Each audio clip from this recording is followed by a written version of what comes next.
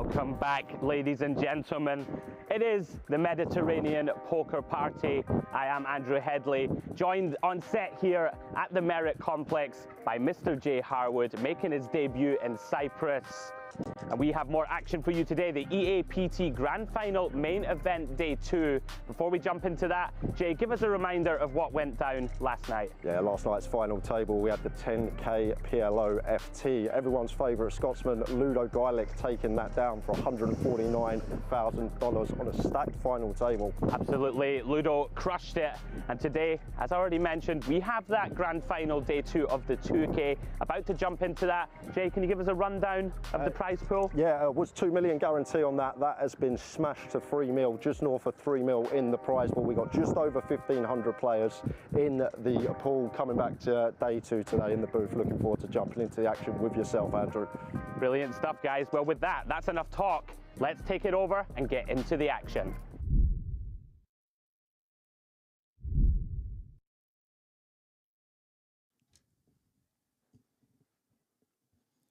Well, a very good evening to one and all. This is the Mediterranean Poker Party. And look at that. What a beautiful view of the complex out here in Cyprus. Another day of coverage, guys, about to get underway. And today it is the EAPT Grand Final Day 2. Chip counts on stream. I'll take you through them briefly now. Sebastian Gal, 70 big blinds, 13.8 million in chips. Anton Vinokurov with a shade over 11 million. Christopher Putz in there with 7 million in chips, 35 blinds. Then we got some mid-stacks. Uberton Aquino, 30 big blinds. Vahid Motagi, 30 big blinds also. And then some of the shorter stacks with work to do. We have Culuz, Karake, and Ludovic Perriot on the short stack currently. I am Andrew Hedley, joined, making his Cyprus debut, Mr. Jay Harwood. Jay, welcome along, my friend. How are we doing? Delighted to be here, Andrew. Everything looks great. Venue is fantastic. Atmosphere is booming, and just can't wait to jump into some hands with yourself over the next few hours. Absolutely. The beautiful ballroom here in the Merit Diamond Hotel. And look at that set, Jay. The turquoise water, tranquil, very similar. I mean, it is the Med. Beautiful, looks amazing, and just credit to everyone that's put this together, because set is looking unbelievable today. Yeah, it really is. So cards in the air, guys. We are sort of midway through level 23, playing on a 50-minute clock here on day 2. 54 players remaining. Jay, we had a massive field, 1,500 runners or so, even a little more. Smashed the guarantee, over 3 million in the pool. You know, 1.5 times the guarantee, Jay, not too shabby. No, a terrific turnout, especially when you smash the guarantee out the park like these lads have done. And gonna be a big prize up top come tomorrow. Yeah, 460K or so for the win. Joining us later on in the booth, Mr. James Dempsey, having a well-earned rest. Jay, we had a very late one last night, covering that 10K PLO. First look today at Vinokurov, Russian, here in the cutoff. And perhaps a little insight, Jay, into how he's approaching this feature table. Very wide open here, 5-6 off, working with 50 bigs. Yeah, getting after it very early on. Goes for a loose open in the cutoff, but going to run into Karakai with the queens behind on the button straight away into the stream. Yeah, interesting. I wonder if this is a glitch. There we go. Right, we had, oh, look at this. 2 sets of ladies right off the bat. We did have an open to 400K, because we were just catching up with the action. 3-bet on the button by Karakai. And Culuz, pretty easy jam, Jay. Just a shade over 15 blinds. Standard as can be. No other way to play this one. Always going in. Yeah, not too sure what Vinokurov is thinking about. And we're going to have a very quick call here from Karake. And we'll watch the reaction. 4 flush draws, Jay. 4 flush draws, hoping that the dealer doesn't put any carnage out there, though. No one likes to bust in this manner. We will see if there is any ugliness. Hand 1 here of the feature table. Of course, very likely to be a chop. Couple of short stacks here, Jay. Average stack, around about 5.8 million. These guys both working sub 3.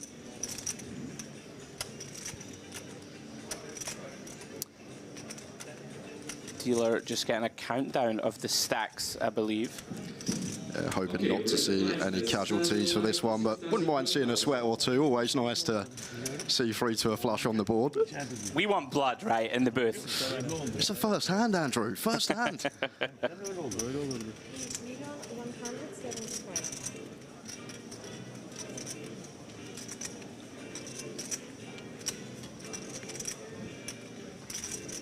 So it looks like Culuz, of course, with the covering stack. And there we go. Hand over, Jay. Gonna chop this one up. Both players gonna be relatively happy with that result once they get it all in. So Jay, talk us through it. First visit over to Merit. First impressions of the complex? Well, one thing I will say, the place on a whole is just fantastic. And I've been to a lot of places that I've heard good things about and got there and sort of was too overhyped for me. I got there and was a bit like meh, but this place, where it's situated, everything is just brilliant about the place. And you mentioned to myself before coming over, the food is unbelievable as well. The food, you cannot go wrong with the food here. See, it's a problem for me, Jay. I'm trying to go, I've been telling the viewers all week, I'm trying to go on a health kick. It's just desserts, right? Left, right, and center. There'll be no health kick here, I'll tell you that. There'll be no health kick going on this week. So they do chop this one up in the early going. One thing I'm looking forward to, Jay, we call it the Merit name roulette. Okay. Oh, there's some tough pronunciation going on in this part of the world. Do you want to have a go? I'll have a go. Go on then. There you go. There's the lineup. So in 1, we got Sebastian Peter goal, nice and easy. Christopher Puts in 2. Ludovic Georgios Perue in 4. Anton Vinokurov in 5. Kazim Ergin Karakay in 6. Hubert and Christian Derquino in 7. Oh. Bora Kurtulis in 8. And Vahid Mortagi in the 9 seat. I'm not going to lie, that was a lot more competent than I hoped. I've done it before. Yeah, beautiful feature table. We had the chance to test that out earlier on in the week. A lot of room to wiggle around. Nobody cramped in. First look at Sebastian Gal. Going to come in here from under the gun, Jay. Biggest stack at this feature, shade under 70 blinds. Going to open up with the ace deuce of diamonds. Yeah, really suited ace. Fair for us from under the gun as a chip leader at the table. It's again in the mix from early position. Yeah, I mean, we're pretty deep, Jay, right, in this comp. You know, 54 left from 1,500, sort of last 3% or so of the field. So can start leveraging pressure. Look at this, Jay. Very non-standard. Aquino, the Brazilian, getting after it. Jack 9 off. There's got to be some dynamic here between the players, Right. surely, for just to throw in a free bet here with this combo. Yeah, and I mean, he's gone pretty big. 8.5 blinds. Seems pretty large in position to me. Yeah, especially off of 30 at this stage of the tournament as well. Tend to scale down our sizes, but gets the job done to credit to Aquino. Unorthodox 3-bet working on this occasion. Yeah, we talk about this, right, sometimes that players on the feature, they tend to go one of two ways, right? They shrink into themselves a little. Yeah. They don't want to make a mistake, or they are in there swinging punches, so to speak. And Aquino, little glimpse into his mindset. And this is one of the things when we do get a fresh new 8-9 players on the feature table, we have no idea what's been occurring on outer tables previously, and sometimes there can be dynamic between players that we're unaware of, and maybe something that could have been going on there with that 3-bet from Aquino. Yeah, certainly not a typical spot to see aggression, but gets it done. As you guys had a look at that beautiful, you know, array of trophies we have during this edition of the Mediterranean Poker Party. Of course, we're going to take you through all the action this evening, playing to the end of level 27, as I understand it. And we will be covering all of the final day tomorrow, where we will be crowning our champion. First look at Motagi, Jay, limping, King 8 of clubs in the small. Gal with one of these hands, Jay, that can sometimes choose to ISO? Yeah, the 7-3 off. I think maybe we start dipping into like stuff that don't have a straight possibility, like the 8-3 off, the 9-4 off, this type of stuff. But spot on, Andrew definitely can go for a raise. Polarized. We want to be in these spots. We want the bottom. We want the top, and this is definitely in the bottom. Yeah, does go on the attack against Motagi. Working here with 26 blinds, Jay. Typically, you're going to see limp call, I think, but maybe, you know, deeper in the tournament. There's an illustration. Wow. Gal deciding, you know, if you can leverage enough pressure, Jay, to get someone to fold King 8 suited here, yeah, you can go ballistic, right? If that's the case, I love that raise. Like, probably can raise 80% of the deck there if our opponent's folding as high up as King 8 suited. So, nice little pickup. Small one goes his way. Yeah, great feeling for Gal. Big stack at this table.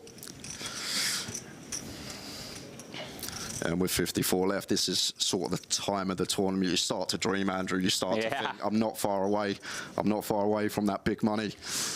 And can veer you towards the tighter side. It's that balancing act also, right, as a big stack. Like, you want to leverage pressure, but you don't want to overdo it, you know, like ridiculously so. But it's one of those things, Jay. If people are going to let you get away with it, right, you just keep going until they stand up to you. So Vinokurov, King 4 suited +1. We saw him opening 5-6 off, Jay, in the cutoff. Yeah, and if I've got that to go by, I can't see him folding this one. Yeah, I mean, he's here to play. Of course, some of these suited King X can be viable, but he's going to run into a big one again. Karake, Ace King, 18 blinds, Jay. Yeah, only real one option here, I think, is just a shove, but looks like going to go for the not all in size in here, but effectively saying, I'm not folding to a 4-bet rip with that size. Yeah, he's gone for the old half stacker. One thing I will say, against players that you know are like sort of obscenely wide like this, I don't mind widening that sort of 3-bet get in range. Obviously, Ace King, very big hand. Off the offsuit variety, people typically just rip it. One more piece. That does get the job done. Yeah, maybe suited Ace King is one that we do go for the 3-bet not all in size in.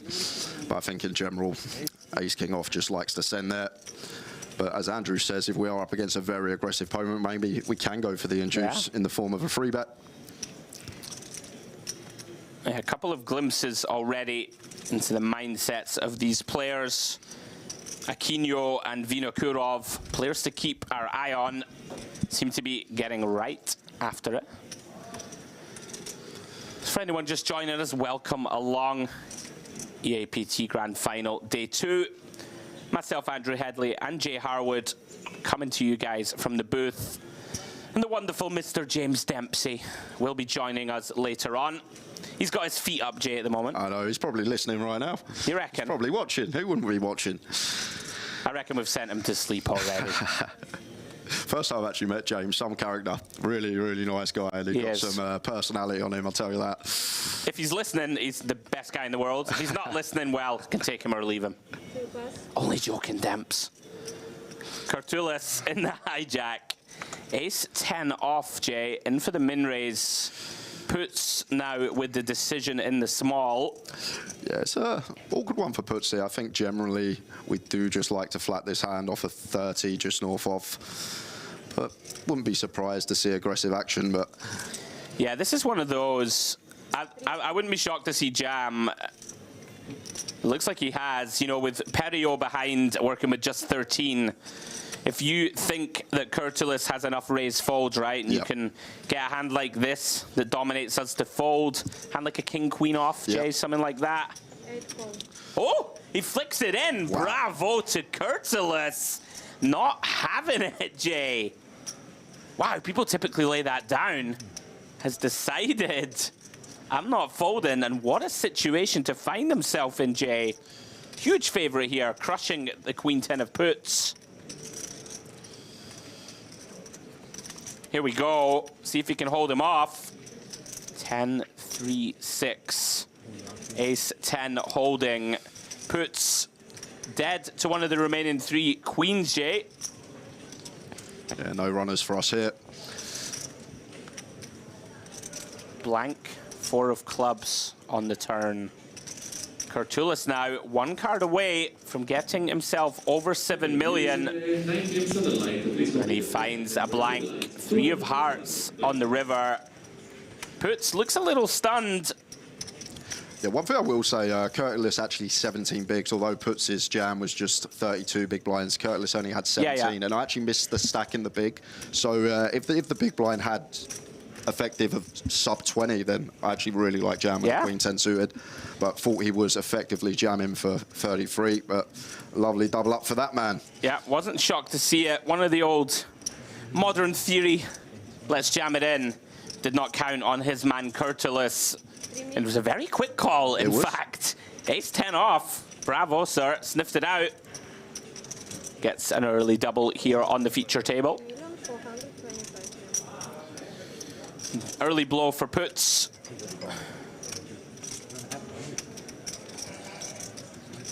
I recognize that name, I'm sure. Very experienced player. I'm sure he will be able to rebound. Yeah, it does look like from that shot, big blind was actually fairly short, so maybe the effective jam was for the opener stack. Yeah, he had 14 bigs in it makes it so much blind. more standard. Yeah, I thought it was effective 30 plus. So nice jam, just not working out. Button move. Thank you.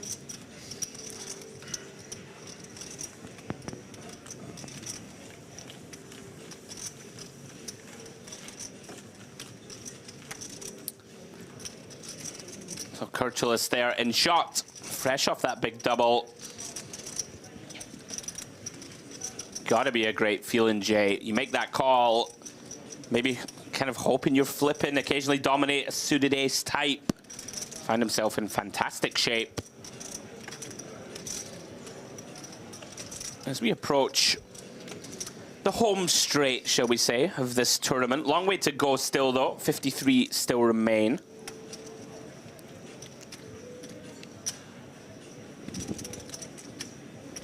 Action on Karake. Back round to Culuz. Fresh from that double up Jay. Queen Jack O from +2. Yeah, straight back in the mix. Pendulum swinging the right way now. Got the momentum. Going to open this one from EP.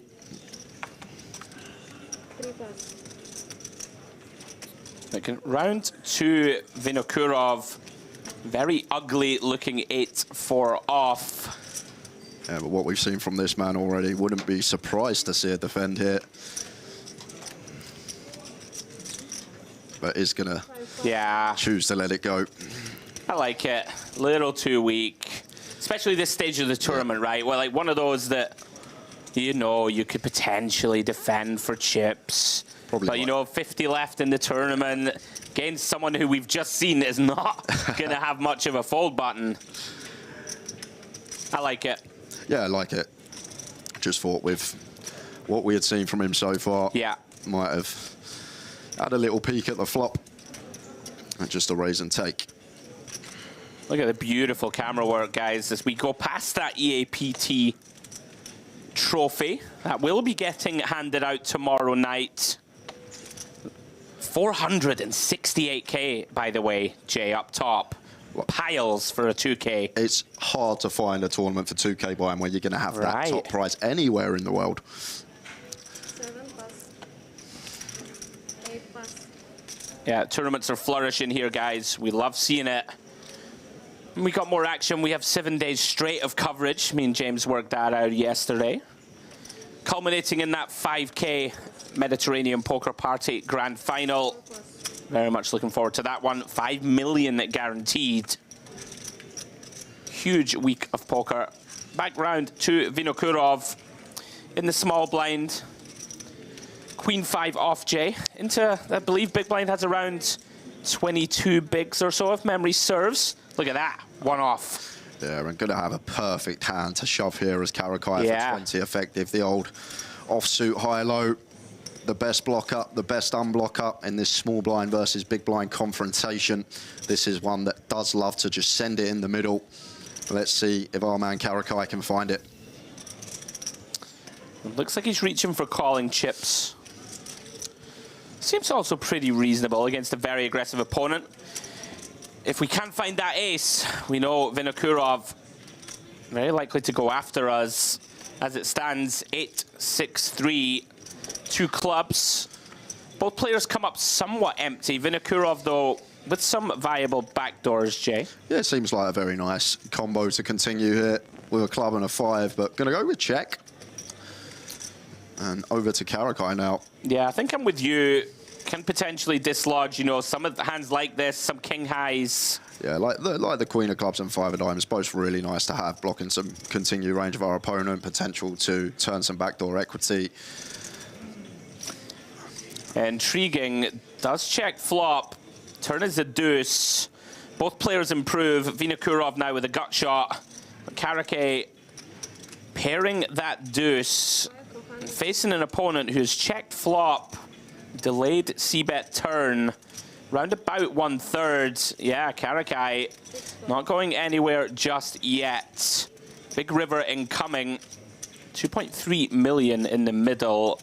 Karakai 1.5 pots back or so. Oh, 5 of clubs. Vinokurov gets there.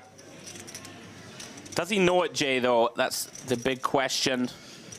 Probably gonna see a knuckle, just show down our 5, and I expect Karakai to do the same with the deuce. Very difficult to get called by worse here with the Queen 5 unless we specifically target a 3 or a 2, maybe some ace high non-believers, but yeah, be very surprised if this didn't go check, check. And Karakai about to get the bad news unless he does something funky. Yeah, it does go check, check. He's going to be very disheartened to see that river 5. Unfortunate for him. Turned down the option to put it in pre. Shake of the head. Nice pickup for Vinokurov. I heard a big sigh there at the table. Likely our man in the big blind.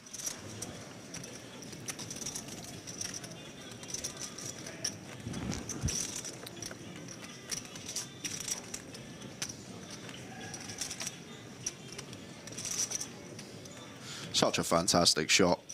Right. Just more and more impressed by this place as each hour goes on, Andrew. You hyped it up to me, and you done so rightfully. Yeah, I got to give a shout out to our production guys. Just a beautiful, beautiful work. Another look at that trophy. Something worth referencing, Jay. All players, $8,800 currently locked up. Around about 4 buy-ins or so. And here comes Puts in the hijack. Finds a real hand. Pocket jacks, 16 big blinds deep. Comes in for a raise to 400,000. Yeah, like it. Just going for open here. Such a strong hold in. Want someone to continue with worse. Want the big blind to defend light. 16, slightly too many to just be playing open jam. 5+. 6+. Round 2, that big blind, and Aquino finds a very playable 7-8 of diamonds. Yeah, great example as well as why we open the jacks here and we don't jam. Keep hands like this in with 2 undercards and slim equity, even pre-flop. So expect to just see the defend from Aquino. 7+. And he does just that, Jay, defending as he should for the min raise. Coming up effectively empty. King, Queen, 5, heart, heart, diamond. Does, of course, have some backdoors working, Jay, but at this sort of depth, it's going to be pretty difficult to continue. See how Puts proceeds here with the underpair to those 2 picture cards. Yeah, it looks like he's just going to bet range here. King, Queen, high as the opener. One we are going to have lots of bets on, and big fan of the sizing as well. Just shy of 20%er. Yeah, the old 1 big blind. Let's fold out 2 random cards. Look at Aquino. My goodness. We got 3 to a flush, 3 to a straight, Andrew. We're getting a nice price. Do. And look at this. Ace of diamonds rolls off on the turn. Compelling hand underway. Now the question, Jay, does Puts feel that he needs to turn this hand into a bluff? Would make some sense, right? Yeah, I guess we do block the Jack 10. We have potential to rep Heart and Diamond Rivers as well. One thing I will say, I'm not sure like this ace is ever really going to connect with a Queeno though. There will be a fair amount of shoving from some ace X 16 effective pre. It doesn't like makes us more happy to bluff, right? I guess. Like target yeah. a queen and a weak king maybe that didn't get it in. Yeah, part of the problem with this float, Jay, now what do we do? Facing a short stack who is double barreling. I actually really like this from Puts. I think if our opponent, you know, has a queen 9 type, right, of hand, it's just never going to be able to continue. Even all the suited king X as well, just in the absolute bin. So see what Keno does here, because flops turns a decent amount of equity now with the flush draw. Yeah, very tricky. But the problem is we can't jam really, because this is just the board. It's all over him, right? All over Puts. Yeah. So how do we proceed? I mean, if he somehow sniffs it out, yeah, he feels he has to call. 7 call. Maybe some plans to bluff on like a heart or something, Jay, if he doesn't get there. Very interesting. And he does brick. 4 of clubs on this river, completes the boards.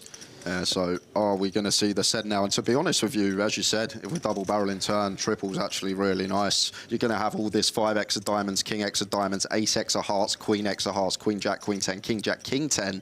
They're all cool again on the turn, but would have to fold to a river bet. Yeah, Aquino, I think recognizing he can't credibly represent much strong value here, decides to check on this blank. Yeah, it's just, I know we beat the 7-8 of diamonds and the 5x of diamonds, but I'd be sitting there thinking, what on earth do I beat? I don't really beat anything now other than 5x of diamonds. And yeah, absolutely. Like a jack 9, right, of hearts or diamonds that didn't fast play. Not possible. Yeah. He's going to go for it. Oh yeah, of course. Sorry, we have the jacks. Excuse me. Yeah, really love this from Puts. We can see he's bluffing with the best hand, but in the long term, you know, even if our opponent has like ace 7 of hearts, Jay, right? It's pretty grim. You hate it. You absolutely hate it. Yeah. On 7 suited. Very well played from Puts. Showing his chops, you know, took that spot with the queen 10 of clubs that I actually really liked also.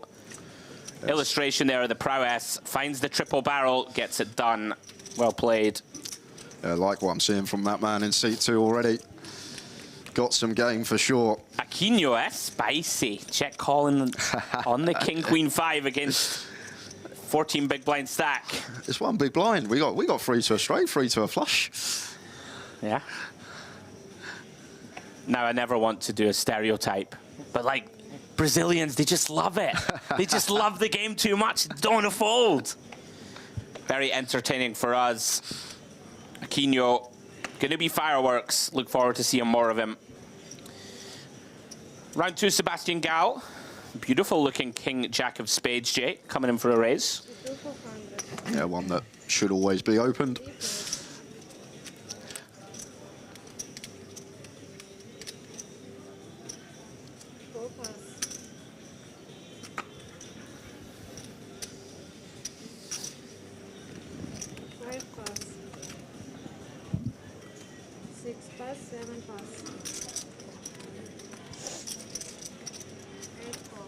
How much do you play? Like 6.5? 5. Thank you. 6 and 5. Round 2, Culuz.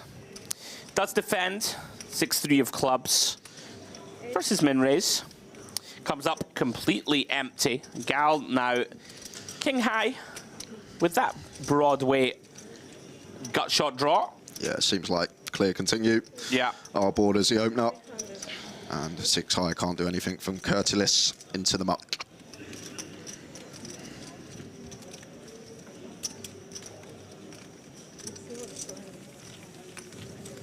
Yeah, very simple C-bet and take for Gal.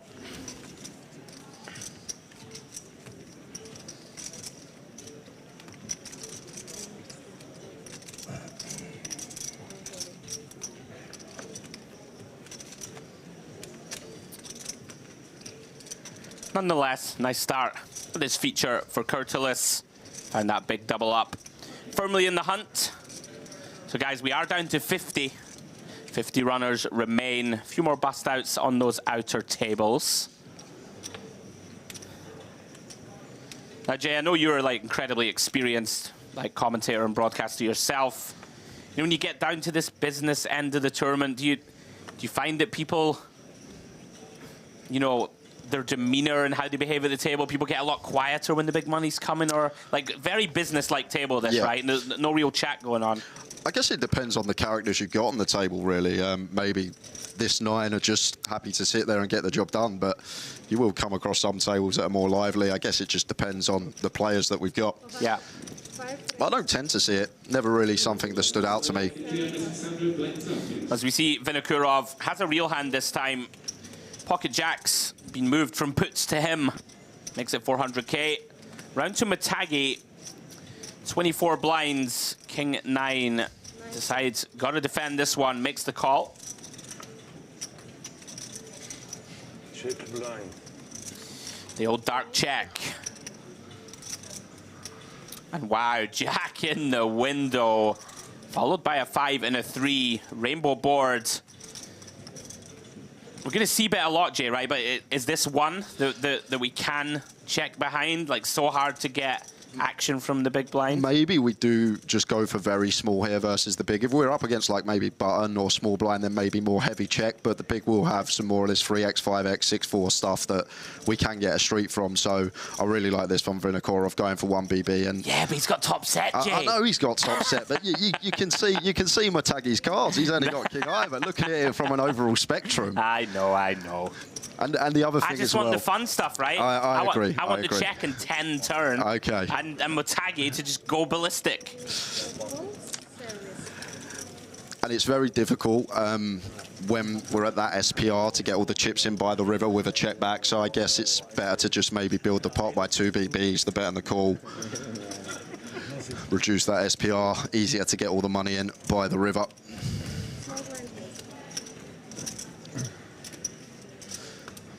Beautiful lineup of trophies there. The one in the center, MPP main event. Winner of that tournament later in the week will be crowned. We've been calling it the Kryptonite Trophy. I don't know if you ever watched Superman, Jay, or are you too cool for that? I'm too cool for that. Yeah, I thought so. Right, but you've heard of like I know Kryptonite, Kryptonite, yes. And it's, you know, on I think it's his home planet, and there's loads of these stalagmites and stalactites, stabby looking kryptonite things that hurt him. Okay. So that trophy looks very dangerous to me. Look at this from puts, Jay. We referenced that he's very aggressive. This is pretty out of line, right? Yeah. Sort of 24 bigs. The only way that would get me to open this hand is if the table isn't 3-betting enough. And to be honest, the only 3-bet I've seen so far is with the queens versus queens hand. So maybe it's a function of the table playing slightly too tight, not 3-betting enough. And does get it through, so fair play to the lad. Nice pick up from puts with the King 6 suited. Yeah, nice adjustment from puts as he continues to recover from that Queen 10 versus Ace 10 early confrontation. So we actually had day 1A today, Jay, of the main event. Taking place still now, I believe, out in the main room. 5,300 buy-in, 5 million guaranteed. Gotta love that, right? That's something about it, you know? 5 mil 5K, guaranteed. 5 mil. Oof. Spicy. Yeah, very much looking forward to covering that one later in the week. Perio off at 12, can't really do much. Gonna have to let it go from under the gun.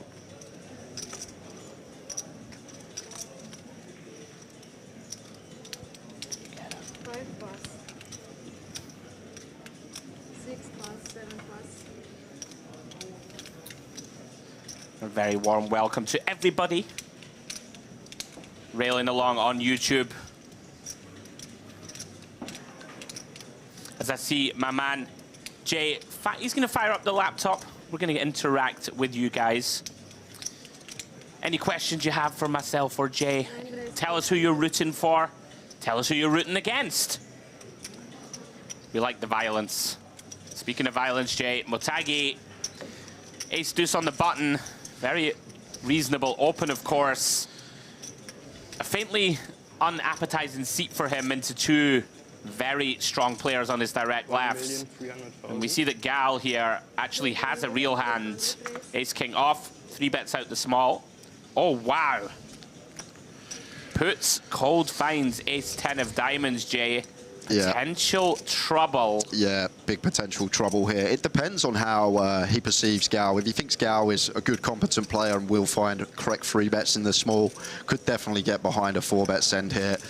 But it's a tough one. It is a real tough one. I guess it's very player dependent. If it's someone that's going to be overly tight in the small, we can just easily fold, but does go for the 4-bet rip. And I think this is very nice from Puts. Got to take the whole cards out of question, Andrew. I know we can see he's done it straight into ace-king, but just looking at it on that wider spectrum in terms of range, and I think this is actually a really nice shove from Puts, and unfortunately, we're going to run into it of Gal. And it's a respectful jam to Gal as well, basically saying, I think you're good enough to 3-bet correct range, so I'm going to send this one in. And the ace-10 suited, one that does fare well equity-wise. Yeah, Puts, of course, a little disheartening to see your 4-bet jam get snapped. But he still has, if we look at the percentages, 39% to win this one. I believe taking into account folded cards. So he is a long way from dead. Here we go. And wow, spikes it. 10-5-6. What a flop for Puts. All of a sudden, big favorite here, Jay, to find that double up. Yeah, just fade in the 3 kings. No change through the 4 of hearts turn. Gal now. 3 outs, 3 kings, 1 time. Oh, it is paint, but it is the jack of clubs.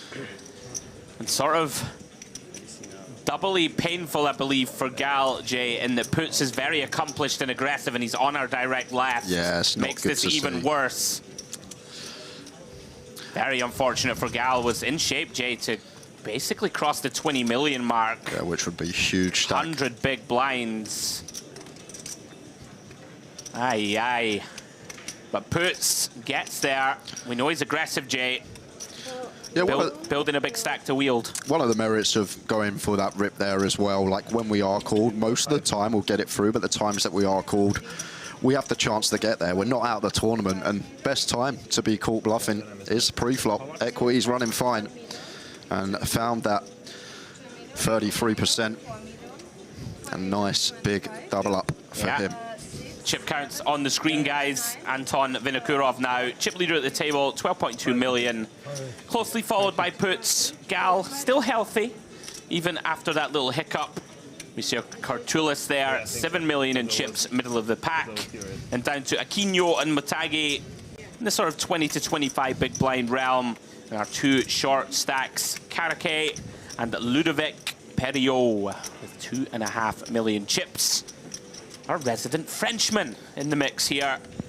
One thing I will say, Jay, merit. Look at the range of nationalities. It's awesome. Yep, great. You know, you have such a wide array of nationalities coming to visit us here in Cyprus. How's your flag game? Your flag game any good? It's not. It'll be all right. It'll be all right. Okay. It'll be all right. I've got you. Don't worry. From all them years of playing FIFA, I've got you on the flag game. Don't worry. The benefits of a misspent youth. Exactly right. I'm too old for computer games now, unfortunately. Not too old for basketball, though, as I saw the other day. Oh, don't, please. Although, I may have redeemed myself today. You may have. No spoilers, no spoilers. We did have another leg of the commentators' Merit Olympics today.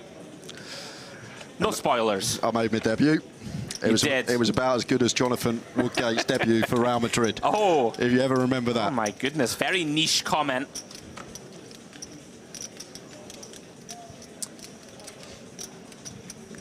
As we see Vinokurov under the gun. Ace-8 of diamonds. Makes it 400k to go. Middling suited ace. 8 pass. 9 pass. 2 pass. Looks like this one gonna get round to the big blind. And Perriot, awkward spot with ace-5. Very awkward this versus under the gun. does feel compelled to defend. 11 big blinds, Jay. Doesn't feel great this against under the gun, but how about this for a flop? That flop feels great, I'll tell you that. The defend may not. But Perio here set for a double. I mean, this is going to be very tough for Vinokurov, right? You would imagine he's going to c-bet. And it's so shallow, Jay, right? Perio, 10 blinds back.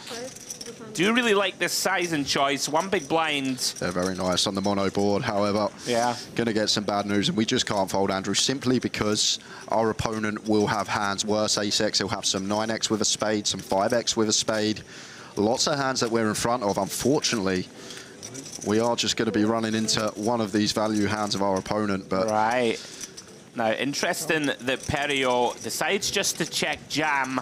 Perhaps thinking, Jay, that this could look, you know, quote-unquote bluffier, right? Just like a naked spade. Or a pair and a flush draw, as you referenced. There are some available worse ace-x, right, also. Like an ace-7, ace-6, ace-4 suited types. Really difficult spot for Vinokurov. yeah, if he finds the fold here, yeah, he just can't. Does make the call. Credit to him, it took a little time. Figures he can't get away, Jay, for 10 big blinds. And here we go then. Perio looking to dodge 9s and 8s to secure the double up. We can see pretty big favorite to do so. But the turn, Jay, it's never easy. Yeah. 6 of clubs opens up 4 7s. And a couple more 6s, right? Additional outs for a chop. 10 on the river, no good. Perio, new life, back up over 5 million. Yeah, big fade there. Got very sweaty on the turn. That nice brick 10 on the river. And up to 25 BBs.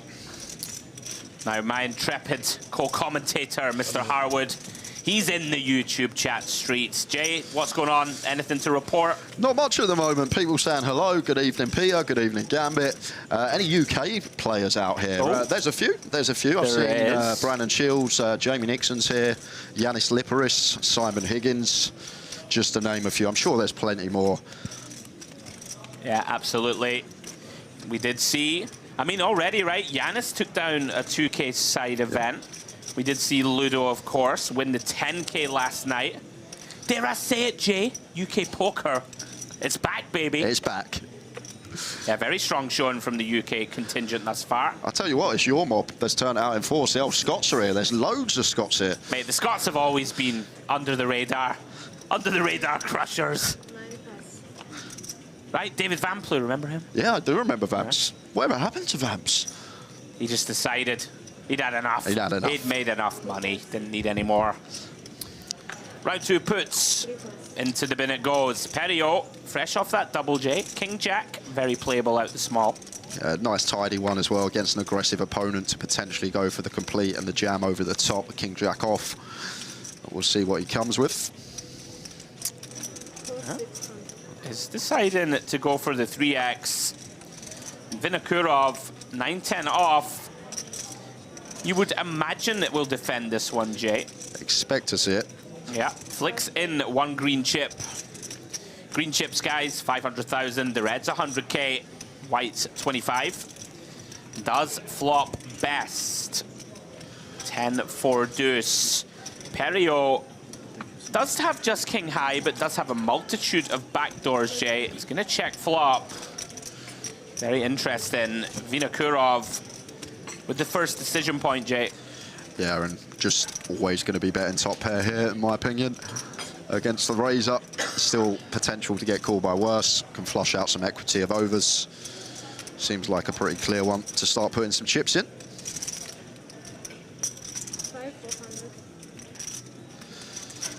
And that third pot just shy off as size of choice. And it's kind of awkward here for Perio because for chips, clear call. 2 overcards, free to flush, free to a straight, and can still have the best hand blind on blind. But at this stage of the tournament, when ICM is a thing as well, just going to take the tighter approach, and Vinokurov keeps him honest, shows him that he flopped the top pair.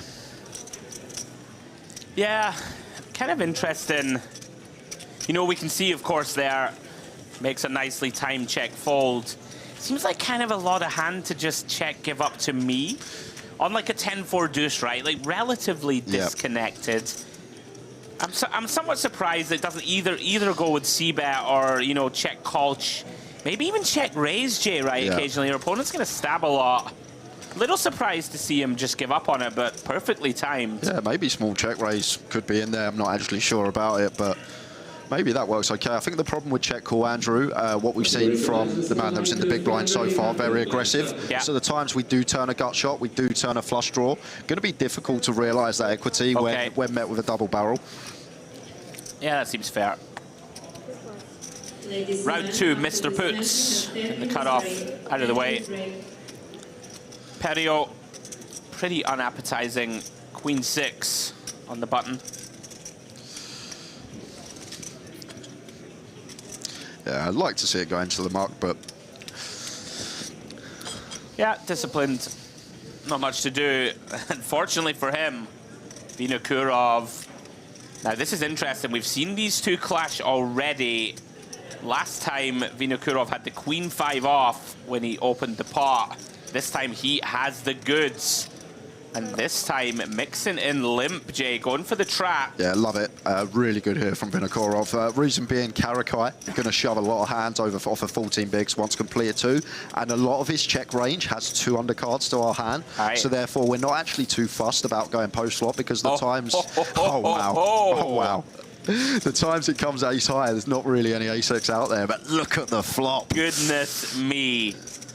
If Karakai could have drawn a flop onto the fell, it would have been very similar to this. And Vinokurov with the overpair. I mean, this looks like a stone cooler to me, Jay. In there for one big blind. Karakai loves his hand. Counting out raising chips. And here we go. Looks like 550. Yeah, and at this stack depth, not really much room for flatting as Vinokurov with his hand, so expecting to just see the free bet send here. Yeah, we will see you at the river, gentlemen. Vinokurov gonna be pretty happy with this development in general. Just hoping now, though, when he gets snapped, not to have run into 2 pair. As it stands, runs into top pair with diamonds. Karakai, infinite outs, Jay. Infinite. Although, once again, we do have the benefit here at Merit. I've seen cards that have been folded, and a lot of his outs are dead. That helps him. Picks up more. Adding 6s to those available outs. Can he find it? Oh. No, it doesn't do so. 9 of clubs, river. Very disappointing indeed to flop top pair with a flush draw and be out the door. Yeah, credit to Vinokurov for finding that complete pre rather than going for the jam. Would have lost his customer. But takes all of his chips and adds to his stack. Yeah, sometimes, Jay, nothing to be done. We do lose. Kazim Karakai. GG, sir. Very nice run. Out in 46th place. And we are down to 45 players here in this EAPT Grand Final. Vinokurov consolidates his position, top of the chip counts. 13.6 million, just a shade over 50 blinds.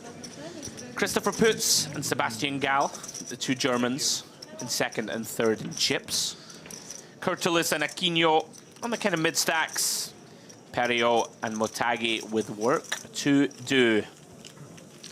Had you say about the Brazilian always being pretty aggressive, liking to get involved, what do you think about the German flag? When I always see the German flag, I'm like, this guy's good. He's always good. I don't know why, but the Germans are so good at poker. The old country assumptions, eh? It's like when you get jammed on and you're playing online. Quick country check. Brazilian. Oh, I will call.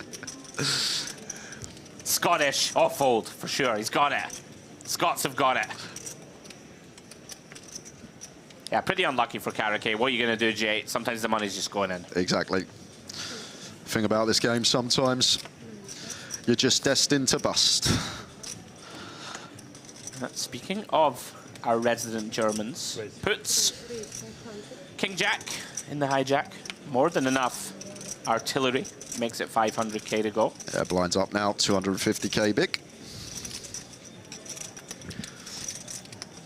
Yeah, going to start putting pressure on these short stacks. Perio does find an offsuit Broadway. Yeah, gonna be a fold. Maybe once in a while we could make this like 4 BBs at a very small frequency, but I think that's the way we proceed. Just letting it go. Yeah, interesting decision now for Vinokurov. Do have position. 5-6 of diamonds. Although we are facing a very capable player. Yeah, don't hate this. Deciding, you know, so often here, get to play a pot in position. Somewhat problematic to have Aquino behind with a rejam stack. Whoa. Now this, oh, he's in the big, excuse me. I thought he was small blind. Even still, this feels pretty wide to me, Jay. Yeah, I think a 3-way one that could definitely just hit the mark. I think it's a big misconception made in the big. We'll jump back to that in a minute. Expect this from puts to be c-betting fairly often, but maybe wary about this Vinokurov bottom range. So he's going to go for check. Now, Vinokurov now, bottom pair. First decision of this hand post-flop for him.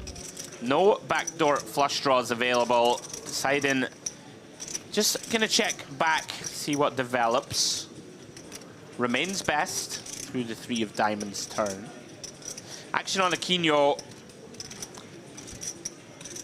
Not a lot to work with, of course, just king high. Yeah, a whole lot of nothing here. I think we just want to be checking, done for the hand as Aquino. I mean, if he goes for this, I mean, this is pretty wild. Let's go. Wow. We saw him earlier, 3-bet Jack-9 off. I mean, this is spice. 2/3 pot as well. I mean, it's probably going to work.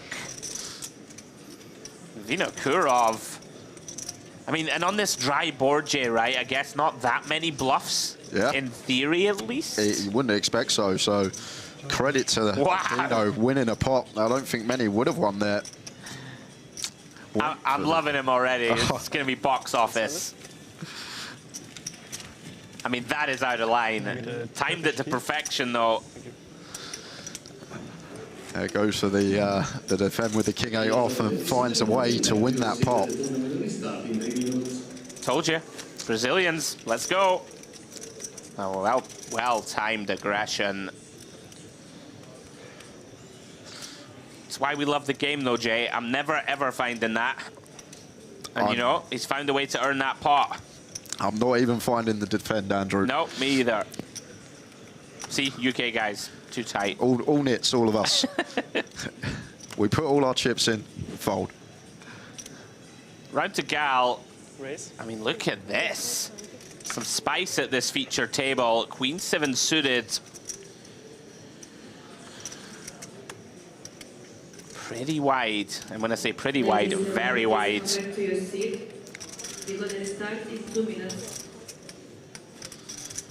But once again, Andrew, maybe just aware of the situation. Absolutely no free betting going on this table other than the one we saw, which was a premium hand. So if Gal doesn't expect to get played back at, getting out of line from early position. All right, Aquino, you've had your fun. if he continues here, I'm leaving, I think. Now, Culuz, he decides King 7, good enough to continue. Very rare you have your opponent dominated with this holding, but he does. How many 100K? And we do see a 7 Sorry. Yeah, no worries. on the Jack 8-7 rainbow board. 5. Yeah, perfect. Thanks. Love that from Culuz. How many chips you got? I don't know, 5? You got 6.4, mate. Checks it over. Very tricky spot now, post-flop for Gal. Jay, bottom pair. Let's have some backdoors. Find these boards difficult to navigate, EP versus big blind. Whether to check, whether to bet, difficult to know, but it's going to go for the small continue. Quickly called from Culuz. Does indeed have the best of it. Now, Gal improves to a queen high flush draw. Yeah, but it does seem like one, Andrew, that we're probably not going to turn into a bluff here. Horrific if we get jammed on if we bet. So seems like a nice one to check behind, still beating some worse 7x, some 9x, 10x. We can still occasionally win, right? And you've called it. Does check back. Board completing 6 of spades. And I think both just happy to showdown now. Both high enough up showdown. Beating enough hands. Check, check. Yeah, Gal hoping to see a hand like a 7-9, 7-10. Something like this, an ace-10, ace-9. Unfortunately for him, he is pipped. Culuz, great start for him at this feature. And we got the legend that is the poker tourist in the chat. Oh, Mr. Asif Waris. Hello, mate. How are we doing, Asifo? You know what? Poker tourist, you know, like people have nicknames and stuff. His really is applicable, right? Yeah. Asifo, he's everywhere. He's everywhere. He's everywhere. There's photos of him in Madrid, in Barcelona, in Paris, down the local in Bolton or wherever it is. The funniest thing is when you speak to him, you go, how'd you get on out there? He goes, oh, I didn't play anything. I was just out there to see everyone. He never plays anything. Welcome along, buddy. And for everyone else just joining us, hope you're having a good evening. Hope you're enjoying the coverage. EAPT Grand Final, day 2. Well, before I schmooze you any further, under the gun open from Gal once more. Queen 9 of clubs, and Perio finds the butchers. Just shy of 18 big blinds here. And 2 options available. Free bet, not all in sizing, or just go in for the lot here. I think one that we could potentially just make this like 1.2. Yeah, we'll see what he lands on, Jay. It's made a 1.7. Feature of what we've seen so far, people not really employing these like very small, sort of in fashion 3 bets off the shallow stack. All it is, Andrew, all it comes down to is we want to choose a size that if our opponent jams on us, we're not getting that 2-to-1 price, effectively pricing ourselves in. And we want to do this both with our bluffs and our value, so that where our opponent does have the potential to shove an ace-5 suited, to shove a king-queen, and we can snap it off. But once we go this size, our opponent just becomes aware we're not folding whatever we 3-bet, so can't play back at us light. But does the trick, does get it through. I'm with you. And it's something to keep your eye on the rail. You know, some of these sub-20 big blind sort of confrontations, you want to give, you know, throw your opponent a little rope. And like Gal, right? Aggressive guy, if you give him a price with Queen 9 of clubs, probably comes along. Yeah, agree. Right? Either might call, might do something crazy. I think in this day and age with poker, people with 3-bet sizes, they just stick to one size all the time, rather than actually recognizing stack sizes and how we need to either scale up or scale down our size, dependent on that other variables to take into account.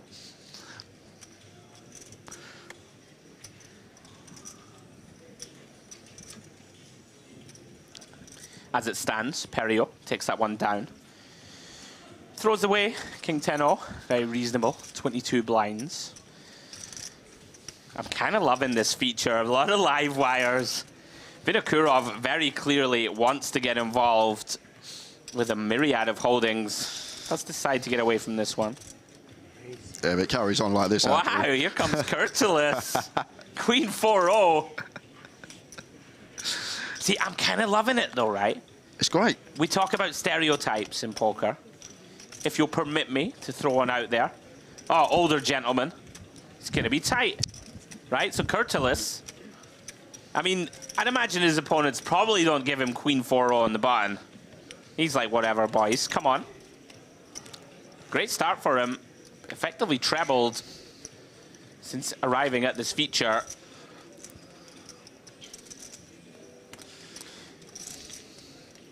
We have a saying, Jay, at Merit. Okay. MPO. MPO. Merit Poker Optimal. Like it. You will see some spice, my friend, I'm this week. I'm already seeing it.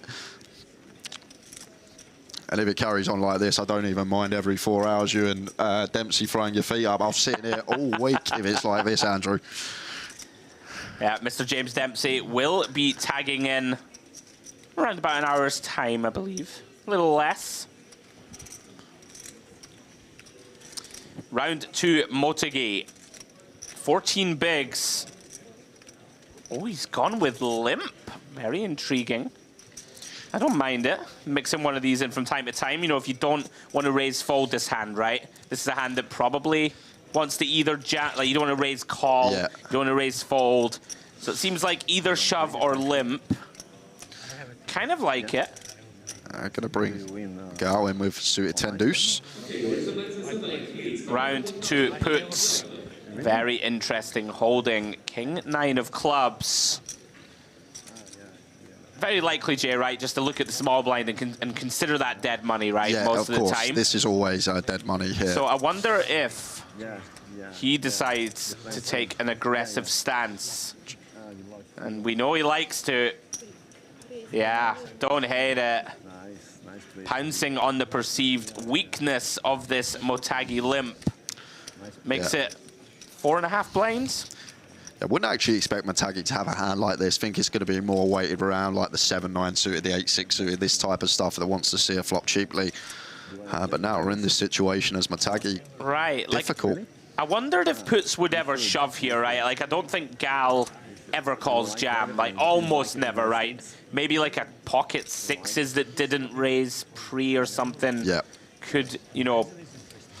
I wondered if puts would just send it here, right? Like are we going to make this 1.1? We're not going to fold to jam, right? Yeah. I don't think. I don't think we can. But maybe thinking that he looks stronger also, right? When you do this, you know, when you shove, you're going to have a lot wider range. Very nice from puts. Liking what I'm seeing from this man. Pretty much mistake-free, I think, thus far. Oh, he got lucky with the ace-10, in fact. Yeah. I'm wrong. No, I mean, you know what I mean. Yeah. It was not a mistake, but he took the aggressive. He takes the aggressive action when he can. Yeah. Yeah.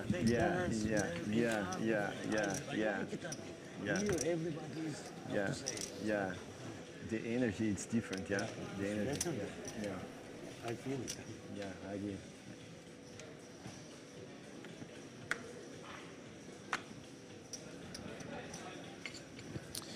Cards back in the air. Round to Motagi. Now he's going to limp again, so employing this limping strategy off the shallow stack. Yeah, and off 2 hands that both could have plausibly gone for jam, the ace-4 suited and the queen-jack off from late position. Now, of course, worth us discussing, Jay, that before these guys came to the feature, very possible that these guys played, you know, a bunch of hands together already.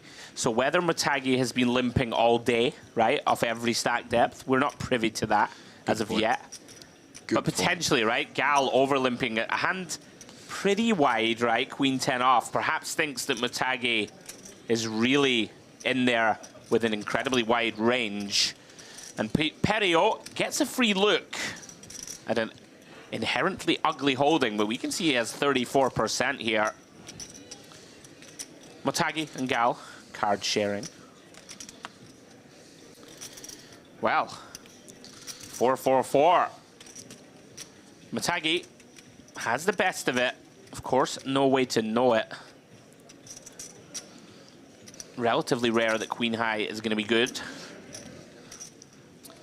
Although having said that, Gal probably ISOs quite a lot of hands that are better than this, right? The interesting thing here, Motagi, I don't think he can ever bet here because all his pocket pairs are just going to shove. He's not going to have any 4x, maybe ace-4 suited, and then maybe a trapped aces. But see if Gal sniffs this out, because I think it's just the cleanest bet of all time here with queen 10, because expect Motagi just to be shoving every pocket pair, pre-flop, one combo of 4x. Yeah, perhaps a little concerned about Motagi's limp. Does check back. We see a King of Hearts roll off on the turn. Motagi and Gal now chopping. Will Gal try and steal this pot? Does have nice blockers to that king. Queen and 10 in hand. Blocking some of those king, queen, king 10 types. Yeah, good point to make. Here he comes. It looks like a nice piece of timing. Shade over one big. Decides can get away with a cheap bluff here. Perio gonna be done with it. And Matagi, even if you suspect Jay, right? I mean, what can you do here? Very nice from Gal. Earns that pot.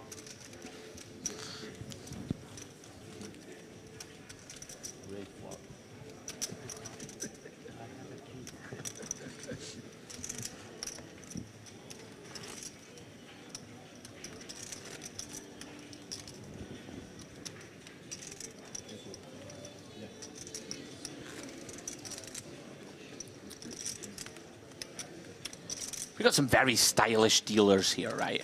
Yeah. Have you noticed? Everybody all pristine. Well put together. Not just stylish, but top-notch as well. They Very really good are. dealers. They really are very good.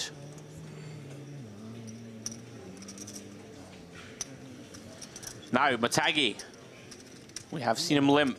Back-to-back hands, and look at this. Well, I take that back, saying that all pairs would shove from late position. Like, theoretically, yes, but Matagi's got other ideas.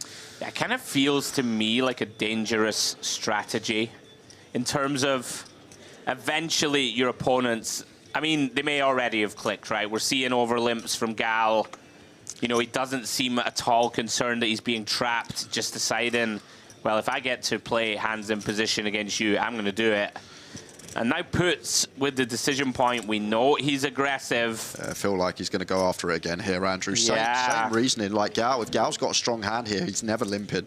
So he's just going to make it like 3 BB. So Gal's effectively dead money. We've already seen that Matagi has a tendency to do a lot of limp folding. So taking another lovely spot here, Puts, and expecting it to work yet again. And this is what very good players do. They sort of miss all these confrontations, the big pots. They're just winning small pots from time to time. Nice little pickups, building that stack. Yeah, very impressed with Puts thus far. Now Matagi, does he ever say, I've had enough? You wouldn't rule it out. Action back on him. No, out of the way. And Gal now, in this kind of grim spot, Jay, where we haven't really defined Puts' range of hands that are going to do this, right, when we overlimp. Like, we do have a very playable holding. We are out of position against one of the better players in the field, but does decide. I've had enough. In for a penny, in for a pound. I'm going to call. Very bricky looking 8-5-5. Puts likely to like this flop.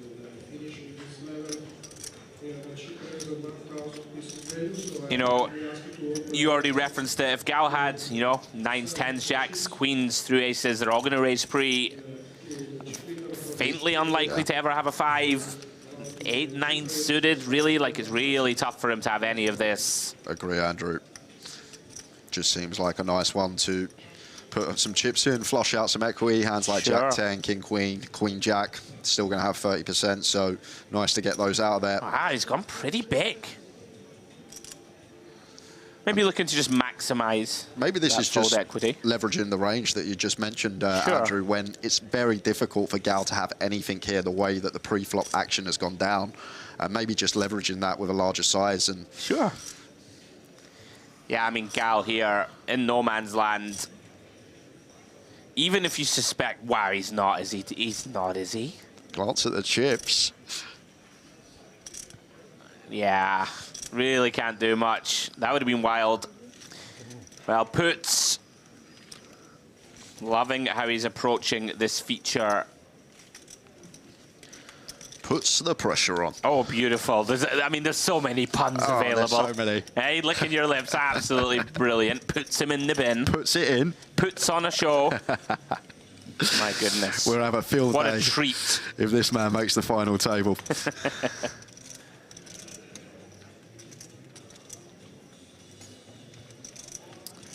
Yeah, very good spell at the table for Puts.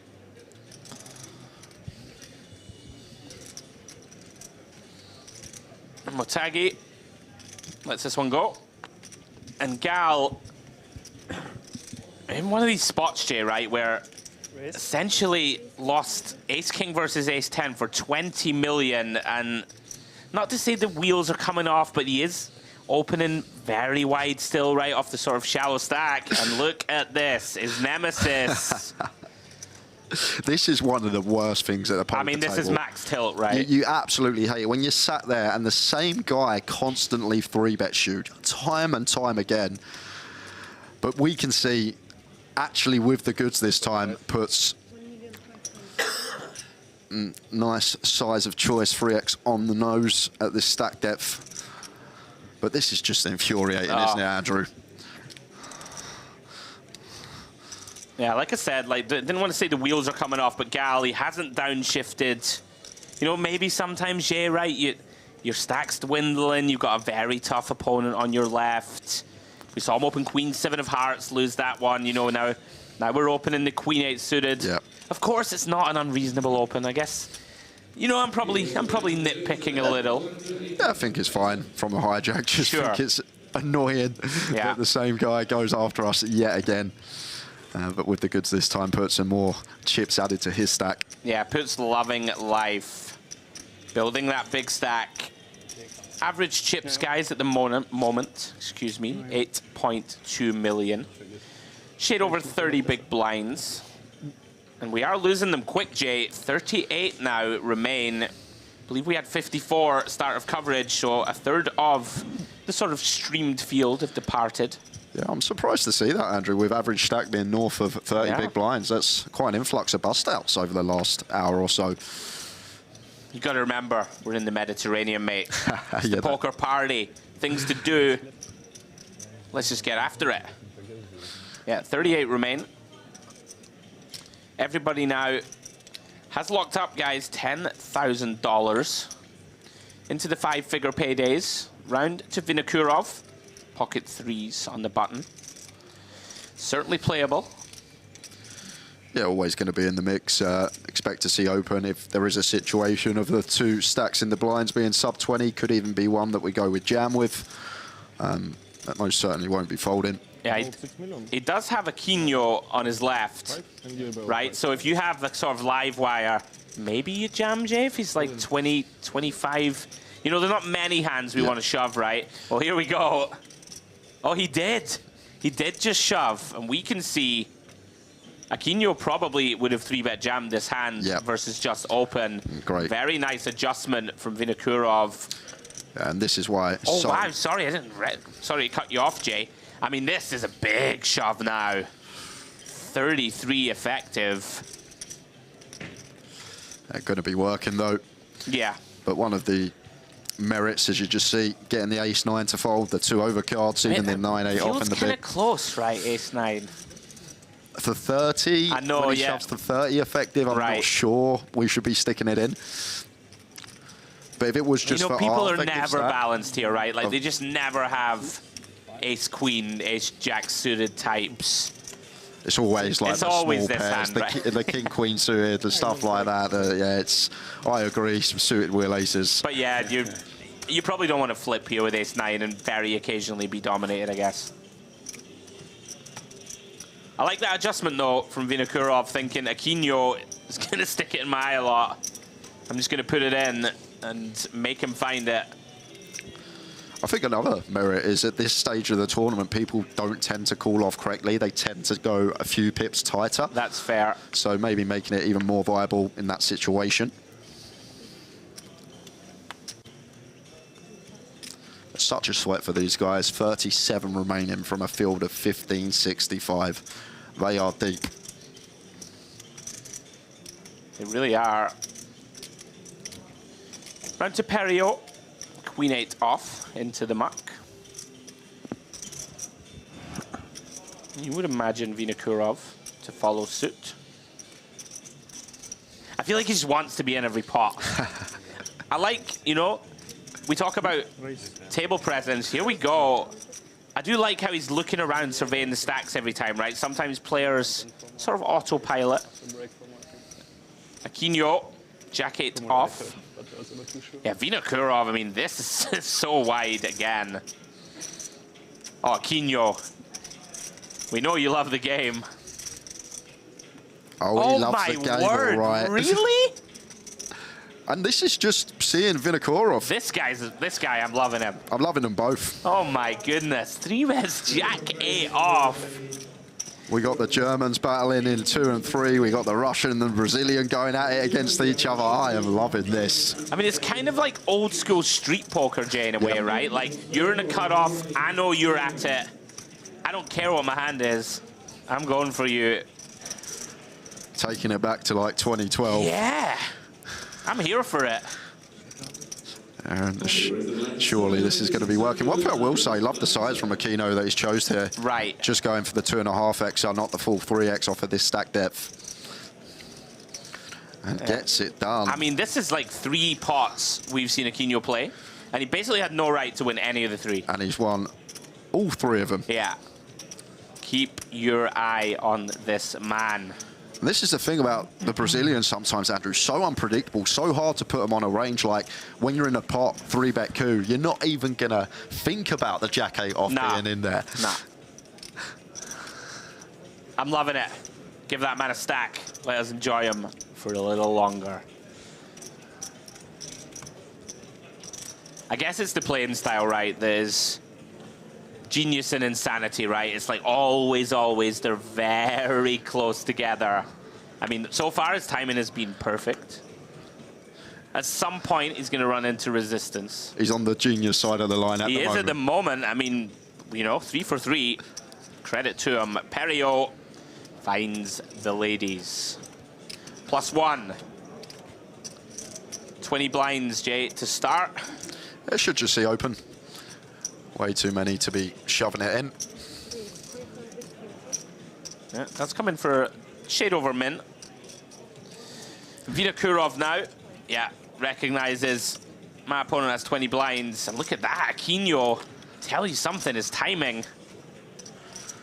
Perfect so far. I mean, I would fold this hand anyway, right? But, you know, there's obviously method to the madness is what I'm getting at. It's not just saying I'm going to play every hand I can. Thank you.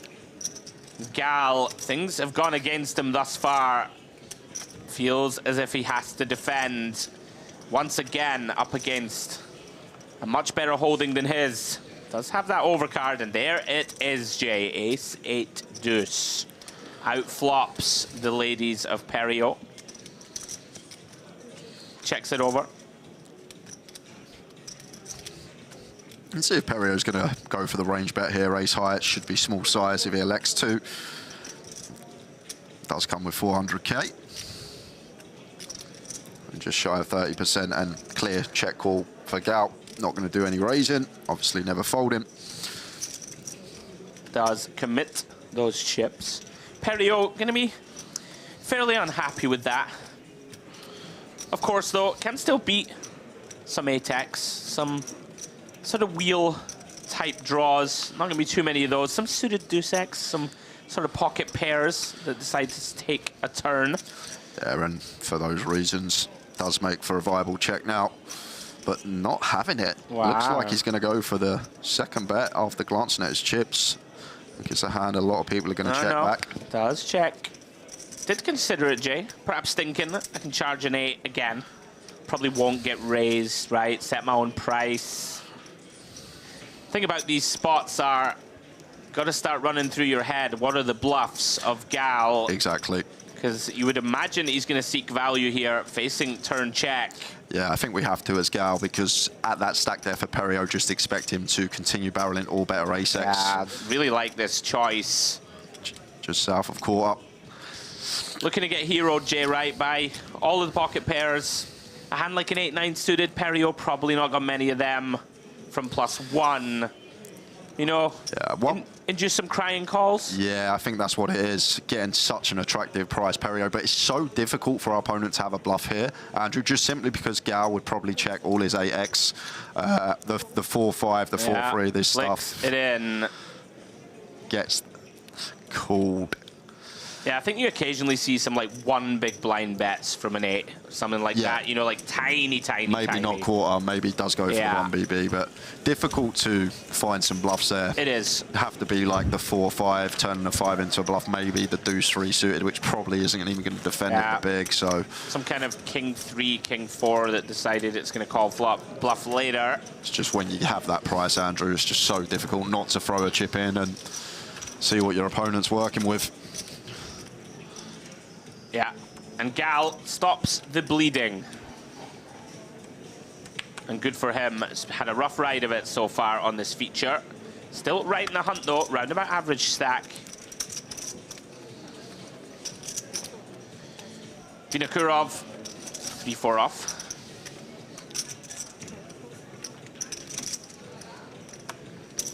Let's it go. Round 2, our resident firecracker, Aquino. And here we go, 650.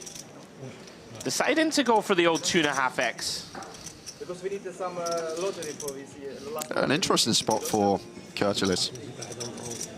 Just trying to listen in there. Couldn't hear what the floorman was saying. He's obviously given some information. Maybe we're on break in 15 minutes, so maybe just letting the players know. Are we getting a new feature, or do we? Yeah, we will. We will. Maybe just making them aware that we'll be switching back to the action. Yeah, Culuz got out of the way with the ace-10. Fair enough. Close one from the cutoff against an aggressive opponent.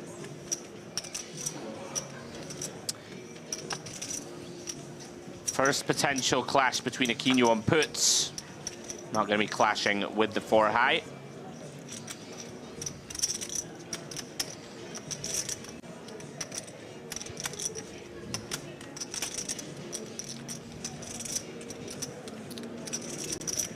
Been a very entertaining first frame for us. We are down to 36 players now, guys. Going to be playing to the end of level 27 this evening. We had our first merit power cut earlier for you, Jay. Yeah, 2. 2. There's 2 blackouts. Does happen often, this part of the world. So we're going to play to the end of level 27. And then tomorrow, we will be with you for the duration, taking you through from the start of play all the way to the crowning of our champion. Round 2, Aquino, +1. Never rule anything out with this man. Jack 7 of spades. Does lay it down. As he should, but you never want to predict anything at this table, especially Jay. Just be prepared to look foolish a lot, I would say. Ace-Queen, Culuz, and Motagi. Pretty frustrating spot for your opponent to raise 1 seat in front. Probably sends this in unopened. Yeah, room 4, 8 bigs. May just wait another orbit, see if we can find a better spot. Does burn 1 time bank. Only has 2 remaining, as you can see on your screen. Each of those time banks gives the players an additional 30 seconds to act. We are, of course, playing on a shot clock. iPad there to the right, the dealer. He's had some interesting spots, Motagi. He looks very annoyed.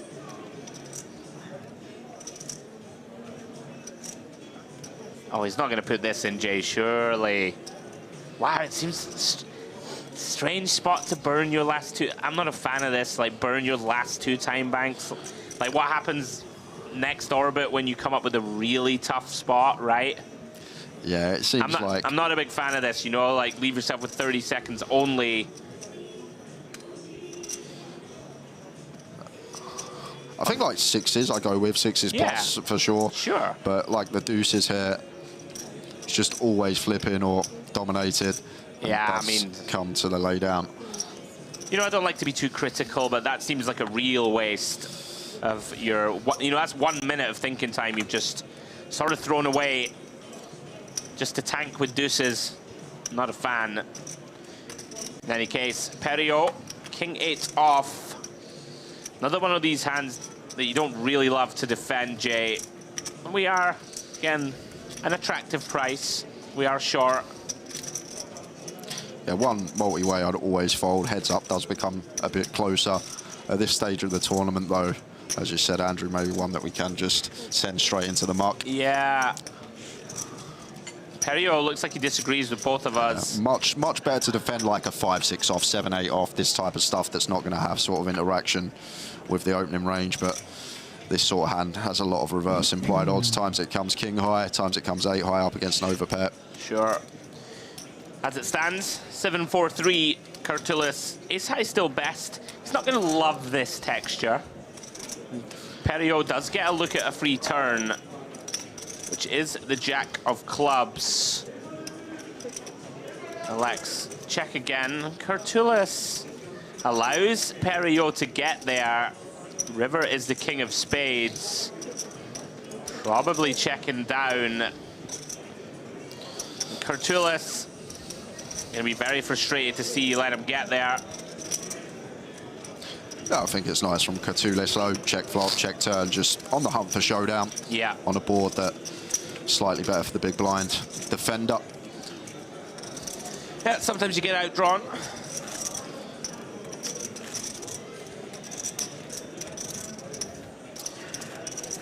So guys, for anyone just joining us, welcome along.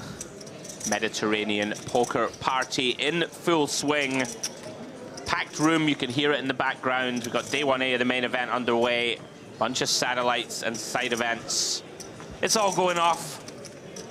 You're looking at our feature table, EAPT Grand Final Day 2. Aaron over to Matagi, and I'm really hoping he finds this one, Andrew. Now, Matagi, pay attention. You don't have any time banks, mate. Right, but you know what I mean? Like, if this was King 8 suited now and he's got no time to think. Right, no more. I won't give him any more of a hard time. In they go. Oh, Matagi runs into the aces of Sebastian Gall. Brutal timing, Jay. I mean, he's got a jam, of course. Of course he has. 8.5 blinds.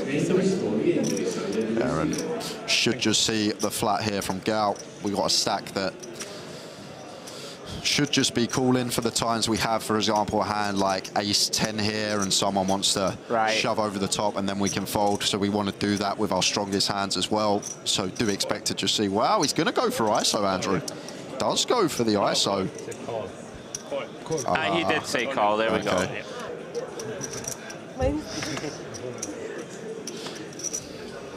Always cracks me up there when he's like, no, I said call. Which, it's kind of not a tell, right? Because you either have a really good hand or you're like, oh, no, I didn't want to jam with my king-queen off. Anyway, does make the call. Yeah, nice call from Gall. Yeah, it does have Vinokurov in the big with a lot of chips. Perio, I don't know, Hollywood in here. Not sure what this is. One of my pet peeves is this, you know. I'm always quite kind as a commentator, but come on, mate. 9-7 of diamonds, get it mucked. All right, Matagi, very unfortunate here, has run into the boots. Pocket aces. Ace of hearts, of course, also in Gall's hand, gonna make that little bit more difficult as he attempts to crack the rockets. Hasn't gone his way so far, Jay. We'll see if he can get there. In with a puncher's chance still. There's a 24% equity here. See if this flop can bring any help at all. After the break, it's going to be our last level, 25. Yeah, 25 is the last level today. King in the window, Jay, followed by the jack of spades. How has he found that flop? My goodness. King Jack 7, Matagi, all of a sudden, 68% to hold. Wow. Oh my word. Queen of spades on the turn. The sweatiest in the deck rolls off, and now he's got some fading to do. I mean, we have a coin flip here with one card to come.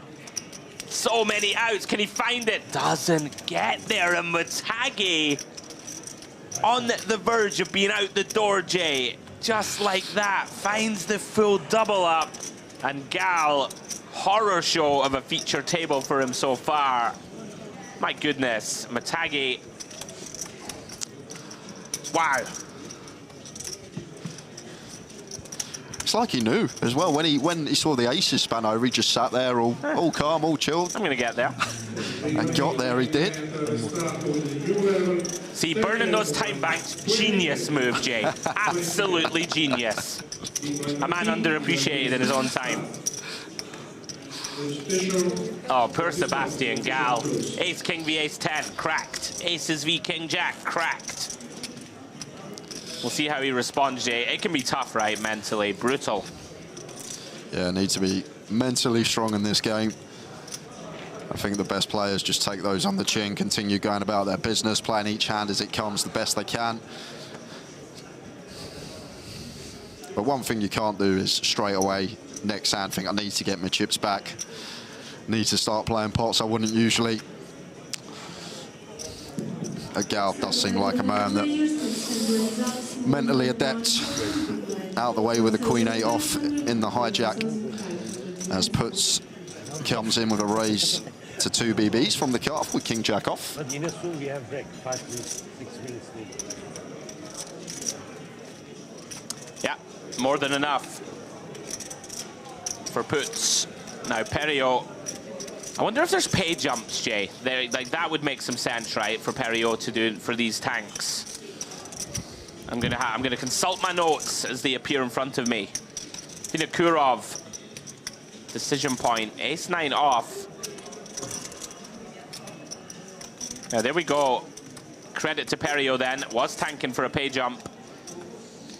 Vinokurov, Jay, has one of these hands that can certainly go for a late position opener. Yeah, definitely a nice one to use, the old ace 9 offsuit. Yeah, yeah, he's going for it. And not only a nice one to use, great opponent choice as well. I'm with you in terms of like puts will be wide enough, but also, you know, is the type of guy that can call in position or potentially 4-bet us. I know what you mean though, I'm with you. Goes for 7.5 blinds or so, quite like it. Shade over. And puts has one of these sort of, can defend it. But you're never thrilled, right? Like suited variety, we're in there. Yeah. Wonder if he ever decides to 4-bet, it would be spicy. Timing would be impeccable if he did find it. Yeah, let's see what he goes for, and there you go. In the modern game, you gotta defend your, you gotta defend your chips. Decides King Jack is strong enough against a small blind 3-bet. And off we go. Ace 10-4. Vinokurov flops the best of it. Now how to proceed.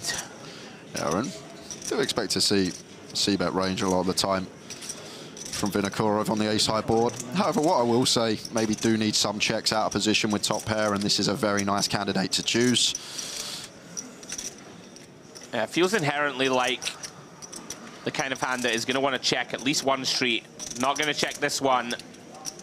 And puts now does have a gutter, Jay. No spade in hand, which of course he won't like.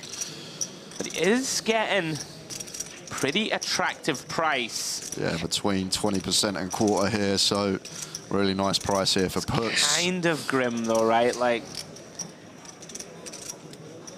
sort of blocking the most natural value hands, kings and jacks, right? Yeah. Of the small blind that we could get to fold down the streets.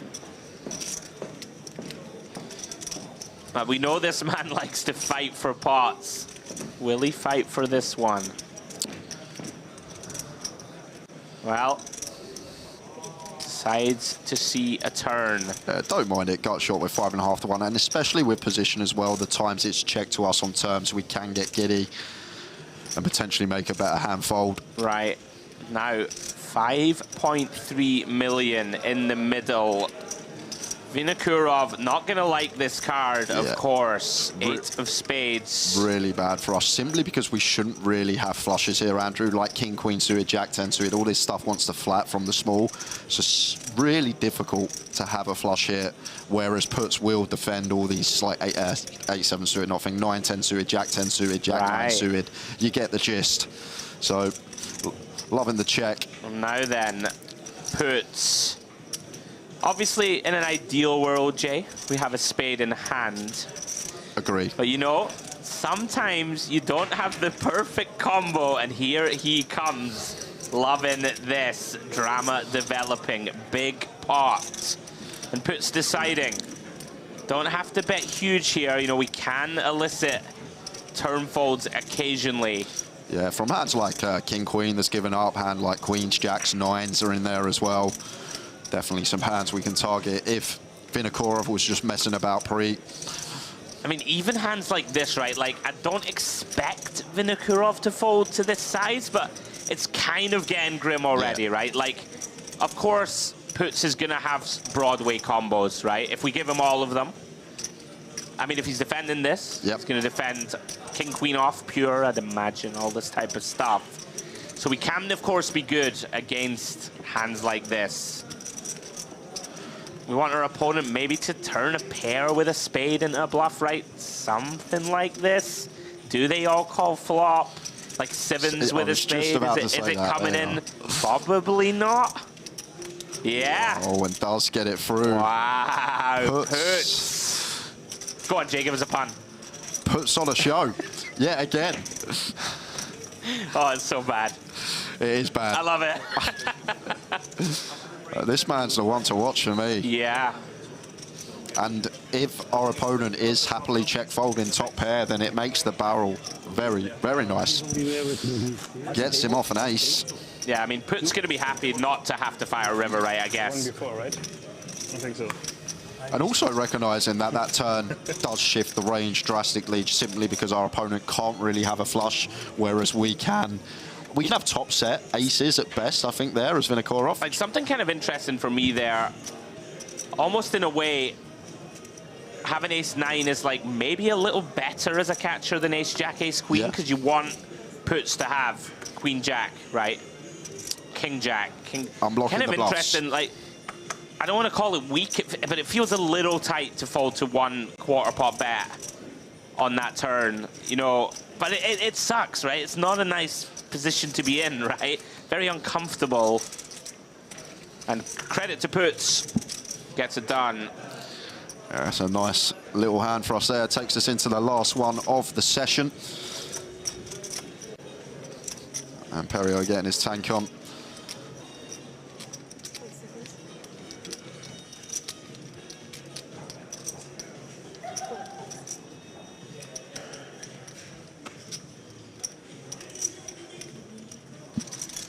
Round to Vinokurov, 9-4-0. Wouldn't imagine he attacks this one. Let's go. Blind's going up very shortly, Jay. Aquino, sunglasses have come off. Limps in from the small here, Jack 5. Let's flop a piece. We're going to sweat with Aquino. Culuz, unknown holding. Very interesting here, Aquino. I mean, this board, I think we're going to want to check a lot, but does stab 1 big blind.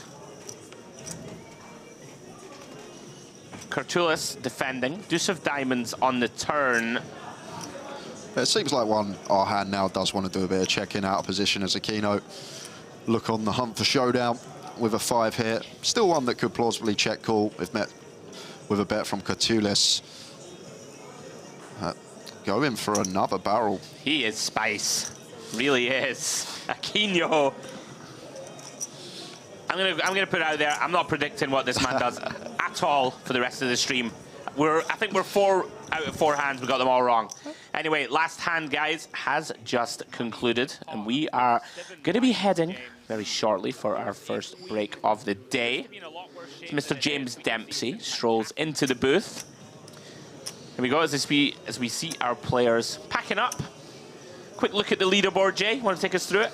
Yeah, Christopher puts up top, and he has put on a show this session. I thoroughly enjoy watching him play. Very aggressive, but aggressive in good spots. Vinokurov, second in chips, been a good session for him as well. Up and down, swingy stack. Aquino, the Brazilian, we've loved watching him play. And then Culuz, Gal, Matagi, Peru, down at the bottom of the pack. Yeah, very nice. Guys, we are going to go on our first break of the coverage this evening.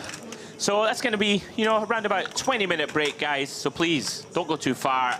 Come back, where Mr. James Dempsey will be joining us in the booth. See you guys in about 20 minutes' time. See you soon.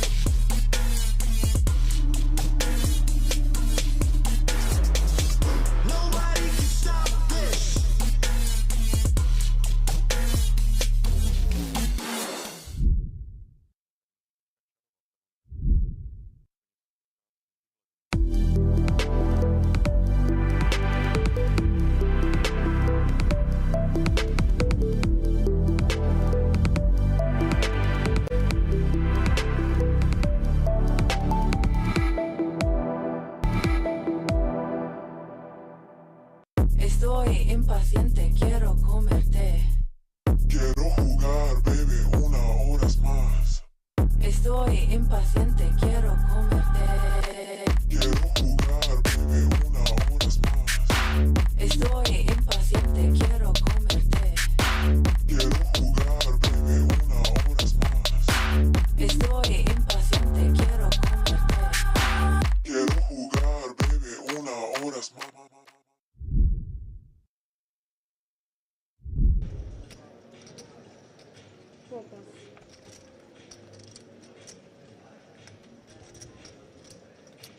Action back round to Burton. Yeah, loving it, isn't he? Very much involved.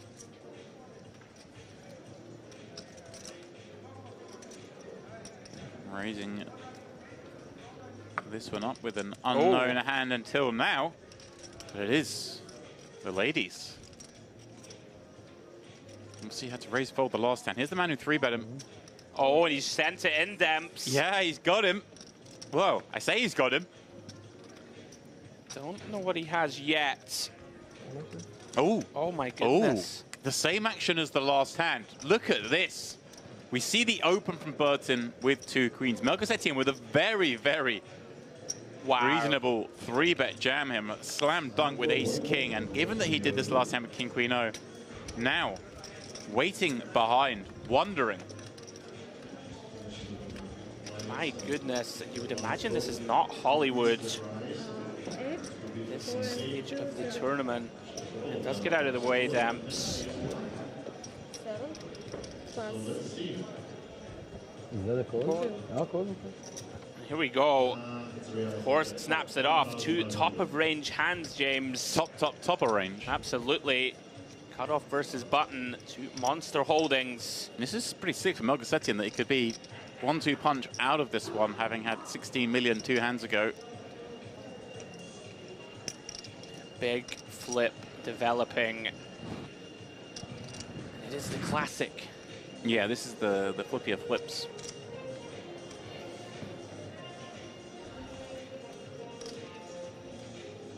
King 6 straight. There it is. Finds a partner. No diamond. Backdoor joy for Burton. Just the queen will do it.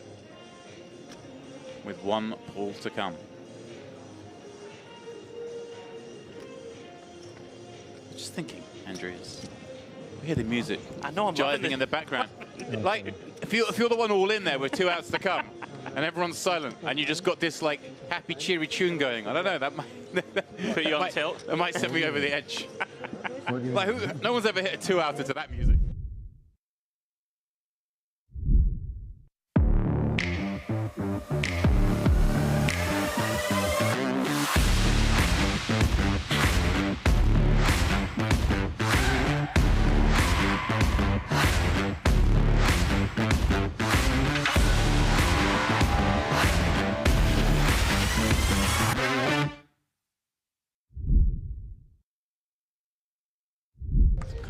Grenoble, I believe.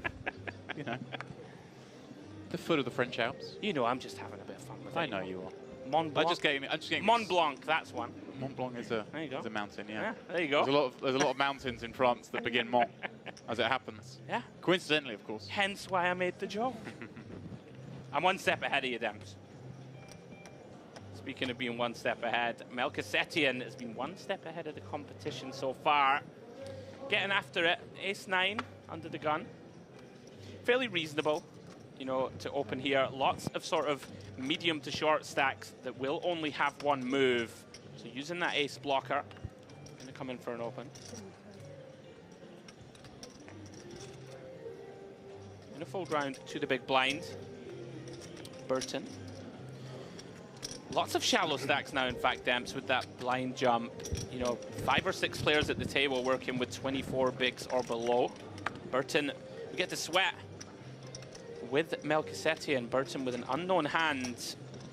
9-7-6, very much a texture that connects with the big. And you will see some donking. Does look at his chips, James. Yeah, and here it comes.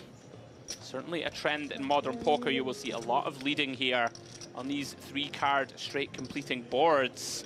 Melchizedek might rip it here, Demps. I could see it. Backdoor nut flush draw, top pair, top kicker, very vulnerable holding. Right, it's a situation where he just doesn't know what the bad cards are on the turn, does he? Yeah, there are a lot of them. Hand rates to be the best right now, but I think it does make the committing raise. Really impressed with him so far. Just seems super attuned to what's going on. Has decided to go for the raise call, James, instead of shove. It's effectively the same thing, right? When we're talking about this stack depth, isn't it? Making it 5 million. I mean, oh wow. Here we go. Here we go. Burton tables what looks to be 8-9. Is that 8-9? I think he might. Oh, it's top pair with an open ender. Yeah, it is. So Melchizedek has got his man to stick it in here with effectively just the straight draw on the live card, looking to pair up for the 2-pair. So again, in the best spot, in a monster pot. There's 26 million chips in this one. Huge. As we see the 8 roll off. Now, of course, there are chop outs. And, of course, the ace would still do it for Melchizedek. But all of a sudden, he is bang up against it. And that's where he remains. Everything was going so right for this man. But now, all these chips moving to Burton.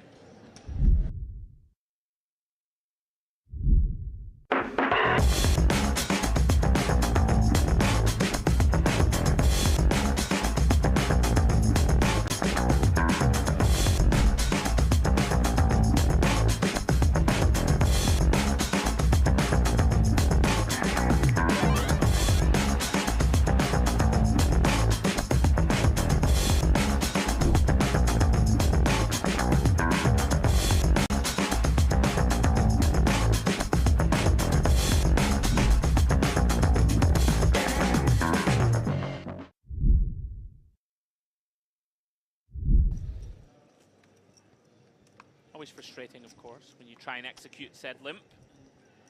Don't get to C3. Round to God's Danker. Pocket 6s. +1. Very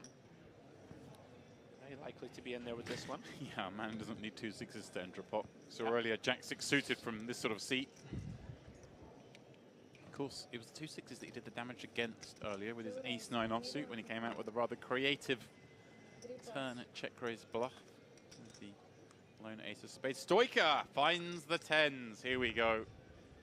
Gonna get to rip this one in for 11 blinds.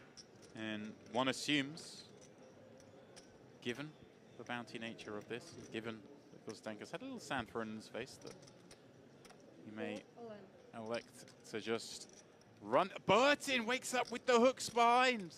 Stoica, how cold is this? My goodness. And now Burton with a real decision point here, right? He gets to call here and allow Godstanker to perhaps go bananas behind. Does he call here and just fold if Godstanker goes bananas behind? Because, hey, like, I have to have a pretty strong hand here, cold calling 11 blinds. Right.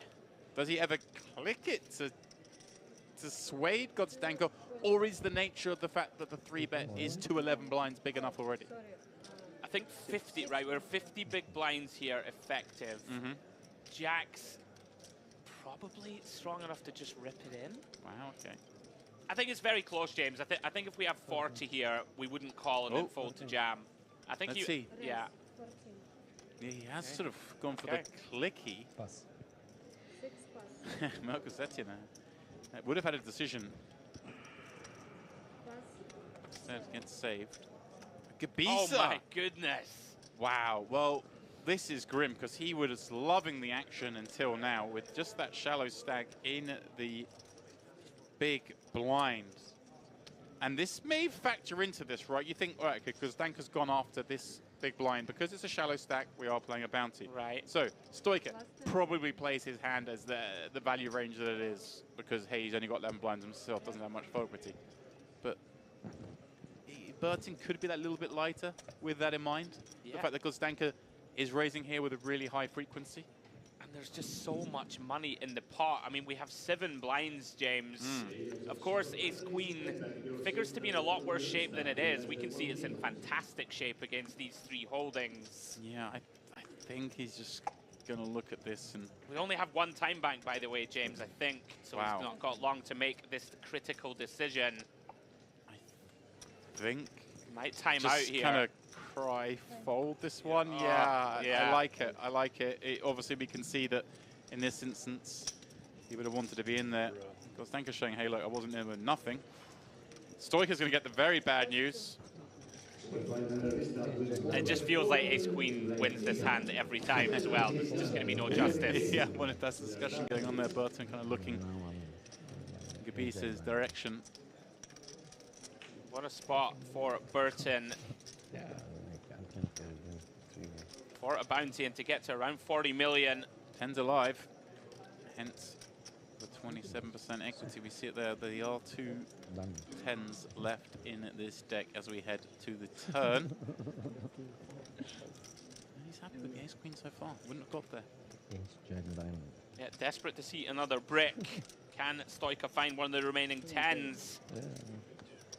No, he can't. Wow, what a collection of hands. Because Melkosetia had ace-jack of diamonds in there. Gabisa had ace-queen of clubs. We had 2 jacks, 2 10s, and 6s.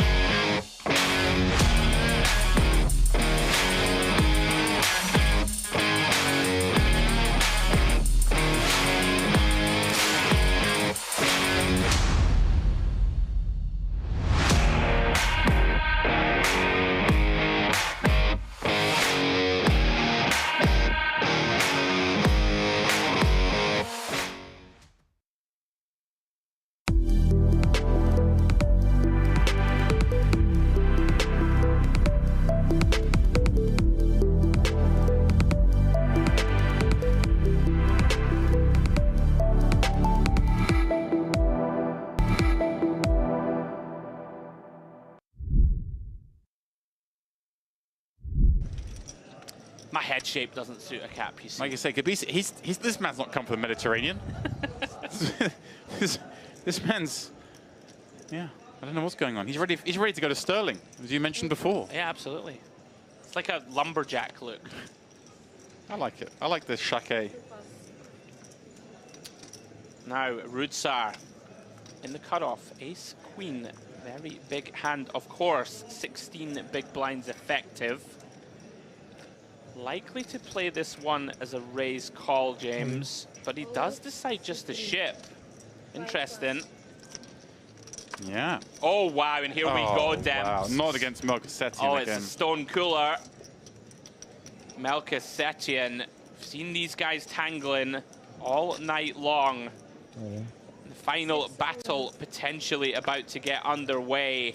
Super unfortunate for Rudsar here to run into a better hand. Cutoff versus small. And if he does not improve, James, gonna be out of here in 13th place. Yeah, this is just cruel on Rudsar that it's gonna potentially finish this way. He's been dealt a couple of rough spots. One hand, maybe, we feel, was of his own making, but this is a tough one. Nothing on the board. Of course, not to overlook the fact that Melchizedek only has 1.9 million back himself. This is effectively the pair of them all in. Looking for stacks. But the flippers have resulted in just 3 outs with 1 pull. Can Raudsar find it? He can't. Queen, not enough. Melchizedek with another big all-in pot.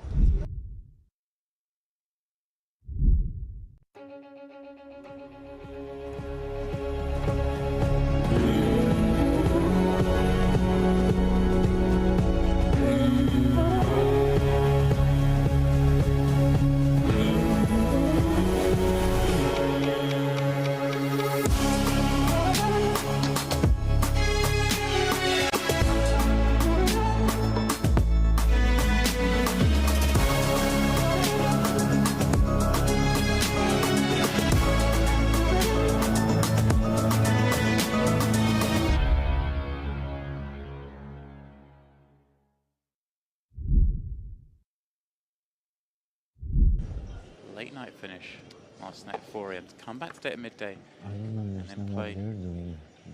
No, they're just cheap giving. Round to Constantine. Cheap dumping. Another one of these mediocre hands, Demps, but is openable.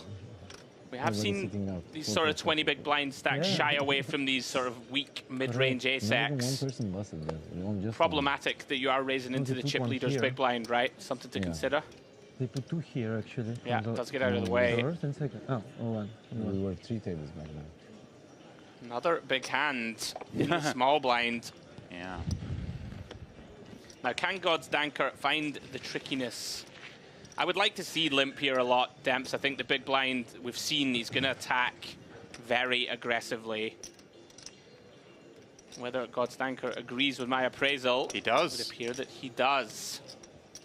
Oh, wow. My goodness. Wow, wow, wow, wow, wow. They needed far less hand than this to get these in. But as it is, surely we're going to see a big showdown here as Burton going to raise up over this limp and God's Danker with the true value in pocket jacks as a limp raise hand, one suspects. Guys, is there any way he does anything like clicky? I like click. I like click for sure. This is one of these, you know, where Burton is going to isolate lots of trash Demps, right? And lots of hands, you know, that are strong. And that could, he's gone very big. He's gone big, yeah. 5.5x. Wow. Okay, probably no clicking now. Don't think we're going to click over this size too often. Oh, and a snap, and we have the biggest pot we've seen thus far. 44 million chips in the middle. In the most classic of scenarios, Ace-King versus the 2 jacks. Obviously, we're cheating a little bit today, Andrew. We see the percentages down to just 41 for Burton by virtue of some of the folded cards. So God's Danker in great shape here to double up and basically switch stacks. Here we go. Does not want to make a set, Demps. Blank 3 of clubs turn. Does cancel those jacks as outs for Burton. Looking for an ace or a king. Not to be. The 10 pairing the river. We'll see God's Danker retake the chip lead here at our feature table.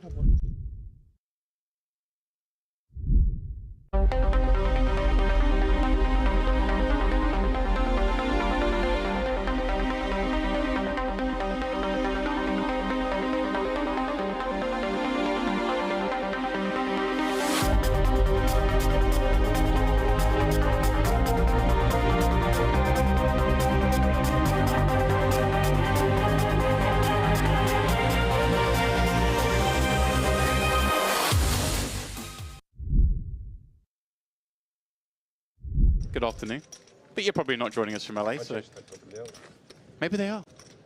I would. Those in Vegas. Mediterranean poker party, mate. Get in the mix. There we are, still 7-handed here. Opening event of the 2024 MPP. 1K Luxon Pay Mystery Bounty Final Table. And here we go. First look at a real hand in a while. Pocket queens for Savenkov. UTG1. 2.5.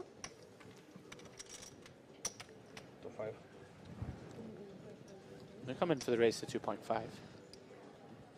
And here we go. Another potential spot.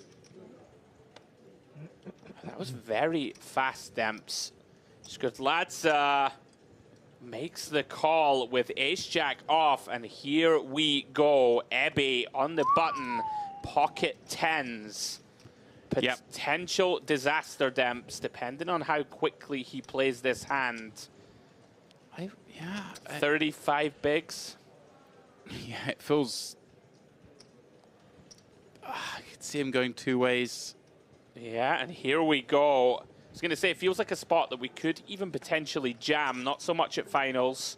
Yeah. You know, in normal tournament poker. We have to be concerned still. I'm surprised it's gone quite this size. I might have gone smaller because we kind of like... Yeah, this is you want to hear, big. you can ask a question of Savenkov for far fewer chips than this. Agreed. And then maybe you still, like, maybe get Skutladze to do something crazy with 8s or 9s. I don't know. I think I'd rather just see this be like a 7.5, 8, but we're nitpicking here. Yeah. Does land on I think, shade over 8 blinds. Yeah, once Skutladze's peeled, it feels like a mandatory 3-bet, right? I think before that, you could even argue, just because of the chip situation the way it is, that maybe you just flat call 10s on the button against a +1 open. Yeah. Bear in mind, though, of course, it was Savenkov who opened, was it not, before, when Ebby found the 3-bet with 6-7 suited. So it's kind of like he has 3-bet him already once in this spot. A little different this time around, of course. And now the interesting spot, I guess, for Savenkov. Does he just, I guess with queens, have to run it right? I think he can't be loving it. Demps. I think we're just all in. I mean, so often here you're rolling against ace-king or something and playing a monstrous flip with 7 left, which is not what you want to do, but at the end of the day... Does it burn through another time bank? Yeah, when you get called here, typically you're either dead or flipping. I love this cap. This is going to be grim for Ebby if Savenkov does put it in. And there he goes, sends the chips in. Yeah, I mean, Ebby just hating so life. gross, You so kind of gross. made a value/protect 3-bet with these 2 10s. You weren't bluffing, but you kind of have to fold, and that always feels a little bit grim. And you know, with that previous action, an orbit or so before where you've 3-bet him, kind of feels like, well, I've actually got it this time, but I guess I still have to actually fold. Yeah, optimistic here, I think. To think that Savenkov will shove with a worse hand that isn't ace-king. Right? Like ace-queen, is it really ripping it in? Sometimes you have to tap the table and say nice hand if they do find that jam. If somehow this is like, if it is like the once every so often ace-5 suited, there we go, the solver bait as they like to call it, then so be it. You've got me. You've outplayed me. It happens.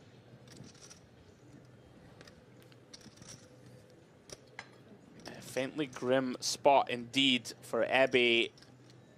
Yeah, it does make the right decision. Well played hand by all. What a huge pickup for Savenkov. Yeah.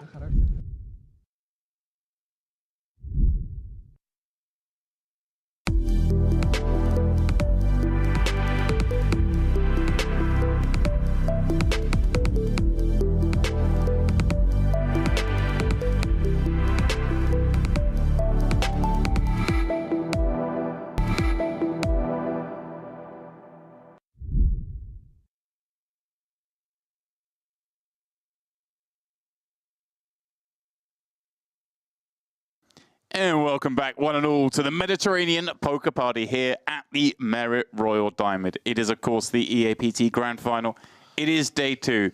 We are down to the final 35. Everyone guaranteed $11,500. I am James Dempsey and joined by Mr. Jay Harwood for the first time. Pleasure to be here, James, and looking forward to doing some commentary with yourself, one of the legends of poker commentary. There we go. And what a table we have here. A couple of names jumping right out at me there. Boris Kolev, Andrei Petachuk, 2 of the sort of long-time crushers in our game, very well respected. Maybe Kolev more recently, but one of the biggest names in the game at the moment. And for me, I'm always nice to see these locals. Recep Aydemir, a player I've called the action a lot in Merit events in the past. And nice to see him making a showing here. But as always, the star of this table is probably going to come from somewhere else. We will see. We'll see how here, it goes. right? These guys do love the action, and we love streaming it to you. Welcome, everyone who is watching. Myself and Jay have got a keen eye on the YouTube chat over on the DTD Player channel. I know we're obviously going out on a few streams, but if you do want to ask, that's where we are lurking. And what a beautiful shot we have of the room here. With the main event going on, the Mediterranean Poker Party main event also going, of course, that 5K. A lot of speculation as to the runners in that, but field is, well, the room is buzzing with two big fields. Looking forward to another couple of hours of poker. If the first session's anything to go by, there was some madness going on. I don't know if you caught any, James, but there was some fruity play, let's say. Saw little bits. Welcome to Merit, Jay. Yeah. You know, I tell everyone when they first come here, I'm like, you're going to see some stuff. I've already learned about MPO. Andrew's already told me about that, so I'm set, I'm ready. Here we go then. Our fresh lineup. As I say, 35 players remaining. Plan to play today is to play another 3 levels. There is Culuz, the danger man. Player on quite a come up over the last few years. You're going to know a lot more about these players than myself, James, so maybe you can talk me through some tendencies when we get into hands. I'm more of an MPO guy, you know. Oh, okay. I'm a bit more old school. We go exploit. We do some stuff. Aydemir, as I mentioned, a Merit legend. They're an interesting one straight off the bat here. 9-7 suited on the button. He's going to go with fold. I think maybe 10-9 suited we go with there for just shy of 10. Right on the cusp laid out. Leaves room for Marcetic in the small. Yeah, 7-5-0 coming in with that, what, 50 big blind stack. He's going to pop it up. Ah, a Kiki. This is actually a player I do recognize from in this very room. And just going to let the 6-2 suited go, facing 2 BBs with position.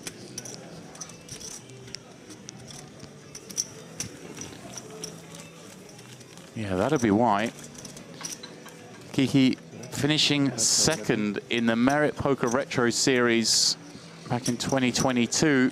That one worth a whopping $382,000. So again, so often you see players, Jay, in this room who pretty much play exclusively at Merit. It has its own ecosystem, and these guys are actually well positioned because they all know each other. It's kind of a weird scenario where you got the kind of GTO, the super pros come down here, but then you got the Merit guys who all have these little exploits against each other. Exactly. It does give you that small advantage that players coming here from overseas may not have. Yeah. And Patachuk, what a sight to look down at. Yeah. Let's see. Another player so well known in this game of ours. 20 blinds in the hijack. As you say, nothing better than a couple of aces. Comes in for the minimum raise. Desperate for action behind. Interesting, of course, it's Culuz in the big blind. Most likely player to give him action. Interesting one for Marcetic here with the ace-8 off. Looks like going to go with call. Oh, a little fruity, Jay. Yeah, very fruity. Maybe one that could go for small free bet versus hijack. Nice candidate to choose, but getting involved in the form of a call. Yeah, of course.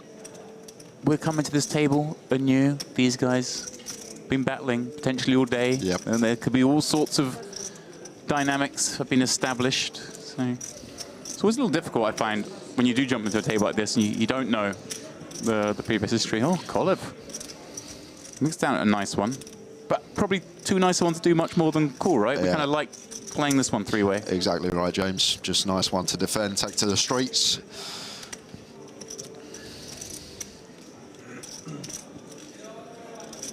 So 3-way action here. heading to the flop. Wow, here we go. Action upon action. Top 2 for Culuz out of the big blind.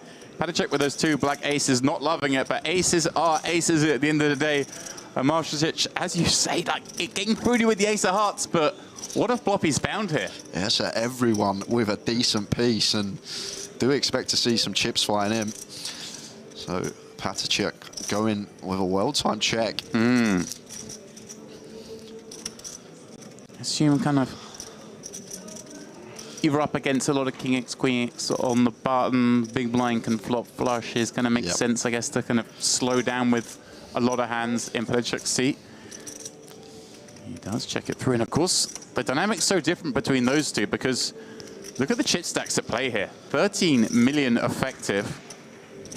Culuz facing a bet, but facing a bet where he blocks kind of the pair side of the value range. So is he kind of a little bit maybe more concerned that there are some flushes here? There will be a few, but from March on the button, not really too many other than ace x of hearts and then the jack 10 suited in there. So not too many flushes. There's going to be a lot of this king jack, king 10, queen jack, queen 10 that might want to go for a bet here. Or a hand like this, ace jack, ace 10 with the ace of hearts. Don't expect him to be as wide as ace 8 here.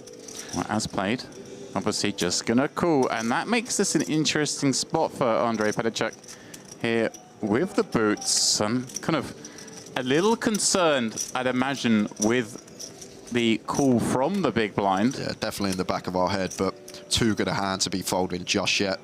Overcall comes in and head to the 3 of diamonds turn. They do indeed. 4 million chips in there. Patachuk with just a little over that. Sees a nice card in the form of the 3 of diamonds. And I expect this one to check through here. James, don't think Patachuk should have any leads. And Marchetic, it's just a disaster for us to bet our hand and potentially get jammed on. So I think we just want to realise our equity and check back in position and see a rib up. But I say that. Looks like Patachuk is finding the lead. Just showing his class. And maybe, again, what I was saying, maybe he's seen Marcetic flat a lot of kind of weak hands that have got the showdown in this kind of spot and thinks he's going to have a lot of checkbacks. Could be in there with these kind of lone heart combos. Yeah, I agree, James, because like king jack, king 10 once getting called in 2 spots here, probably wants to be checking, so just taking that option out of there. Small size, of course, gonna pick up a customer. Now this is really interesting with king queen here. It's a really intriguing spot because against this size here, I think we do want to raise James, but could Patachuk ever just have some flop nut flushes here himself when he goes for this sort of alarm bell size on the turn? I want to call. Is this a case though, hey, look, if Patachuk's got it, we're going to double up anyway, and maybe I want to charge the button a little bit? Does Electrica just call?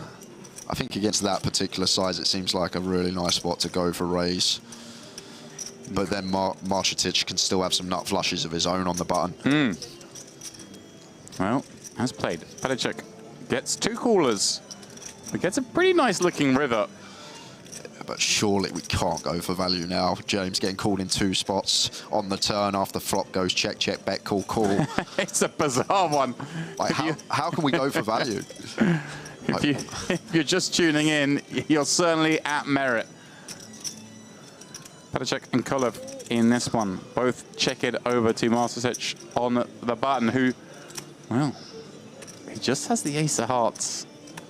Knows he can't win this one at showdown, and he's reaching for chips. Let's go, this man. And maybe a good argument again for Patachuk. Checking this, kind of a nice bluff catch, but one assumes Culuz with a hand that isn't going to fold. And I'm not loving this though with King Queen. You're hating it, really. You need it to be kind of this hand, right? The ace of hearts. That's all it can be. Ace jack, ace 10 with the ace of hearts. That's what you expect. Right, and like, as you mentioned, there's going to be the. It's going to. Wow, he does fold it. I think I like it. I know we can see it would have been. Yeah, I'm with you. You have to give him some really offsuit ace-x combo that's got the ace of hearts. And then he's got all ace-2 suited up to ace-jack suited, jack 10 of hearts, jack 9 of hearts, 9, 10 of hearts, flop set of 4s in there as well. Let's see if Patachuk he has a weaker hand than King Queen, but with one player fewer in the pot, certainly maybe a more attractive spot to make this call. But he also folds. Wow. I think I like the fold from both, James. I'm not going to lie. I know we can see they both would have won, but what a move there from Marcetic on the river, finds it, and does look very strong there. Once he bets flop, cool, just flats the turn probe, and now wants to bet river. Like, what does King Queen beat other than a bluff, James? Right. What do we beat? There's no other value than flushes. Or the same hand, maybe. Maybe the same hand. I mean, he's sitting there. Do you think he's got any clue that he made King, Queen, and Ace as well? I don't think so. I don't think so. What a hand to kick us off for the session. An absolute corker to kick off this penultimate frame of the evening here at the EAPT Grand Final. And try not to be results oriented. I think that's a very good fold from both there. I think more often than not, they're just going to run into value.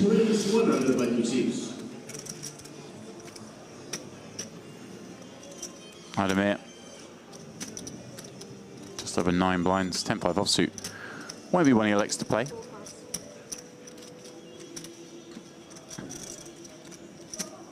Play the rush. 20 million in chips now for Marcetic.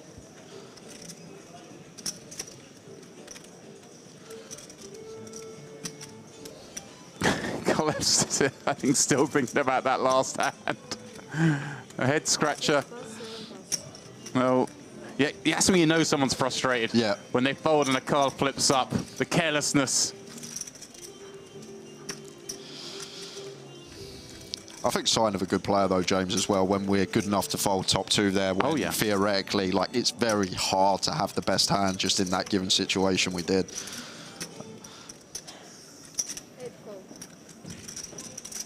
So Sebastian suited 7-3, does defend off of his 10 BBs. And flops the flush draw on ace, queen, 5, 2 diamonds. Marcetic with middle pair, backdoor hearts. Yeah, another interesting one. And seems like a nice one to check back middle pair here, but may just go for the range bet, as this is our board as the opener. Right, yeah, it's one of those, isn't it? We expect to see the opener bet this kind of board, but if everyone would check back a hand, it does tend to be these sort of second pair with a backdoor flush draw type holdings, but he's going to play this one as expected. Goes for the reasonably larger sizing, just given the depth of stack behind, right? But yeah, just south of 40%. And Sebastian shouldn't be going anywhere. You can look down at that 7 high flush draw. Obviously would have much preferred to see a real small sizing. Yeah. Oh, and he's coming out with the check raise. Yeah, I'm a big fan of this. Do you see a lot more of this, like in this day and age in poker, James? Because people are aware that people basically see about 100% of range on the ace-high boards, especially against late position. So we just fold out all these like 10 highs, jack highs, king high type stuff, start putting some pressure on some queen X and one pair ace X potential to fold out by a river. And also we're free to a straight, so can pick up some equity on a 4 or a 6. Marcetic going nowhere for now. Makes the call with that second pair. And as you mentioned, Jay, of course, he's going to bet so much of his range here that he kind of can't be folding second pair. 4.45 in there, and a good-looking river, pardon me, turn card for Marcetic, in that it removes some of the hands he's beaten to, and even if he was unlucky to get a queen 5 type hand. Not only that, it's also a great hand. It's a card that makes our opponent shut down with the bluffs of very high frequency, simply because we're not folding out ace X or queen X now with a second barrel. So very difficult for Sebastian to be continuing here, but he does not care. Yeah, decided perhaps, hey, look, I've got a flush draw. I want to run it. Yeah, I've just actually realised the stack as well here, James. Yeah, only 1.4 back. Third pot. And again, I hate to say the same thing I said in the last hand, but I wonder how much of this is down to what these players have seen Marcetic do up to now. We've only seen him play 2 hands. He's been in there, though. I imagine he's been very active. Kind of a regrettable call, isn't it? It's a call you don't expect to win too often. As it is, he calls and puts Sebastian at risk. Sebastian needing a diamond. All in the deck, James. They are. He's live as could be. 26% heading to the river. 33 players left. And that is where he will finish. Sebastian picking up $11,500 for his efforts. Yeah, goes for the raise on the flop. Don't mind it at all. I just think maybe a turn that... It's hard to shut down, though, when we got that SPI. It's so hard. I actually didn't see the stack on the flop, and maybe does make more of a call on the flop for that reason. If we're deeper, yeah, can get behind the raise, but at that stack depth, gets after it, but not working out. This is the last level for today, in day 1-8. This is the last level for today. No. That announcement, of course, for the MPP main event. That's going off here, 1A underway. 5K, 5 million guaranteed. A lot of speculation around these parts as to the final number, and that, of course, as you mentioned at the top of the show in this one, this smashed the guarantee. Absolutely smashed it. I can't see it not hitting the guarantee just from the numbers already this week. I think it will get smashed as well. Well, here we go. Not much change for most of these players, but Nikola Marcetic just climbing up there, up to 24 million in chips, 79 big blinds. Average right now, 9.5 million. So we see he and Culuz above that mark. The rest below, Idemir with work to do. And Petachuk the same, having found the aces off a sub-20 big blind stack, managed to play 3 streets of poker, 3-way, and ended up folding what was the best hand. Not that he could really know that. It's just one of those hands that, what can we do? I can't see how we can flick in the call there. Just ran into a hand that we were actually ahead of. Yeah, as the saying goes, if you don't get bluffed every now and again, then you're making too many calls. That felt like one. Alexei Naski joining us as the field whittles down.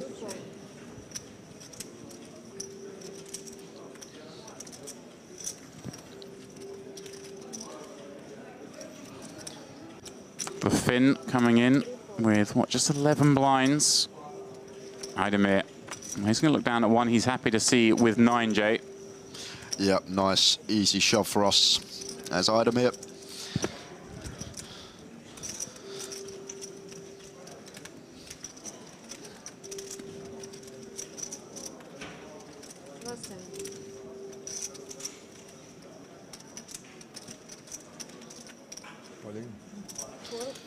Does find the jam. Oh.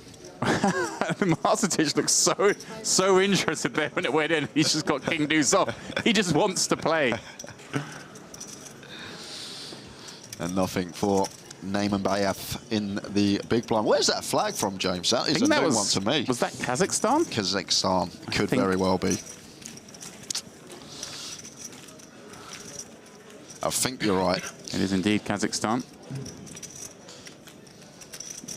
Yeah, such a hub here. Obviously, just a great brand to have its grand final here in the EAPT, but it really is a center of Central Asian, Middle Eastern, European poker here. Everyone can get here pretty easily. It is in the kind of center of such a big area of poker, and you really do see that a lot here. A lot of flags that you don't see other places. I said to Andrew as well, I was so surprised how nice everything is, how it just all looks, the atmosphere, how everything's run. It's like brilliant event. First time, and we'll definitely be back. Don't worry, Joe, I've seen you in the buffet. You're enjoying yourself. I love the buffet.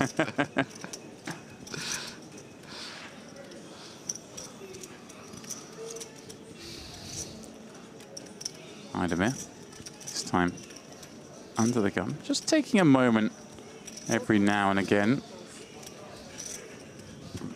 Yeah, at this stage of the tournament, does tend to slow down. Obviously, ladders incoming every now and again. I mean, by 11 blinds, wasting no time from the small. He's ripping it in. Petachuk with an ace in the big. Albeit the worst one, but for 10, hard to imagine he can get away from this. Yeah, I think it's actually pretty close, but as you say, 10 big blinds, we're likely to be ahead. It's just one that, even if we are ahead, a lot of the time, just that 60% against 2 middling cards. Right. Well, he's not 2 middling cards. Well, I suppose it is 2 middling cards, but these two are match. Walking 6 for Nurmanbayev. Big favorite to send Petacek to the rail and get a double up at the same time. 2 short stacks colliding. Petacek's come from further behind than this in his career, though. A man with 5.5 million in live earnings. Wow. And well, there you go. That's how you get it done. Finds a base. Nurmanbayev going for the stand-up. Needs running clubs, needs a 7.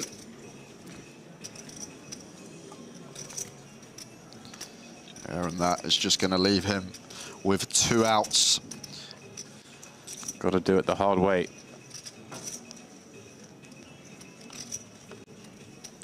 GG's, Nurmanbayev. Good game, my friend. Is it GG's or is it 50k spin? You're quite correct. 50k spin with the big blind ante. And he gets a whole orbit, sits on the button.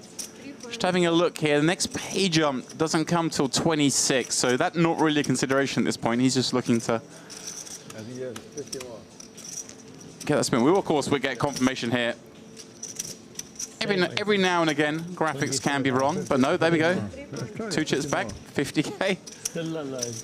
He is alive, but the first shot he gets to this is going to be a big one with that 300k big blind ante in play. Plus, say he gets it in just against one player in the blinds, another 150 being there. So the worst thing he can do is beat a 9x pot when he gets it in. Petacek, motionless, emotionless. Having caught a little fortune there. No, you play for the bounty. No, but yeah, no.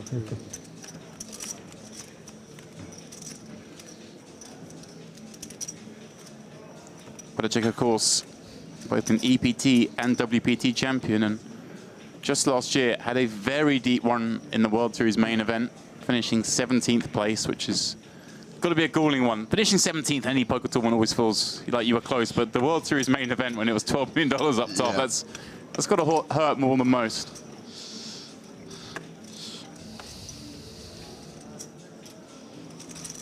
It's always the tournament that when you bust, it's just the one that's like heartbreaking. You always go in, this year's my year, I'm going to have that deep run. Yeah. Well, I wouldn't know. I'm in a rare camp. Rare camp? I'm one of the people, and it's quite hard to do this, I'm over $100,000 down in the main event lifetime.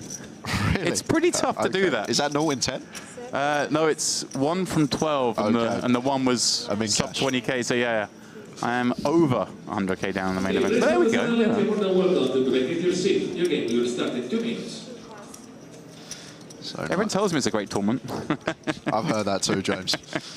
Kolev popping it up from the cutoff. Nurmanbayev saying run it with his ace. And Naski now, kind of obviously the situation gets a little different. He does decide to rip it. Obviously, I guess the open range of Kolev slightly reduced with Nurmanbayev on 50k. Yeah, I think so as well, especially from cut-off. Like if this was just a cut-off open, we'd be sending this anyway from the 4s from the big blind. So I think this is nice from Naski. Yeah. For 10. And obviously, anytime your opponent asks for a count, good news when you're holding 2 fools. Kolev will make way. And here we go. Nurmanbayev with a chance to spin. Can he turn 50 into 500?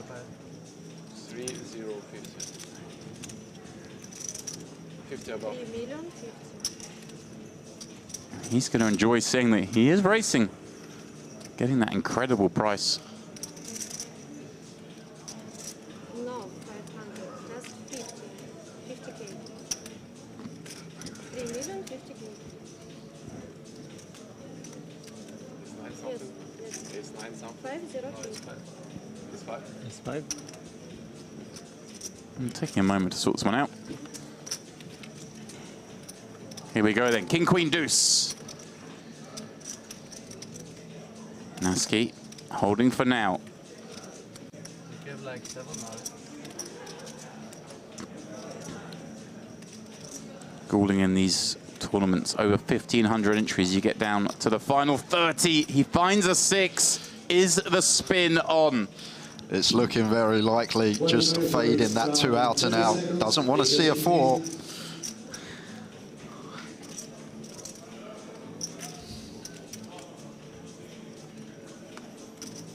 Here we go. Does it in style.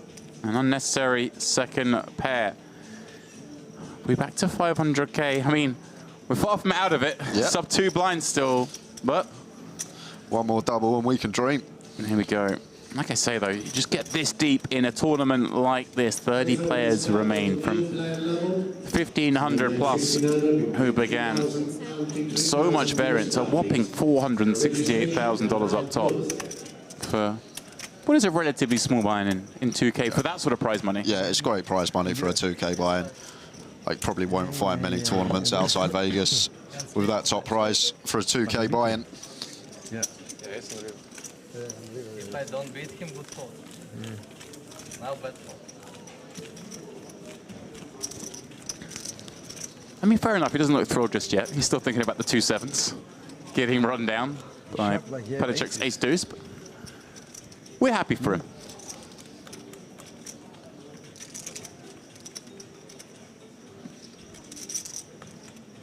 Big blind.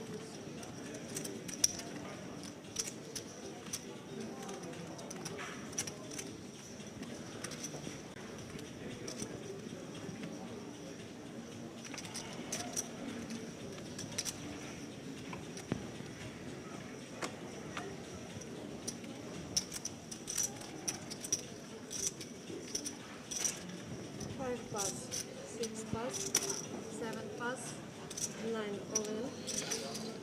And here we go again. Naimanbayev. 10-8 of clubs.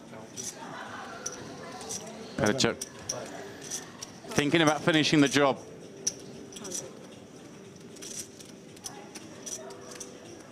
It's Idemir behind in the big, isn't it, who's on sub 10, and then Naski is also sub 10, so yeah, kind of makes a bit more sense with those stacks behind, doesn't it? Yeah, perfect sense. And Naski a little bit bigger, pardon me, of course. He actually won some chips with those 2 4s, didn't he? And once again, when the cards are on their backs, Naimanbayev's going to like what he sees. Yeah. 10-8 suited, does just fine against his ace 4.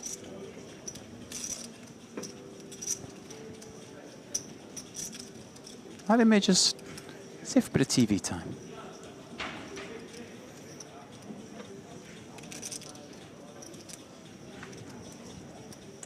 Four pass. A fair fight. $1.75 million is starting to become a stack for Naimanbayev if he can hold. That is something you can spin. An ace in the window is disastrous. Another ace behind it, a shake of the head. The faintest of backdoors still available. But I think it's stand up and mic off time. Agreed. 25 to 1 shot. That does find a gut shot. Here we go. Need to jack. 2 are still live in this deck.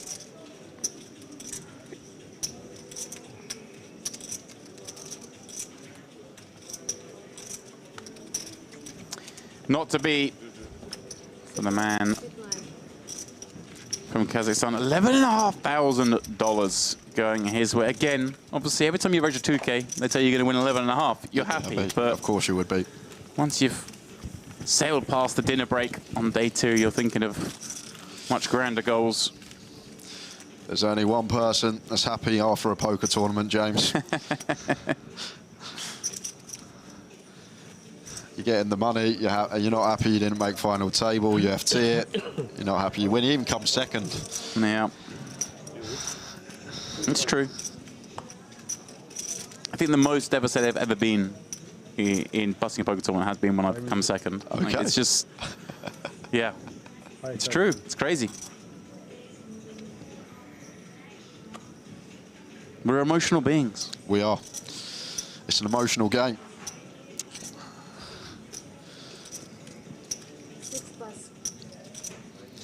And Culuz here, King Jack opens to 2 BBs. And they're going to run right into it. And that Nasky off of 12.5 can have a nice, easy all-in. These are the spots we like. No stress.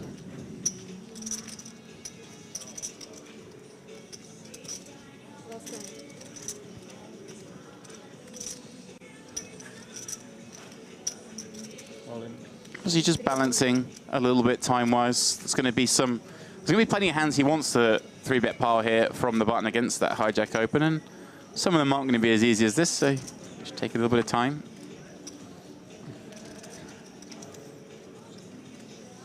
I'd admit, certainly been taking his time. I'm kind of curious as to why. We're not on a direct pay jump. I mean, we're still 4 away from that, but he's been rather deliberate in these spots. And it's just not something I've seen from him before. And, he's someone who, it's not like, sometimes you could be like, oh, this is someone who's playing maybe much bigger than they usually would, and they're even looking at those pay jumps 4 off and trying to play fewer hands. But he's someone who we normally find wedging the high rollers here in Merit, so. Trust it.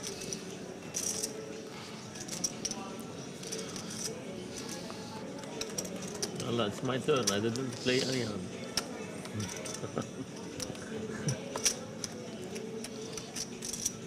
Maybe just slowing things down as he's coming to the button now. 29 left. We go on a free table redraw at 27.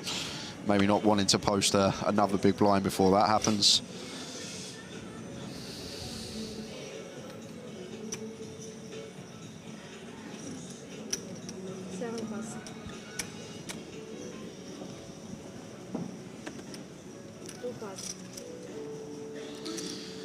Nasky going to be getting amongst it again. This time, do just expect an open.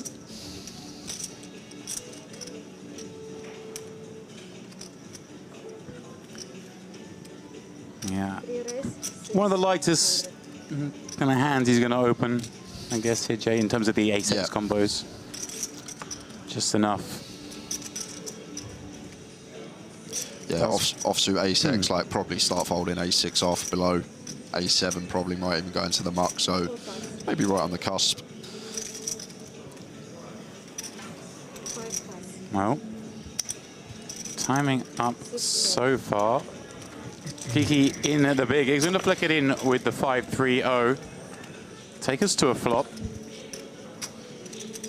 Ace-king 4 flop does produce a gut shot to the wheel, but of course it is Nasky with not just the best hand, but surely the better range for this kind of flop. Yeah, good flop for hand, good flop for range. Those two things should just lead to bet. 3, 4, 25. Finds quarter. 6, 4. And a snap from a Kiki. Wants to find that deuce. And of course, this with a view to potentially, obviously, well, forget about needing to bluff later on, because you just drill the offsuit deuce. It looks so innocuous for Nasky. He loves seeing that card. Little does he know that he is now drawing dead. Oh, McCumming with the lead, Jay. Wow. 6, 800. And just trying to take the betting lead himself so he can set it up for an all-in river jam. And how do you feel you're in Nasky's shoes when this happens? Are you... It's really strange because I don't expect to ever get led into on this turn card. Maybe a 4, maybe one that starts leading from the big some of the time, but this deuce here, I'm not sure how I'll read into this, James, but getting 4-1 here, I think we're going to have to strap in for a river card. All in. Whoa! Wow, he just decides to run it. Maybe wanting to charge potential draws, deny some equity, and He sees the bad news. You're drawing dead. Kiki. How many time out there? Does it dirty. Sends Naski to the rail in 29th. Yeah, one expecting jam there. Alexei Naski shoved the top pair on the turn. It's just very difficult to ever get called by worse in that given situation. I love this game. Naski takes a huge one. Straight in the head. Yeah. This guy is out. Easy money, huh? Easy money. Back, all in. Yeah. Wow. Yes, one. Just one more. I love this game. It's my game.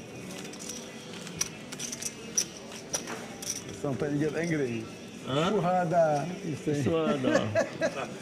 Sometimes you get angry.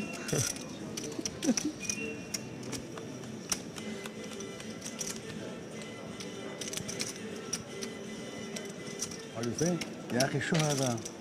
حرام. Ace king.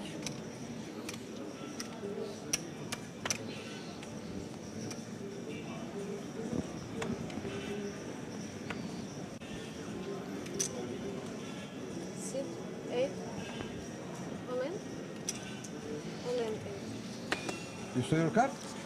And Culuz comes back to the table. Saw a lot of this man in the first session. Oh, yeah? And straight in with a jam. Ooh. A feisty one, and he's going to find a customer in Andrei Padachuk. You're down a big slick in the hijack.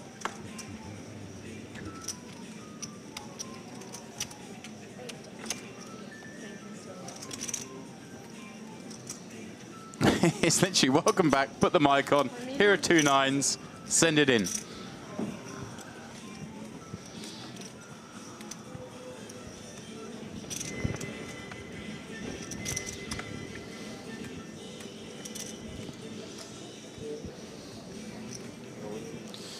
And eventually the all-in does come from Padachuk.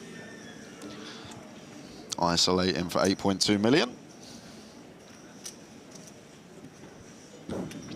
Padachuk's been in it this frame. He had the aces, forced to fold.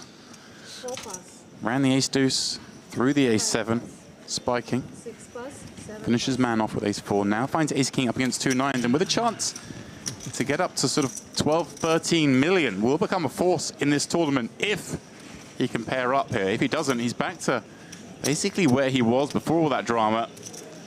And Culuz will be the one wielding the far healthier stack.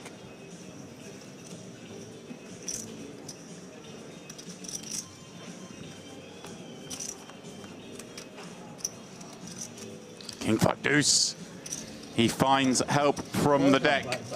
No runners at all here for Culuz. So needs a 9. Wait.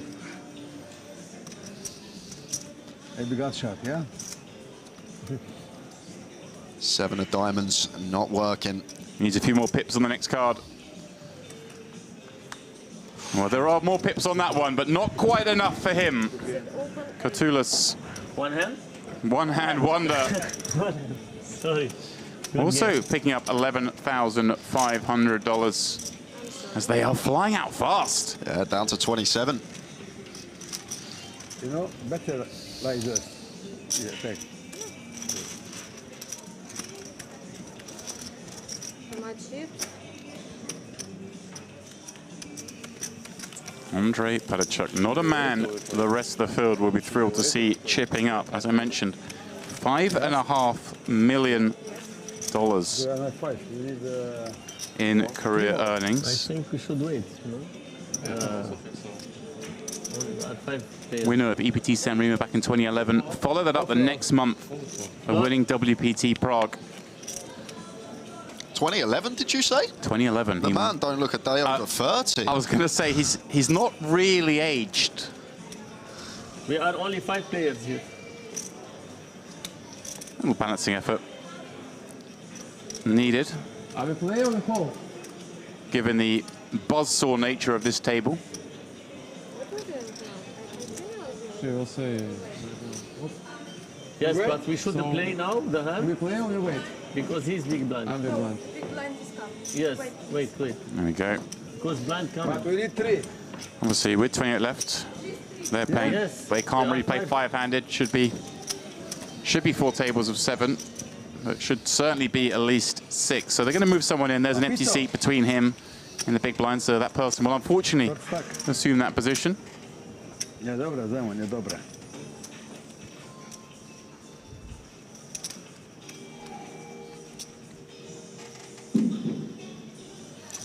And whilst that takes place, we'll have a quick look at our feature table counts. It is Culuz, the man who was kind of a big stack as we came to this frame, has dropped down to 30 blinds, but 30 blinds is a lot of chips in a poker tournament, especially this deep. Recep Aydemir, the only real shorty, the rest thriving, especially Andrei Pedachuk, courtesy of that flip victory.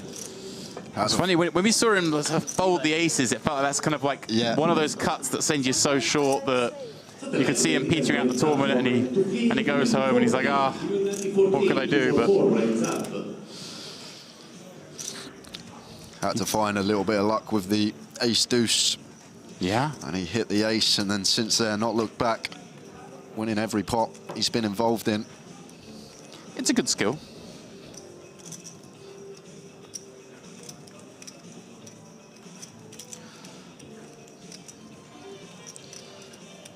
Just awaiting some outer table hands to finish, and we'll get a new player coming to the table. I'm driving with this music, Jay. I don't know. I mean, some people maybe argue a little loud for a poker tournament room. I don't know whether we're just picking it up, but it's cool. We get a very playlist here. Very jazzy. Yeah. Yesterday we had all sorts going on as we moved through the wee hours.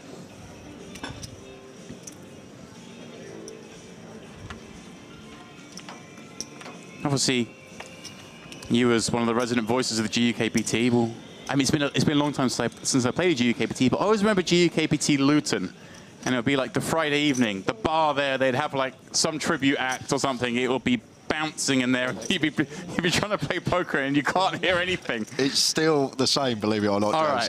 Right. Believe it or not, that is the best place to go on a Friday or Saturday night. In Luton. I was going to say, let's caveat that, in Luton. I mean, maybe the second best, maybe the best is the train station or the airport. You can leave Luton. Don't come at me, Luton people. Ticket on the pocket. Always been a hub of poker in the UK, Luton. It has.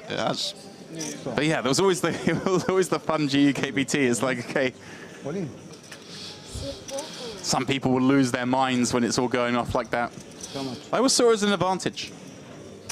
Yeah, we're going to jump straight back to the action because should be having an all-in and a call yet again. Yeah, Aydemir found a spot, rips it in. Obviously not looking for action with ace-9, but assuming he finds it here against this hand, won't mind it. Is flipping. Mastertich, I guess, with a decision on how to approach this 8.5, 9 blind jam, kind of offers you a lot of protection anyway. Yep. But is there an option to ISO here, do you think? I think 8s is one that would probably like to flat rather than ISO. And then we also flat like our aces, our kings as well in there. And then like the ace-king, the ace-queen, better removal behind are probably going to be better ISOs here. So yeah, approaches it. Of course, has a Kiki Culuz behind. Whoa! Whoa, okay. Oh my, I mean, let's look at that. I mean, Aydemir, he's been playing with him, does play pretty snug. Maybe of the opinion that, okay, sure, Aydemir may have some smaller pairs. Yep. But he does have the whole table behind. I guess. Anybody first? I'm really surprised to see it going to the muck. Could you expect 7s for deuces to shove for 8? You expect ace-X suited up to ace-8 is going to shove. I'm surprised because he's got like 25 million in chips and we've shown a willingness to get involved. You know, it's... Can we have coffee? Seems like a different man from the man that had the ace-8 off with the ace of hearts about 20 minutes ago. Yeah. And winning that huge pot with the river bluff. Exchanging information. Six-handed as well, James, there. Pocket 8, six-handed. Yeah.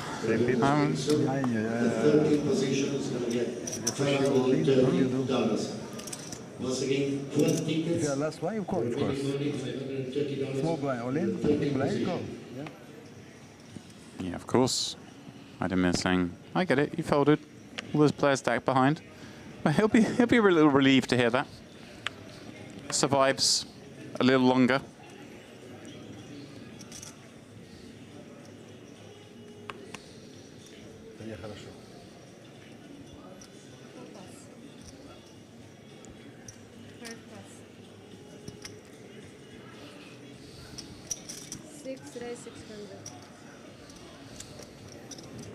Kiki trying to sneak one through from the cutoff with his ace. Culuz with the kind of hand that we sort of see in vogue these days. Yeah, can use, especially versus cutoff specifically, just the function of folding out better king highs and all the ace highs that will open. It's a nice little tidy candidate to use the suited king X, but just goes with fold, which is fine as well. Like, gonna have a mix, sometimes free bet, most of the time fold. Yeah, and good timing in terms of turning down the spot, because Padachuk continuing to be involved here at our feature table. Looks down at 2 jacks in the big blind, yeah, facing that Akiki open. At 40 effective here, probably wants to make this around 10 BBs. Let's see what size he comes with. Goes a little smaller. Maybe just fishing for action. Could be the case, James. Hand as strong as jacks here, facing the cutoff open, maybe wanting to try and induce something from a Kiki or get him to come along with a lighter holding.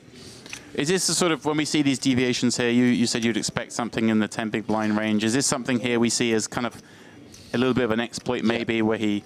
I think that's all it is. Yeah, Kiki might not know. Sort of going after someone who's not really looking into sizes and then just trying to get like maximum from hands that would fold to 10 BBs but might come along with 8 BBs. It does make sense.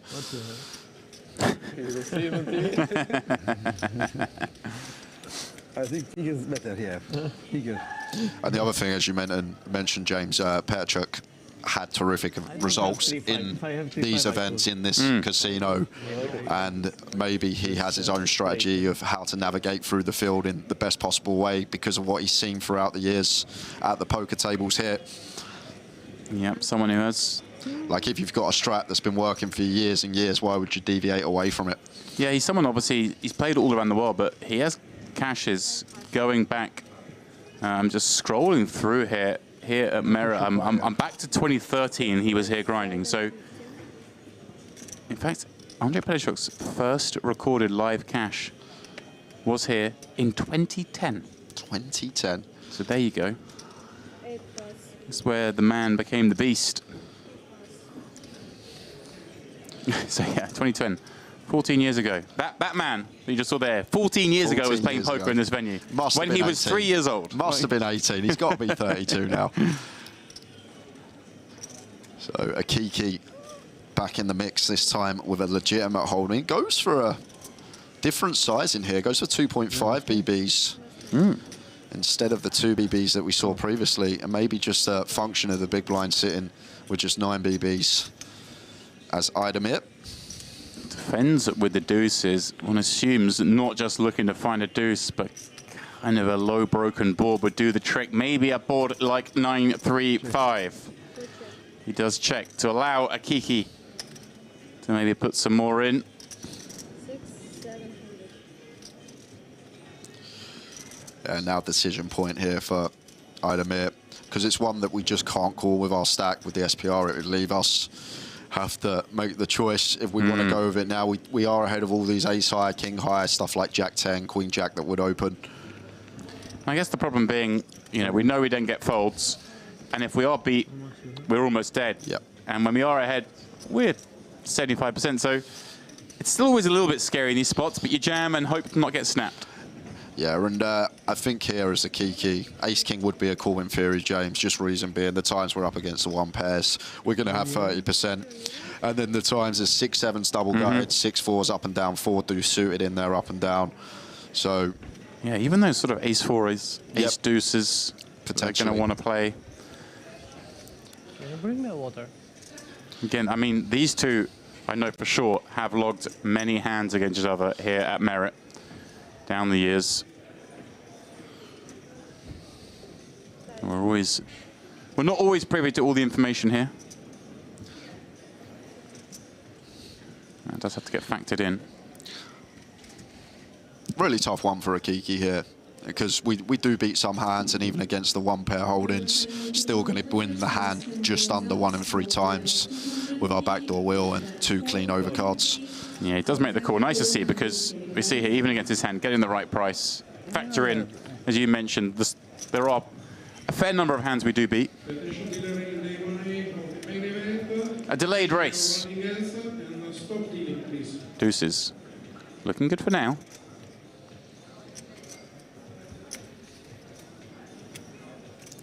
Well, an interesting one. Does rob Akiki of an out. Yeah. Loses an ace. Loses the aces, pardon me. Picks up the deuces. 5 out and 2 juice. Queen, a safe one. Full double up. Recep Aydemir. And it's all smiles. For the Merit reg. Just imagine how it changes. Akiki was all smiles 10 minutes ago, and now it's doom and gloom after losing that one with the ace-king. Why? Introduces you call 800 on the top. Yeah, big blind. Blind. Yeah, I put that. Big blind, big problem. This is my card. This is. I mean, I've heard these sort of lines for 20 years, but they still make me chuckle. You call no pair? Like, what are you doing? Nikola Marcetic, the one leading the way on our feature table. As the blinds increase, we're going up to 200, 400. Recep Aydemir just found that double, but with the blind level change, back below 20 blinds he goes. Culuz a little ahead of him. Akiki now not far above the Bulgarian after losing that one. Pedicek has been thriving here, and Maxim Isaac joining us at this feature table as we are going to play 6-handed. We are playing down a couple more levels tonight. We will be having a break when we get down to the final 24. There will be a full redraw, I gather, at the final 3 tables. What's your opinion on redraws, James? Do you like them? To me, it just seems like an unnecessary thing in poker. There's random stuff on where you get set anyway. Yeah. I understand the argument, but yeah, I don't think they're particularly necessary. Yourself, you're nodding at me there. I feel like you might be in agreement. I'm not a fan of like 2. I think 1's nice at 24 rather than 16, because it usually goes 1 at 24, right. 1 at 16. But I think 1's okay. But like when there's 2, sometimes just a lot of mix of the tables over like a small period of time. But like I say, I understand why they're there. Yeah, part of the game these days. I get it. You know, if someone does get a really bad draw or has a bad seat, then it balances out. But I mean, what are we going to do next? Make sure everyone gets aces some frequency of the time, you know. We play now the last 5 and 4 day.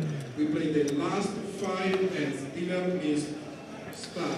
So Culuz with the ace-4 suited. Nice one to open from hijack. And Patachuk here with the king-queen offsuit, and definitely can get aggressive with this hand facing the LP open. Yeah, this is the sort of combo, isn't it, that loves to get frisky. It's the one everyone knows about these days. I was going to say, I wonder, though, how much of this is, and not doing a disservice to the other players in the field, but Pedicek's looking at Culuz going, is this the guy I really want to tangle with? This is a 1,500 runner tournament. And there's some maybe more profitable spots to find than going after Pedicek. Better than going after Culuz, pardon me. Does just decide to flat.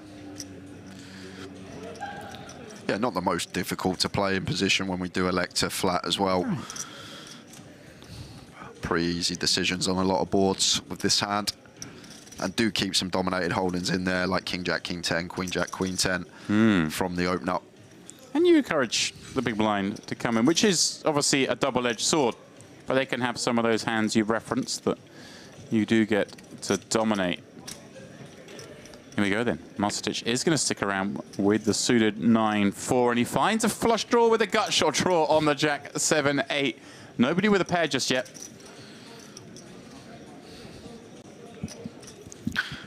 Yeah, it seems like on first glance one that we expect to check through multi-way here. Patter check, maybe King Queen with a diamond could be one that likes to bluff, but seems like a flop that everyone wants to do a lot of checking on with their particular holdings. Yep, Culuz hoping to see a free one, maybe find another heart. Padacek looking for a high card. Has to be concerned about the kind of hands that peel from the big. This kind of board. Ah, okay, look, he is going to get a little frisky here. Bet 800K. And now, Mastertich with a big draw, but just 9 high at the end of the day.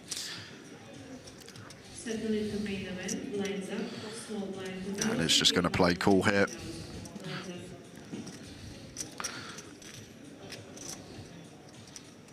No, neither player with a hand as we head to the turn. Going to be an interesting decision for Padacek if check 2 here. Right. Whether to keep running it. And I suppose, you know, we can be up against, I mean, the 9x and 10x less likely, but certainly some of those diamond draws, and the 8x and 7x going to find it really hard to cling on. If they cling on the flop, which isn't necessarily a given, certainly I assume for the 7x, but the 8x type hands would struggle would they not to a second barrel.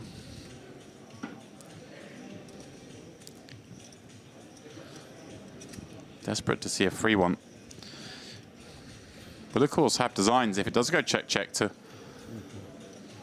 rep on the river. Worry not to make a hand. Oh, Padacek looking at chips. This wow, is relentless. 3 million into 4.6, and this, I suppose, designed to target these kind of hands as well, right? The draws that just don't want to call 3 million out of position. 2/3 pot will, or should at least flush out the flush draws. I say will, but well caveated, Jay. You are in merit. You never quite know. But like even if like we're at ace x, a diamond should theoretically fold. Like a king x suited, a diamond should theoretically fold. But looks like the combo draw wants to see one more card. And what equity he has as well. Does have that additional gut shot. Even the 9 and 4 alive, little does he know it. And this is a bizarre one because it's not a card, is it? That it should go check, James, right. because how on earth can Padacek barrel this river when a huge proportion of Mastertich's range is Jack X? But does he ever just feel the need to? I mean, a lot of Padacek's range is Jack X as well, right? So it's hard for Mastertich to bluff this. They both find it hard to bluff. But at the end of the day, he's got here with 9 high. Yeah, he. Oh my. I think it just has to go check, and yeah, King High somehow going to show down the winner. Incredible. Like, how on earth can we run it here as Padacek? I'm with you. This would feel, when you've made that sizing of the turn, designed to knock out the 8x to 7x, the diamond draws, you think you've just narrowed your opponent down to a jack. Obviously going to burn some time thinking about this because there are 11 million chips in the pot.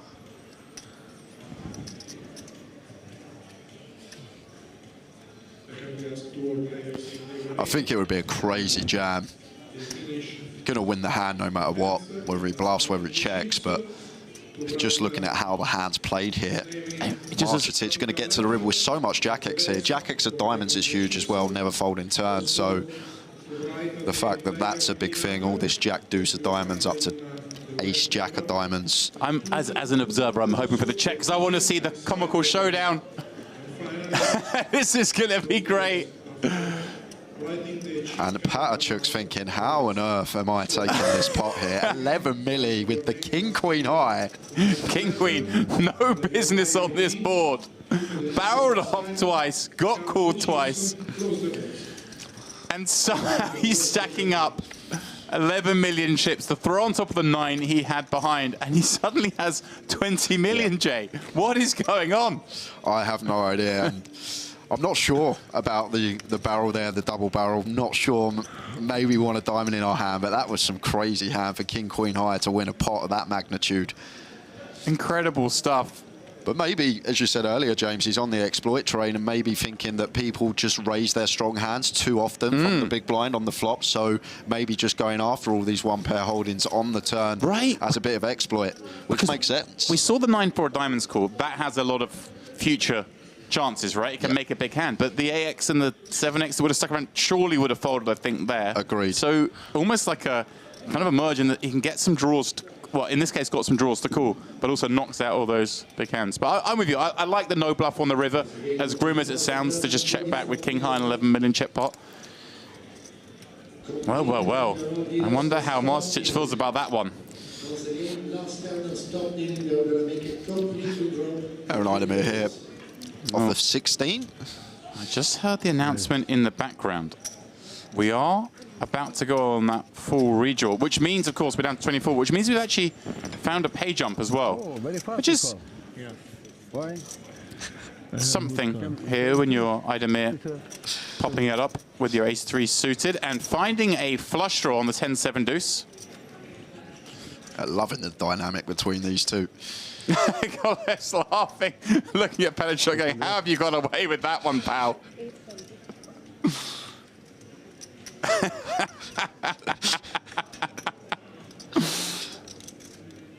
Akiki?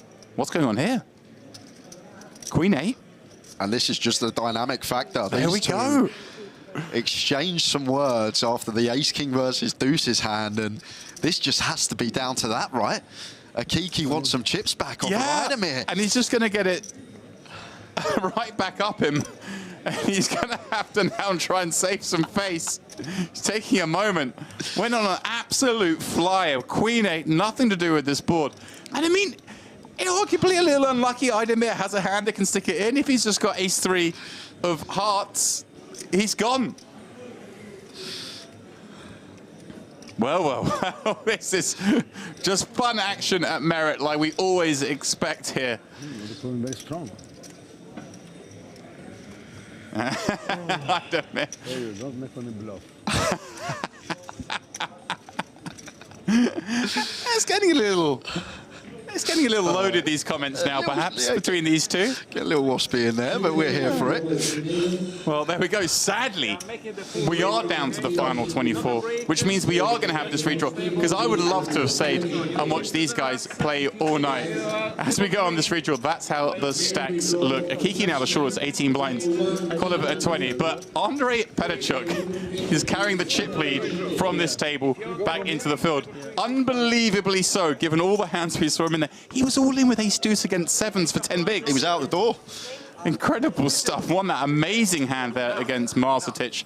All right, guys. Well, Jay, I believe that's going to bring an end to your debut here at Merit. Obviously, a shorter day for our stream today, so Jay will be stepping aside, Andrew will be stepping back in, and we'll be back in around about 20 minutes. Don't go far. Ace-3.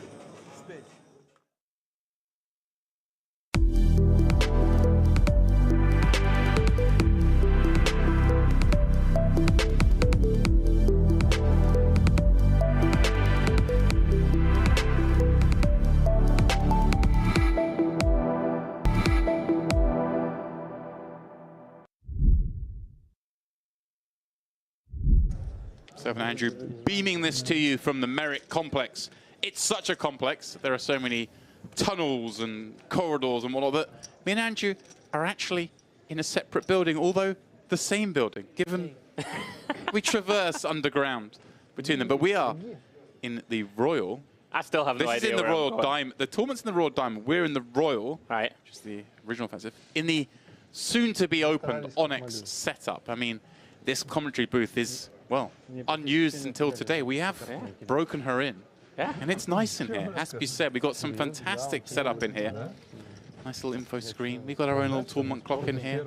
It kind of reminds me of a panic room, James. Not gonna lie. That doesn't reflect on my personal circumstance, just to be clear. I mean, the air conditioning. It's like a padded room. If they lock this door from the outside, we may never get out. I think we can climb out through the air conditioning ducts. Looking up. I can't get up there. Well, that's true. You may be able to. I'm under it. Forget. Did you not see my vertical leap at the basketball today? I'll come back for you. Okay, I'm sure you would. Ebby. I'm kind of loving how Ebby is just sort of saying, you know what, I'm going for this. Yeah. You know, like pocket fives here, Midland stack under the gun.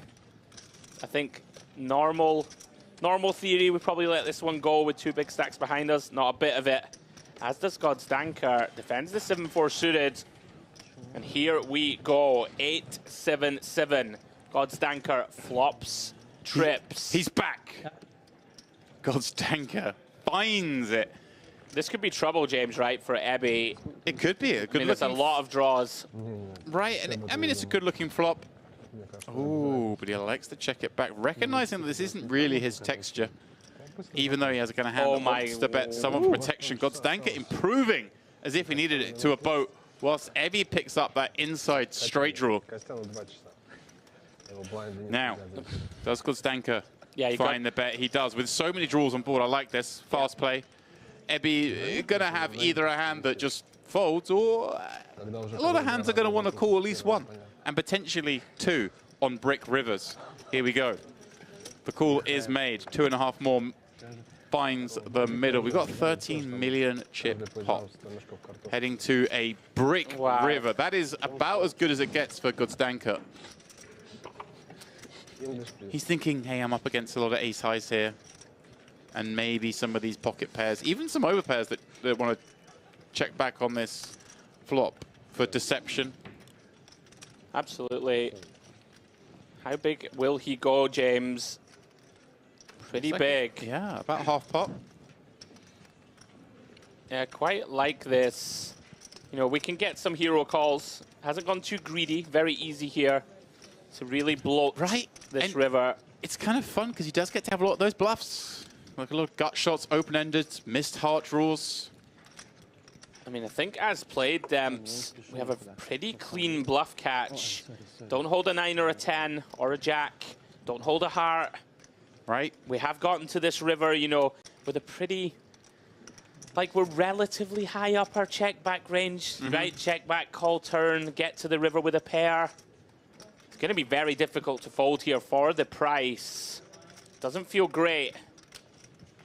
Yeah. There are so many misdraws that we do unblock all of them. Very tough spot for him. I'm with you. I wouldn't be surprised at all to see a call, and I wouldn't fault it either. I think you'll call here. I think we can fold now, obviously, the missed hearts we might have had, and like the ace highs can fold, but yeah, especially if we're like c-betting like the 9s plus at a really high frequency, then suddenly what are the weak hands we have? Like maybe we have some 8x that checks back. Yeah, he has made the call, and like I say, I don't hate it at all. Gets shown the boat, a little overkill. Cards find the muck. Here we go. God's Danker joins the big boys with 45 million in chips.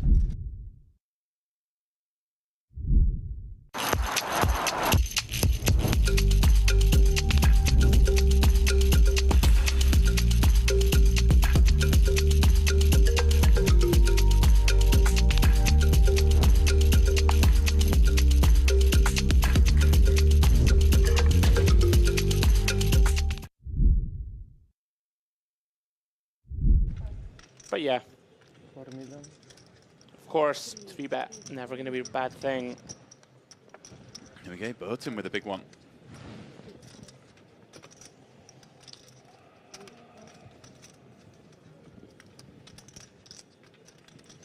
All of a sudden, Ebby did make that magnificent raise fold, but we are left with 6 BBs. Generalov. It's so tough because even now you don't really get to defend and just try and flop a piece because you have Gabdulin and Ebby that have basically the same stack as you, right? So like 2 million here is so valuable to your chip stack. Yeah. I think he may fold this Demps based on what we've seen from him so far, and it'd be hard to fault it. Yeah, I like the fault here. Feels grim, but...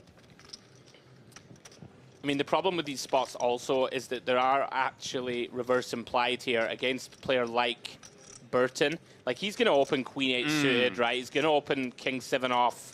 You know, hands, you know, that we have a hand that you normally expect to be very live against, you know, normal ranges, so to speak. But Burton is not afraid. I mean, I wouldn't put it past him just to open the 8-9 suited here, Demps, right? All this type of stuff. Yeah, I'm with you. Yeah. It's a great point. So it's not like when we flop a piece that it's always clean. Yeah. And Gabdulin's going to be in the big blind next hand, right? It's going to chop him down. Is this a prudent use of your time banks? Is going to defend, though. We're working with 2/3 pot back. Would be a nice time to flop something. There we go. And he does. Now, given that the ICM situation, is this a spot where... I think we donk shove this one for sure. We just shove or do we check? Yeah. I like that, just given the ICM. I don't think Burton can fold here either. Snaps it Got to off. flick it in. Just like that, Generalov, 75% favorite here to find that double. Wow, and how patient has this man been? Yeah, unreal. Very clean turn. Just got a fade 6. Diamond would be a good card. He's not wrong. Diamond it is. Double up. Generalov suddenly in the mix. 27 million chips.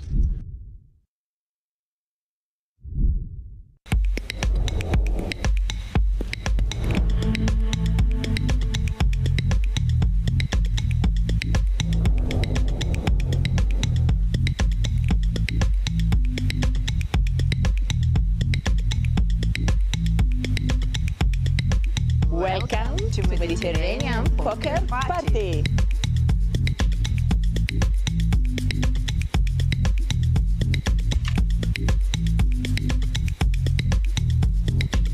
Whoop whoop, what a tremendous beginning of Mediterranean Poker Party. The brand new, huge poker stage was built. It's TV time.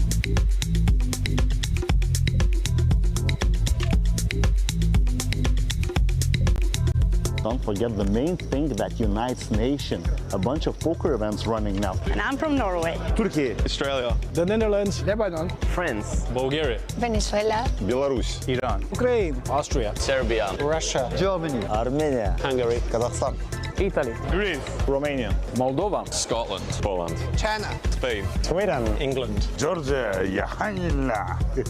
Mexico, Croatia, USA, Lithuania.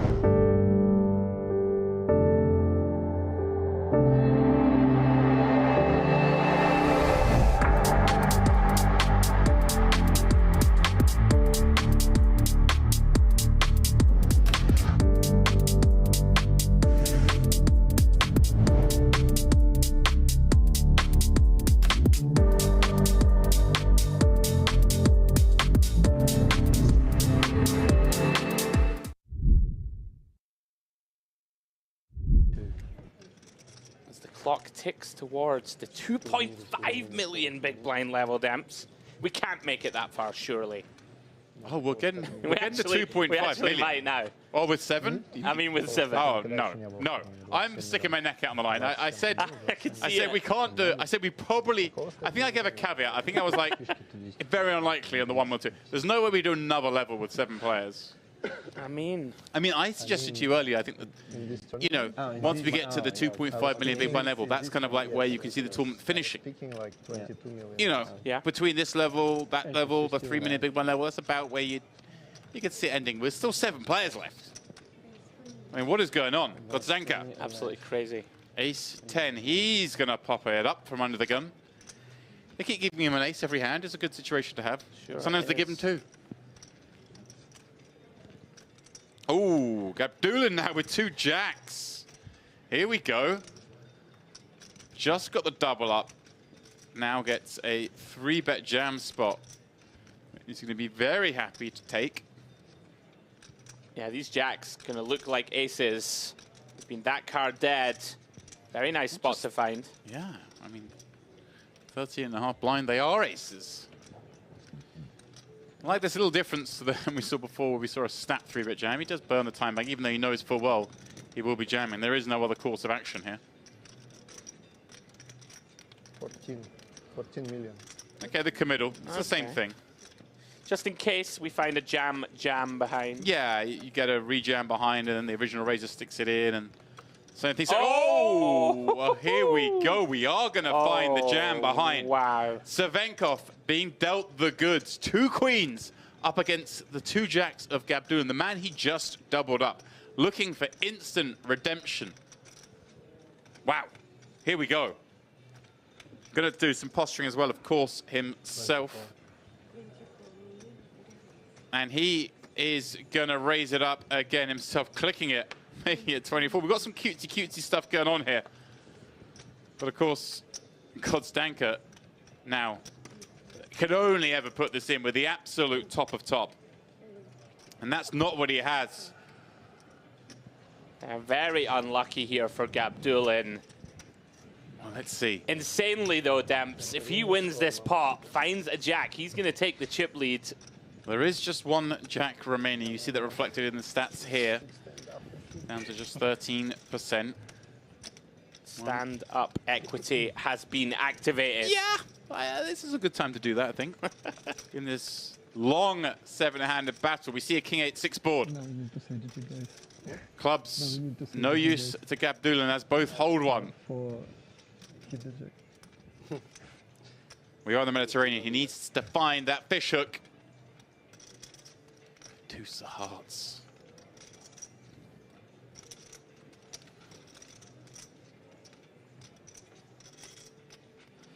Five of spades on the end, taps the table. Eventually, something had to crack. In this case, it was our man, Damir Gabdulin, out in 7th, winning 14,300.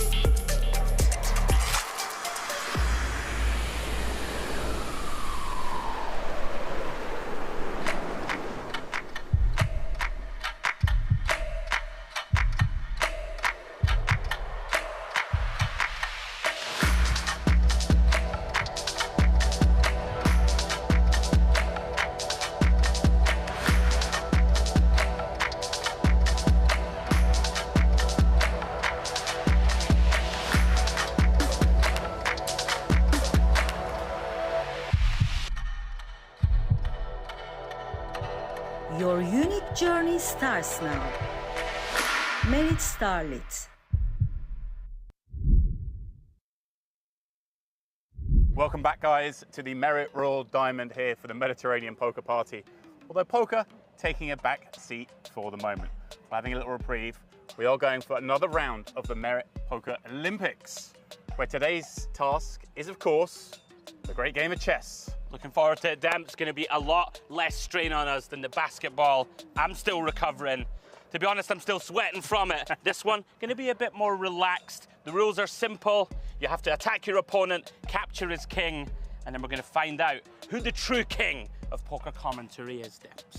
Well, speaking of rules, of course, a bit like the poker, we want to speed this thing in through a little bit, so we are going to put a shot clock on this one.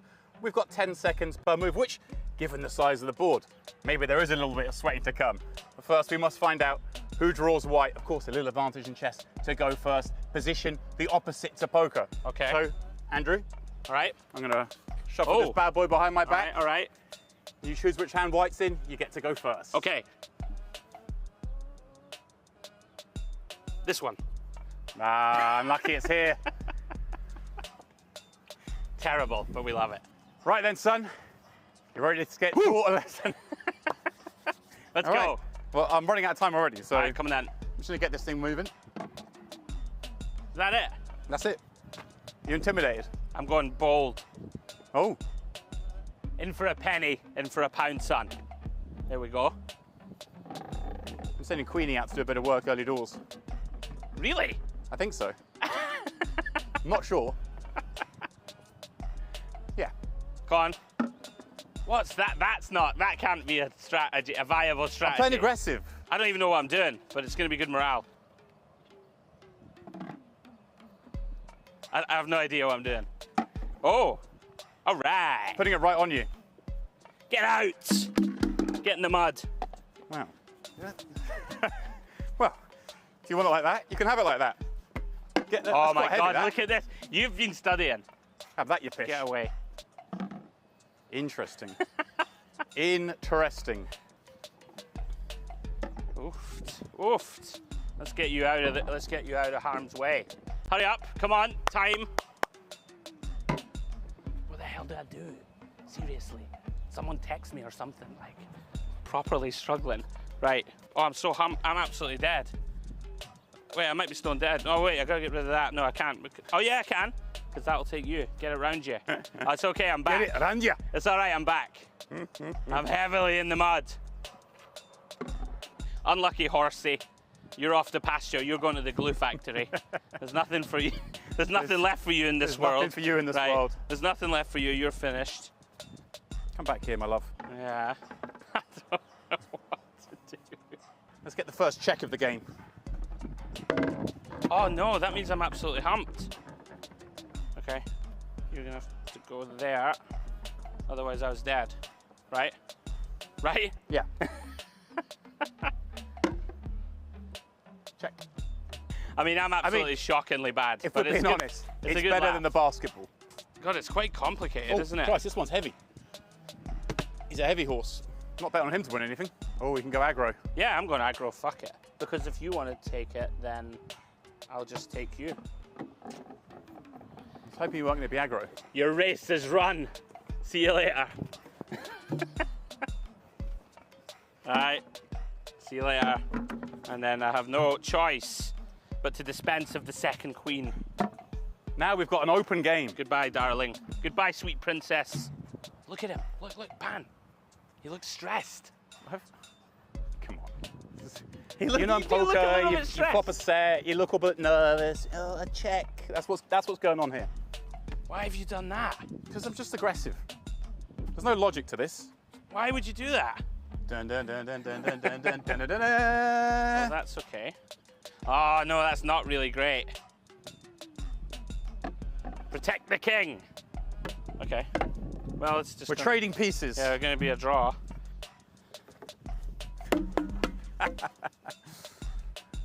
This is a very aggressive game, it has to be said. I foresaw this move. My heavy horse. I foresaw this move. It's very heavy, that horse. In fact, I did not foresee that exact move. Well done. I'm officially back. Oh no. It was a failed move. Okay. You must retreat. Brilliant. All right then. The poor bastard. But there's always a plan B. That's interesting. Nay bother, pal. We'll see you later. Nay bother, pal. Yeah, but that's okay. I mean... Go to horsey heaven. Oof. Oh, oh, oh. Oh, ho, ho. Oh, shit. He just remembered the rules of the game. Hey, listen, I'm kind of enjoying myself now. I'm in the mixer now. Let's get you to safety, old chap. That's not good at all. 4 moves, 5 moves, maybe. It's a really good 6. Oh. Oh.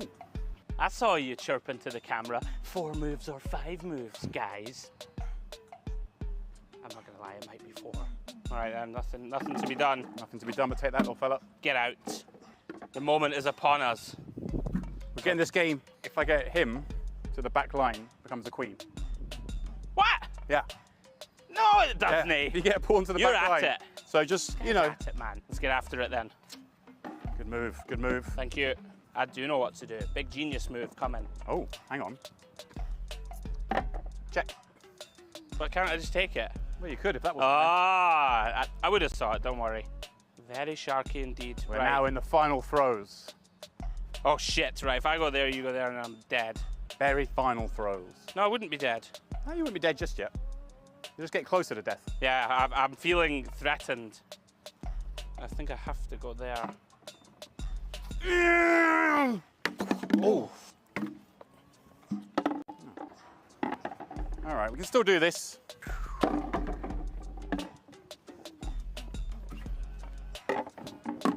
All right, it's all speed now. It's all systems go. Oh no! That was a an interesting decision. A huge misstep. It must be said, it was a big misstep. I've got you here, I'm afraid. Yeah, it feels like you've got me. Check.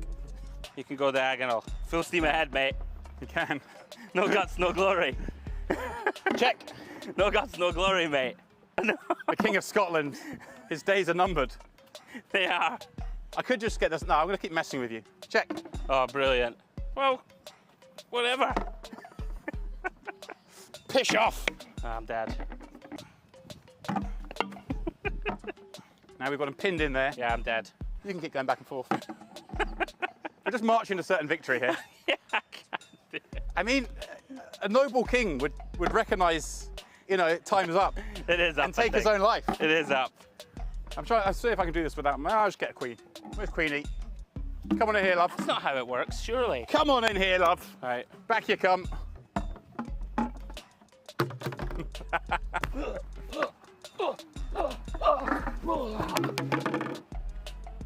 Well done, James. So, winner. I'm not having that. I've got my pride.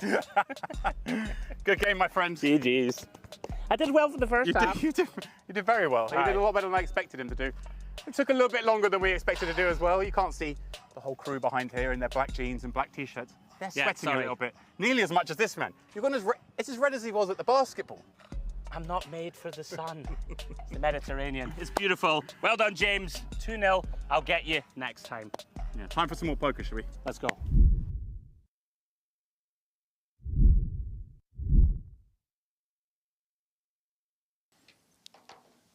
Welcome back to the Mediterranean poker party here at the glamorous Merit Royal Diamond. And glamorous, not an adjective that's often used to describe my co-commentator, but today I'm going to use it. Andrew Hedley, back in the booth. You had a brief break. Thanks, James. Glamorous, eh? I've been called many things in my 39 3/4 years on this planet. Glamorous, rarely won. But thank you, James. It only took about, I don't know, the bones of 10 years of knowing you for you to give me any sort of compliment, so thank you. Now, when are you going to transfer that money? Later on. That's what we got coming up for you guys. Of course, tomorrow, the EAPT Grand Final. Final day of the EAPT Grand Final. It's not on there. It should be EAPT Grand Final day. Right. That's a lot of finals, a lot of days, a lot of E's, a lot of A's, P's, T's, Grands. I don't know. That's what we got tomorrow. But first, we've got to get there because we currently have 24 players left. We just on our full redraw. 3 tables of 8. I'm going to bring back some number of players tomorrow. They will, of course, battle it down to a winner. But we still got some fun going on. And I have to say, myself and Jay had a hell of a table. Oh, you did? Before the one on the break. The viewers who are with us would have seen that as well. There was some bizarre stuff, including an 11 million chip pot. Ooh. That was won at Showdown with King High. Oh. Pipping the 9 high. There was all sorts going on. Somewhat unexpected. People were giving it a go. All right, this is our new table. Almas Umarov. He is the one leading it. Look at that, 25 ANA, $500,000. Nikola Mozatic, the man who lost that hand with 9 high, but had previously made both top 2 and aces fold with a river bluff in a fun spot. So he was getting amongst it. And Gabriel Akiki, who of course was on our previous table, he was battling with our friend Recep Aydemir, the kind of 2 regular players here at Mera were battling off. He came out with a check raise bluff on the last hand before the break, but got it stuck back up by a 3-bet on the flop. So Some action players, certainly, and I know you had some of these players before, right? You had Perot, I believe, was on your We did original have Perot. table. He was kind of handcuffed, basically with exactly the same stack he has now, basically having to tread cautiously, but showed good patience. He seems pretty relaxed out there, making sure that he's not making missteps. He's looking to get some upward momentum. Look at that. The room is pretty empty now. Day 1A of the MPP main event. That 5K 5 mil now in the bag. Yeah. So the only players left here are gladiators. And, of course, it seems like something else is going on from there. Is there some sort of side event? I know there's a Daily Ladies event. Maybe that's going on. Yeah, it looks like a heads-up going on over there. All right. I did, though, James, run into several players in the hotel lobby having a little celebratory vino, having bagged 1A of the main. I saw a picture from said bar of everyone sitting there, and I saw lots of glasses of wine, but... Giving you a rub down because you wanted one. No, but it was more, you know, you're keeping true to. You were just sitting there, sans wine. Orange juice only, my friend. There we go. Shout out to you. Thank you. Keeping things dry. Not very glamorous, you know, an orange juice, but it was served in a very tall crystal glass. Of course it was. Yes. Because that's the sort of venue we're at. Yeah, I did run into a couple of our UK luminaries. Dean Hutchison through to day 2 with a very nice stack. Steve Warburton bagged a short one, but threw on 1 bullet, not to be sniffed at. So another couple of day 1s still active. I believe they got almost 400 runners today, Demps, so that is chunky. Wow, for a 5K. Wow, wow, wow, wow, wow.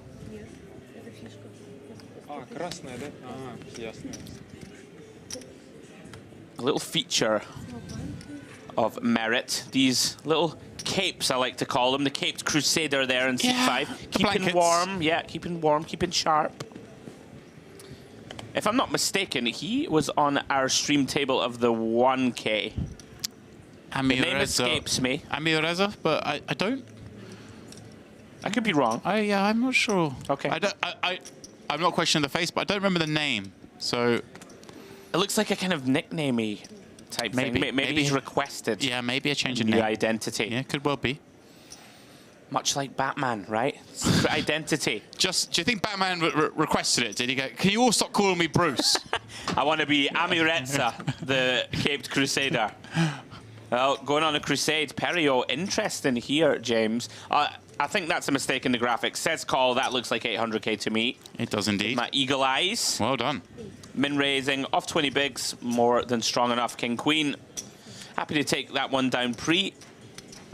Akiki out of the way, Queen 8 off, was dominated. Yeah, a little unfortunate. Just the last hand before the break, Akiki was in the big blind, defended, check raise, folded, then he comes back, redraw. Oh, you're straight back in the big blind again. Nothing worse. Needles. Yeah. It must be getting cold in there. Look at this. We have the full-on buttoned-up jacket affair going on. You just mentioned a few hundred players in that 5K. Yeah. They suddenly all leave the room at the same time. Going to lower the temperature. Oh. Just honestly. Is. I used to know. Oh, I had the number in my head. I know the number for the heat rating of a person in a room, but I've forgotten it now. Mm.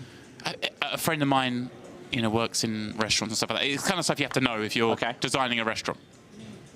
Very technical. People actively respirating and perspiring. Yeah. Well, Bala is the man who looks pretty cold. He has a very warm and healthy stack. 15 mil. Shade under 40 bigs. We are down to 24 players, guys. Last 3 tables. We're getting to the business end, James. Slowly but surely. Vinokurov was also on the table that me and Jay covered earlier. Round 2, the Caped Crusader. Amireza, what a beautiful name. Ace-3 off on the button. 18 million in front of him. Plenty of blinds to be getting involved with, scouting around behind. Of course, Kiki in the small, and Marsic, of course, in the big. An action player with a big stack. So not quite the plain sailing it might always be from the seat, but we're still going to raise an ace on the button. Yeah, you're never thrilled when you've got a rejam stack in the small. Obviously, we would not be able to call. And someone who's going to aggressively defend. It makes it a little tricky, but got to get in there. Well, Kiki taking a moment. We are 3 players away from a pay jump, but maybe just deciding to take a few seconds on these decisions. Yeah, round to Marcetic. Suited 10-5 of clubs. We know that as we get to this sort of, you know, 1% of the field almost now, these sort of hands do kind of lose their value a little. But versus a button open, deciding the price is still right. Of course, going to be up against a pretty wide range on the button. Flicks in the call. Off we go to the ace. Ace 4 flop. All Amirezza.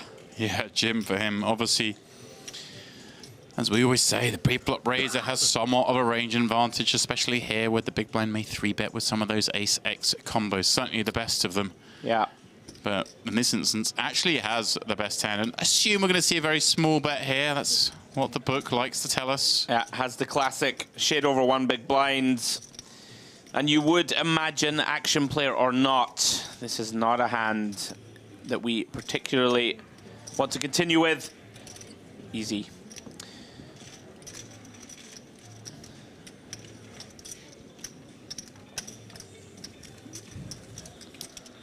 Yeah, interesting as poker evolves. You see, people just don't tend to trap these spots as much anymore, right? Oh, this is kind of dry. I'm supposed to bet. You know, like the old school, oh, let's let them catch up a little. You don't see it so much these days. No, players far more nuanced, far more balanced than they used to be. I used to ridicule my peers for like balancing back at him. Like, well, you don't know balance, just be unbalanced. And right, nowadays, like there, right? Like your opponent's so likely to just check fold. But nowadays, people are far too sharp. Yeah. Well, that's the thing. Obvious. These days, big blind's like, all right, 5-6 suited with the backdoor. I'll raise. Well, that's the thing. Yeah. Round to Bala. Buttoned up. Zipped up, should I say. Jack-8 suited into the bin. Perio, 9-3-0. Not going to play that either. But again, as mentioned, those pay jumps coming up soon. It just serves when you're on these kind of stacks to waste a little bit of time.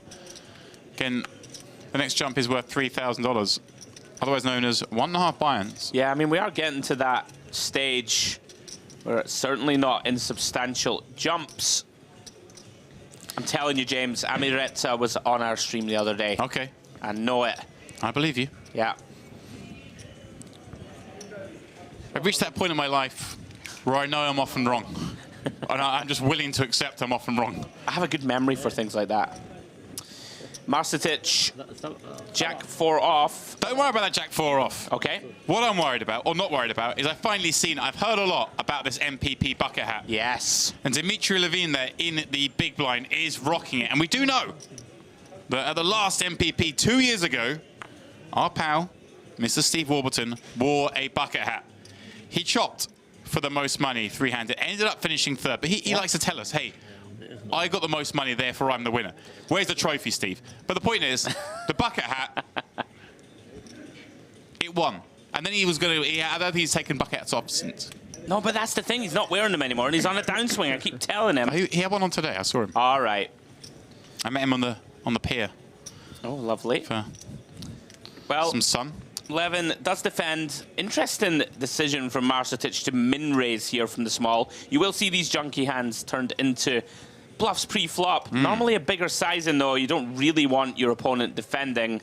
As it stands, both players whiff. Queen 10, one of these hands does wrap around the king and the 8.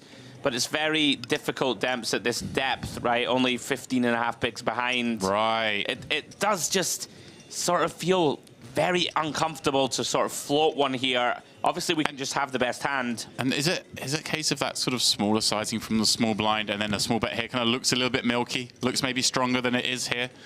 Yeah. So Queen High not wanting to defend. I think we just don't have enough to continue. Maybe backdoor flush draw tips the balance. Well, Marcetic getting it done. Yeah, Nicola building up those chips. Now, I mentioned at the start of the last frame, those of you watching us here on YouTube, on whatever channel you are doing so, I know we're going out on multiple. Myself and Andrew keeping a keen eye on the chat, on the DTD player. So if you do want to ask something and you're on another stream, you will have to just mosey on over to DTD player, type your questions in the chat. And I see there's a Nathan Slater in the chat who just shouts, Picasso. He's just happy to see you. You know what, Nathan? We love the lad. Absolute gent. He's also here on the island. Okay. And we wish him the best of luck.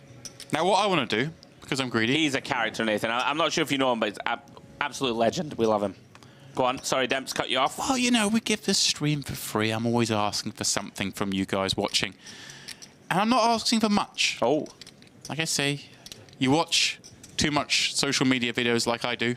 You're used to this like and subscribe. Like and subscribe. I'm not after like and subscribe. All I want is a like.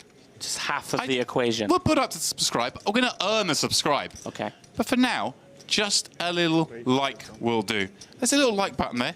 It doesn't mean anything. We're not going to bombard you with notifications. It just means you like this stream.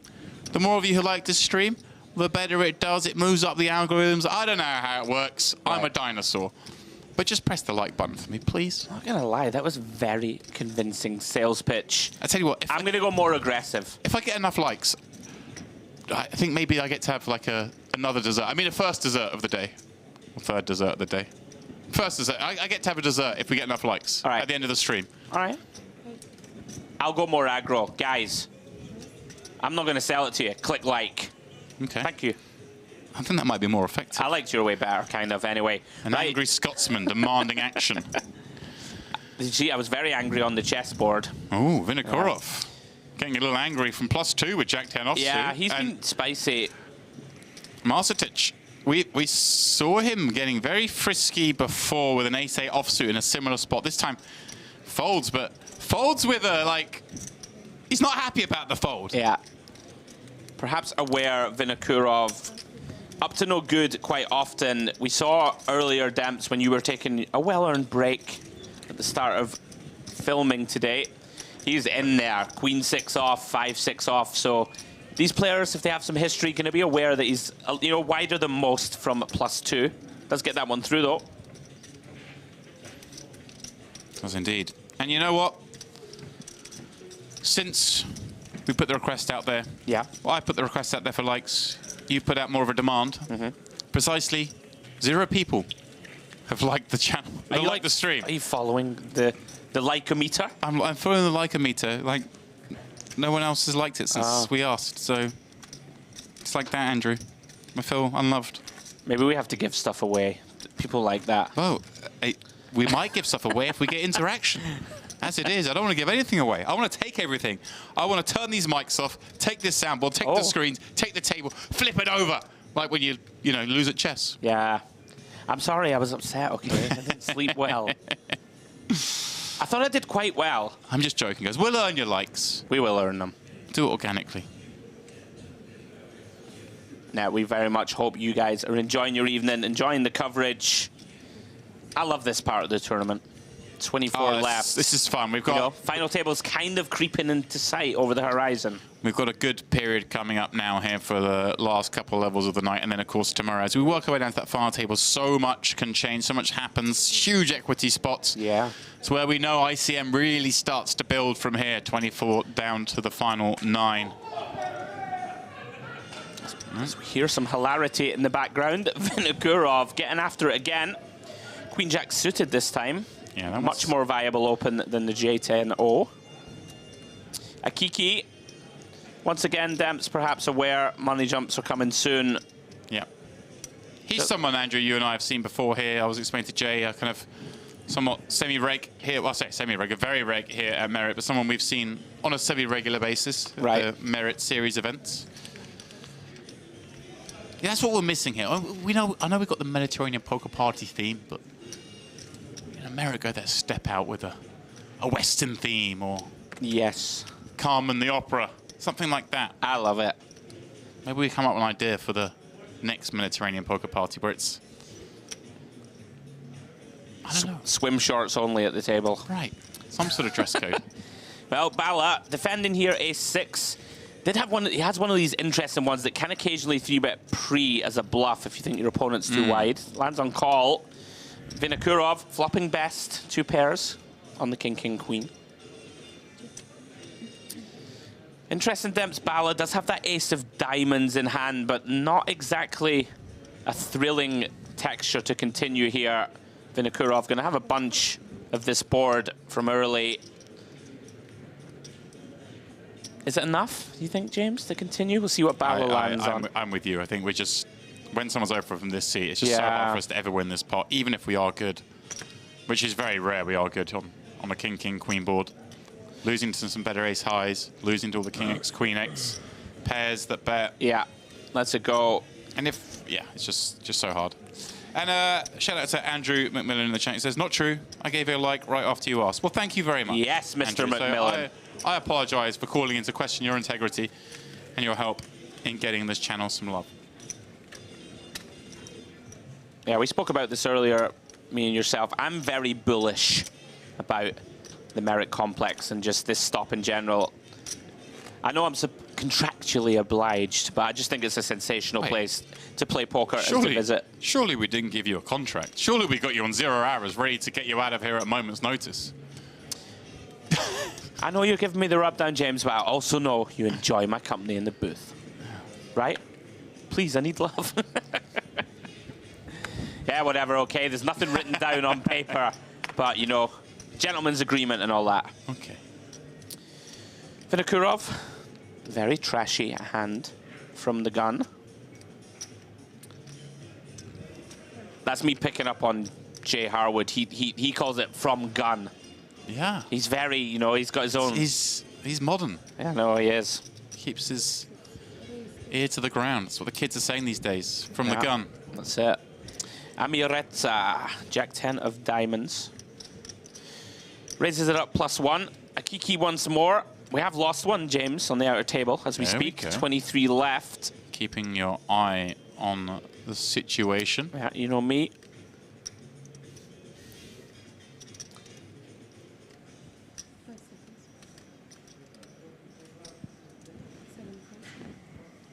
Gets out of the way. Interesting, nobody else really tanking, which is refreshing. You can understand it, of course, with the jumps. Interesting, Andrew. I'm just checking the updates over at pokernews.com, which, of course, you can do at home if you have someone in this field you want to sweat. We do have a wonderful update team out there. And I see Ryan has posted up. So let us know the 24th place finisher was Sebastian Gall. Oh, and he was on our feature not so long ago. Yeah, ran very badly. Now, Bala going to take the aggressive route here, James. King, queen of clubs. Both options seem pretty viable. I think I like this. Sometimes good to get on the front foot. Of course, not really a hand that you like to 3-bet fold. Like, but it's fairly rare that you get, you know, 4-bet pre or jammed on. Deciding just to get after it here. Maybe fold out some ace-jack offs, ace-10 offs. I like that from you, the way you've said that, because I think a lot of people fall into the mistake of, well, I don't want to 3-bet fold this hand. Sure, like, it doesn't happen that often. It doesn't happen, like, sometimes you just have to. There's it's a bit like the Omaha last night. I was saying there's always going to be a reason to not do something or to do something. Sometimes you just... You got to get in there. And, like, for the most part, these positions, I think people forget that if +1 does rip it in, right, for example, loads of the time they have a hand like ace-king, that if you flatted pre, you could end up coming king high and get stacked, right? And people forget these things, I think. Well played, Bala, nicely timed. And he did like the angry fold, like, oh, I can't believe I didn't get action on my butchers. He's ready for rain. I've looked at the forecast, Andrew, and it's sunshine. Of course it is. Plain sailing here in the Med. Although, again, the wind did pick up a little bit again today.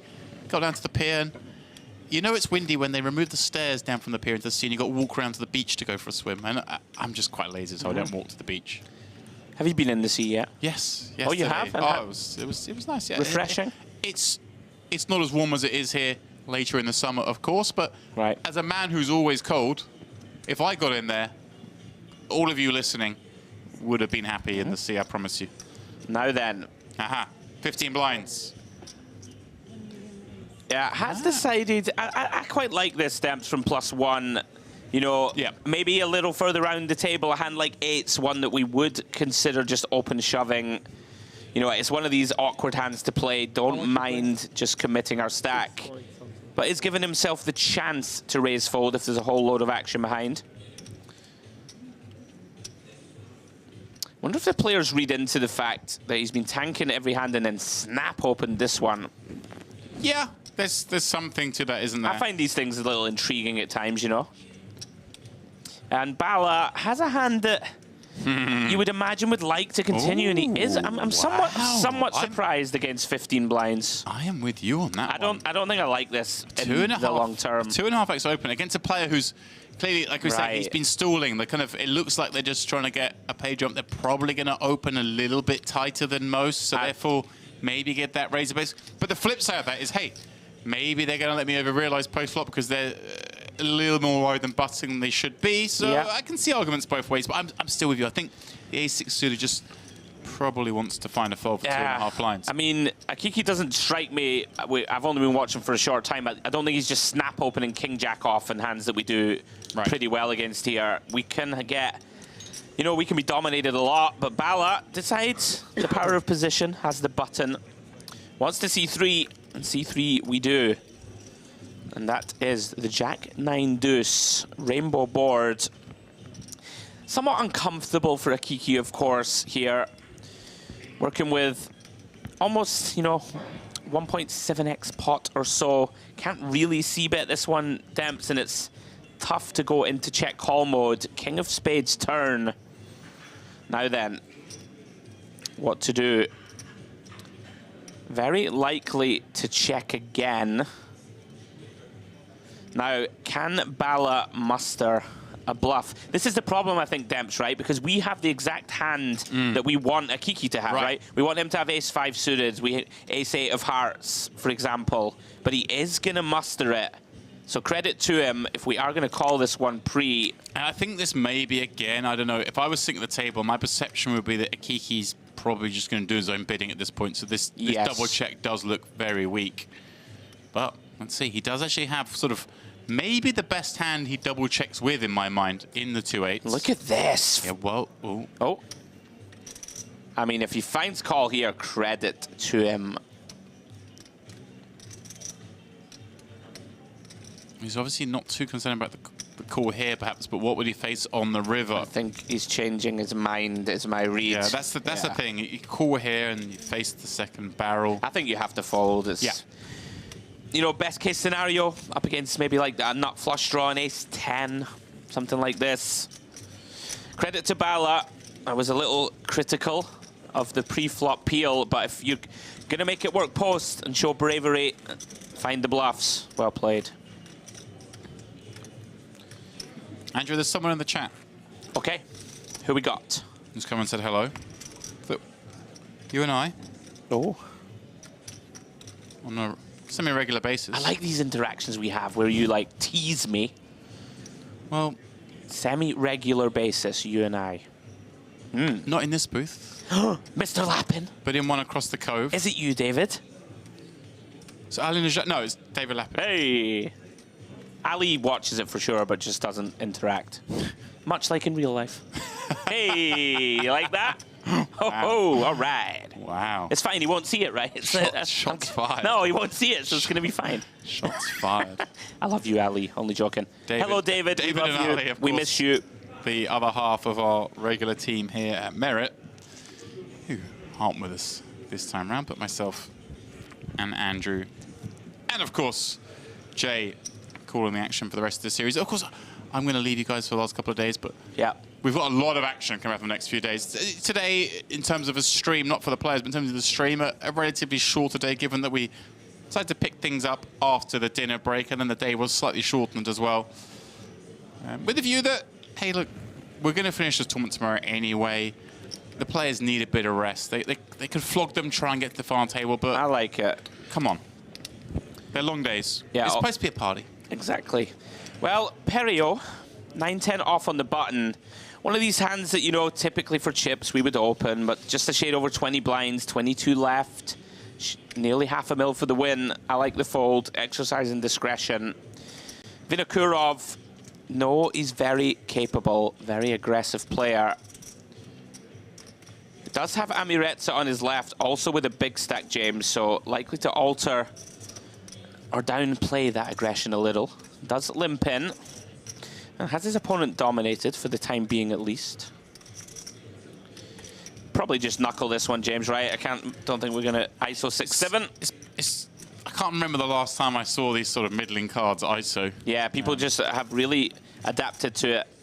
Yeah, although I liked it when I saw some people recently talk strategy in this sort of spot, and they started raising hands like the 8-9 suited to just to unpolarize the range. Sure. And I was like, I just liked it because I've never heard the term unpolarize my range. And that got me a little bit excited. I'm not gonna lie.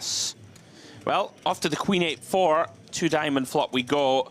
Interesting one for Vinokurov. You know, loads of backdoors available. Wouldn't mind to see a stab. Oh, he did already check, excuse me. Amiretsa deciding gut shot only. Big bet as well. Big relative to the sort of normal sizes we might see in these kind of blind on blind limp pot skirmishes. But there is connectivity there around the Queen 8-4, a whole host of gut shots. By going this slightly larger sizing, does make it a little harder for some of those. Yeah, I don't mind it. You know, you can just, hands that would certainly call against, you know, one big blind like a King 10, right? King of diamonds and stuff. When you start putting this amount of chips in the pot, you will increase fold equity. Nice little adjustment. Amiretsa. It's just very fun to say. Yeah. Unless I'm totally butchering it, which seems fine to me. Fairly likely. Amiretsa. Yeah. If we're wrong, let us know. Actually, don't let us know. We're happy in our ignorance. Being wrong is great. Being wrong and finding out is not so fun. Oh, I love the challenge of the pronunciations out here. Keeps me on my toes. At the start of the first frame today, and you, and you put Jay under it. You said, "Welcome to Merit." Yeah, rip me through this table, and he sailed through it. You got to test him, right? But I mean, he did far better than I would do. I think you're underselling your prowess. Marcetic under the gun. Ace-7 off. Yeah, he's shown a propensity to get involved, but not going to do so with this hand from UTG. Yeah, or the gun. Yes. Not quite strong enough to open. Round to Bala. Nowhere near strong enough to open. Round to Perio. I just get a feeling about this guy. I really do. You know, when you watch a tournament and there's always one who's just flying under the radar. He's got a cool look. He does. Tash sunglass combo. I think the Tash is back. You ever rocked a Tash? I could try. You know, I like the full beard. Yeah, I mean, a beard, a Tash with a beard is just part of the beard. Part of the beard. That's true. I've never gone for the clean shaven but Tash look. I could see it on you. Maybe. I tell you who's really lent into that. I know who it is. Stephen Chidwick. Stephen Chidwick. There we go. Wow. He's gone for the curled handlebar mustache. Like, it actually looks pretty cool. It's really annoying. It's really annoying. He looks like a 1930s aviator. I was going to say a London aristocrat from the early 1900s. As we see Akiki chipping it in while me and Demps talk about mustache fashion. Didn't really reference this one because I don't think Vinokurov ever flicks this in. King 7 off, 12 bigs. Going to be too many. I didn't reference it because I wasn't paying attention. I was discussing mustaches. I'm always paying attention. Maybe we both do it one Merit series. Just rock the Tashes. What? Yeah? Yeah, the theme series. We just turn up for the Western with a big Western Tash. Credit to Akiki. Yeah, gets one through. Snap reshove. It's great timing as well. Yeah. In the sense of he needed to build some chips. Obviously, just going through the blinds, but getting a 3-bet fold through off what just over 10 blinds is big. And you're pointing at the screen here because you want to tell me something. Well, how much left? We saw him tank 3 or 4 hands in a row, max tank, as if he's hunting pay jumps. And then on a direct pay jump bubble, just fist pump reshoves ace-4. Right. So a little, you know. I'm going to counter that, though, because look what's happened here. Ah, so he knew that it had burst. So we're looking at a tournament clock, but we might be, obviously, a little bit behind. We see here a player being removed in Marcetic. That means there are 3 tables of 7. because there must have been a table of 6. So therefore, we are now through that page jump. Hence, perhaps the quicker jam. But we'll spot it for you nonetheless, and certainly a talking point. I'm still alert in the wee small hours. Perio, my sleeper pick. King Queen in the hijack. Likely to find this one good enough. Comes in, 800K. We did notice James earlier, he was getting a lot of credit for opens, so I think he has established this tight image very well.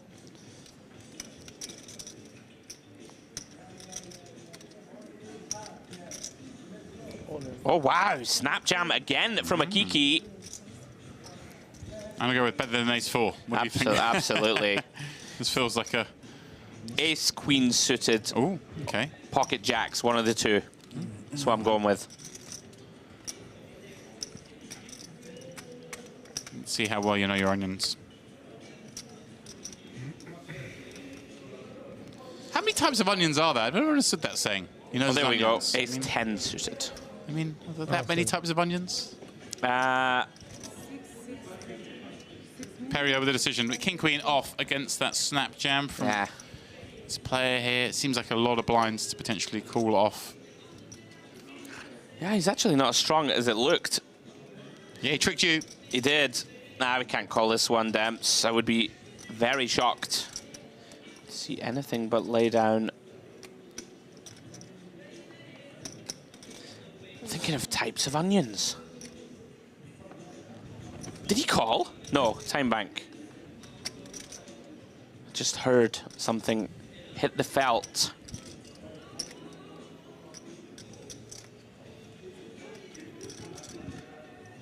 A little surprised.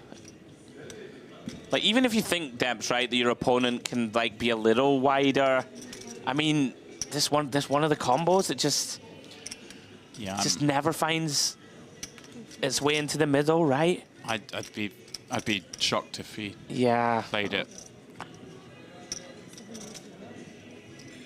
Yep, into the muck.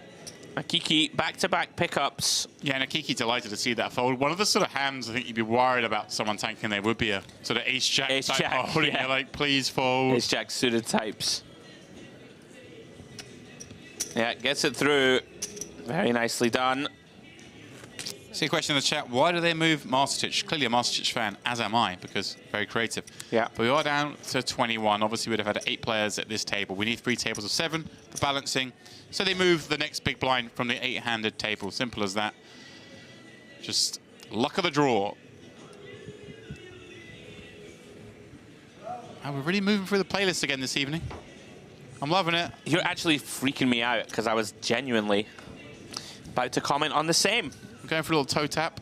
We've had everything, right? We've had, like, London House. We've had a bit of kind of trancey pop. We've had a lot of jazz. Yeah, some elevator music was in there. This one's like a soul. Is this soul? I don't know what it is. Don't question me on music. I'm not a music guy.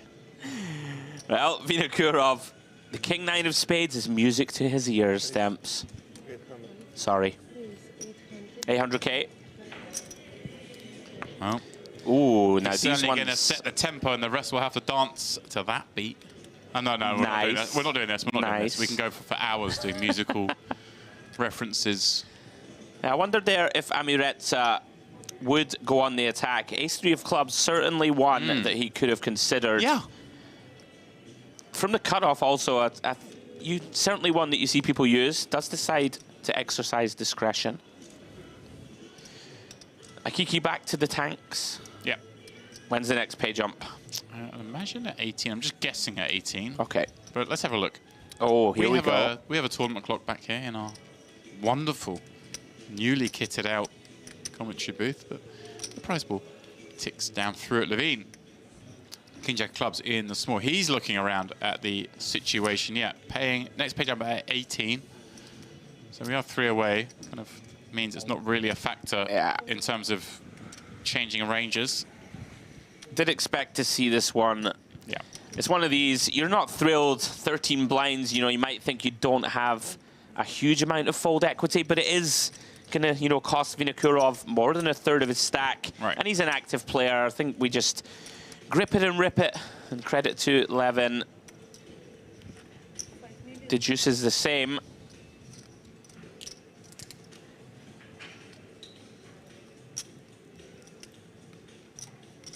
All right. Got a stronger beat. Vinokurov glances a little bit at his man before relinquishing.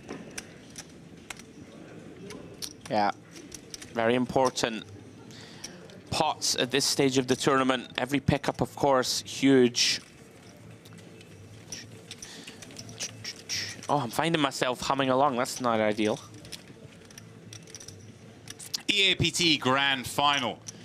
This is day 2. This is a monster field, the largest in the EAPT's history. Wow, is that right? Confirmed. Generating over $3 million in the prize pool. First prize, therefore, being a whopping $468,000 for a 2K. Big, Andrew. man. That is very big. As Jay pointed out in the last frame, it's sort of that's the sort of money you only see in like during the World Series in Vegas for a 2K. Absolutely.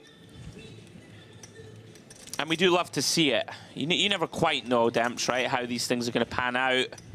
There's, of course, so much choice in the landscape these days, but no, absolutely smashed it. It's good to see. As I say, it is. Sometimes poker players are a little short-sighted. They always want overlay. But in essence, you don't want overlay. You want guarantees to sell through, because then the organizers will be like, hey, we weren't ambitious enough. Let's ramp that up. And the next time round, it brings more people, right? Even bigger prize pools. Yeah. You don't want them to get burnt. They're taking a gamble for your benefit. Speaking of taking a gamble for benefits, Amir Reza from the hijack. I'm absolutely loving a Kiki. Raising it up, a Kiki with another jam. Ace-Queen suited. Yeah, he like either takes forever or insta rejams. Yeah. I was actually wondering, in my head I was thinking, I'm going to keep an eye on this, because I wonder when he finds like a real premium, whether we'll see like a tank and then a raise. Because sometimes you see that sort of stuff, maybe people are a little unbalanced. When they're doing actions that are so stand out, it's easier to keep track of. But here, Ace-Queen. And these players at the table are like, hang on, how many times has this guy done this now? They must be thinking, really, are you really playing snug? Yeah. It's getting very suspicious. And we've seen that he essentially has been all very legitimate rejam hands. Yeah.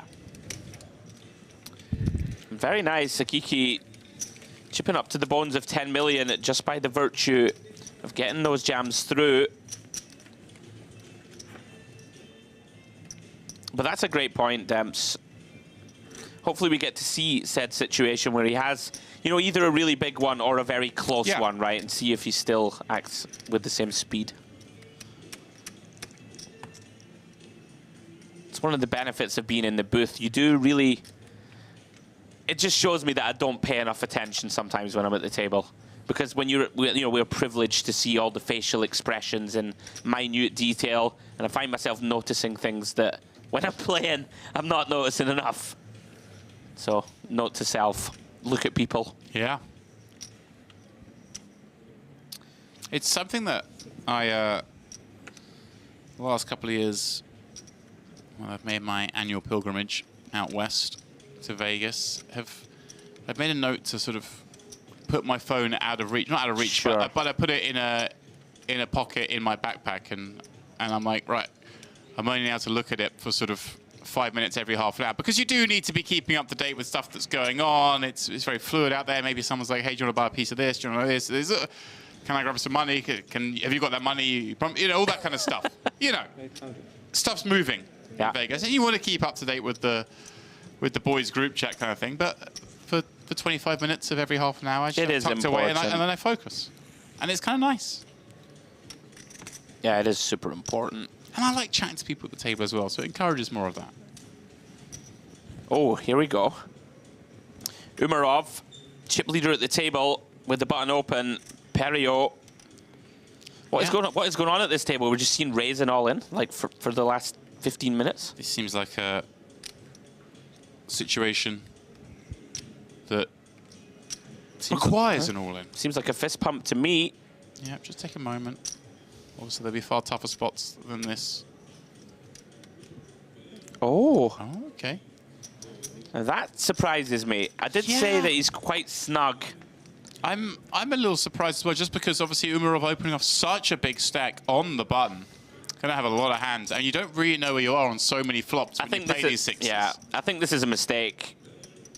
Not to be too critical, but you are just going to pick up the pot so often, and now all of a sudden we're playing a guessing game. We can have the best hand. We do have a heart in hand, albeit a very unappealing 6.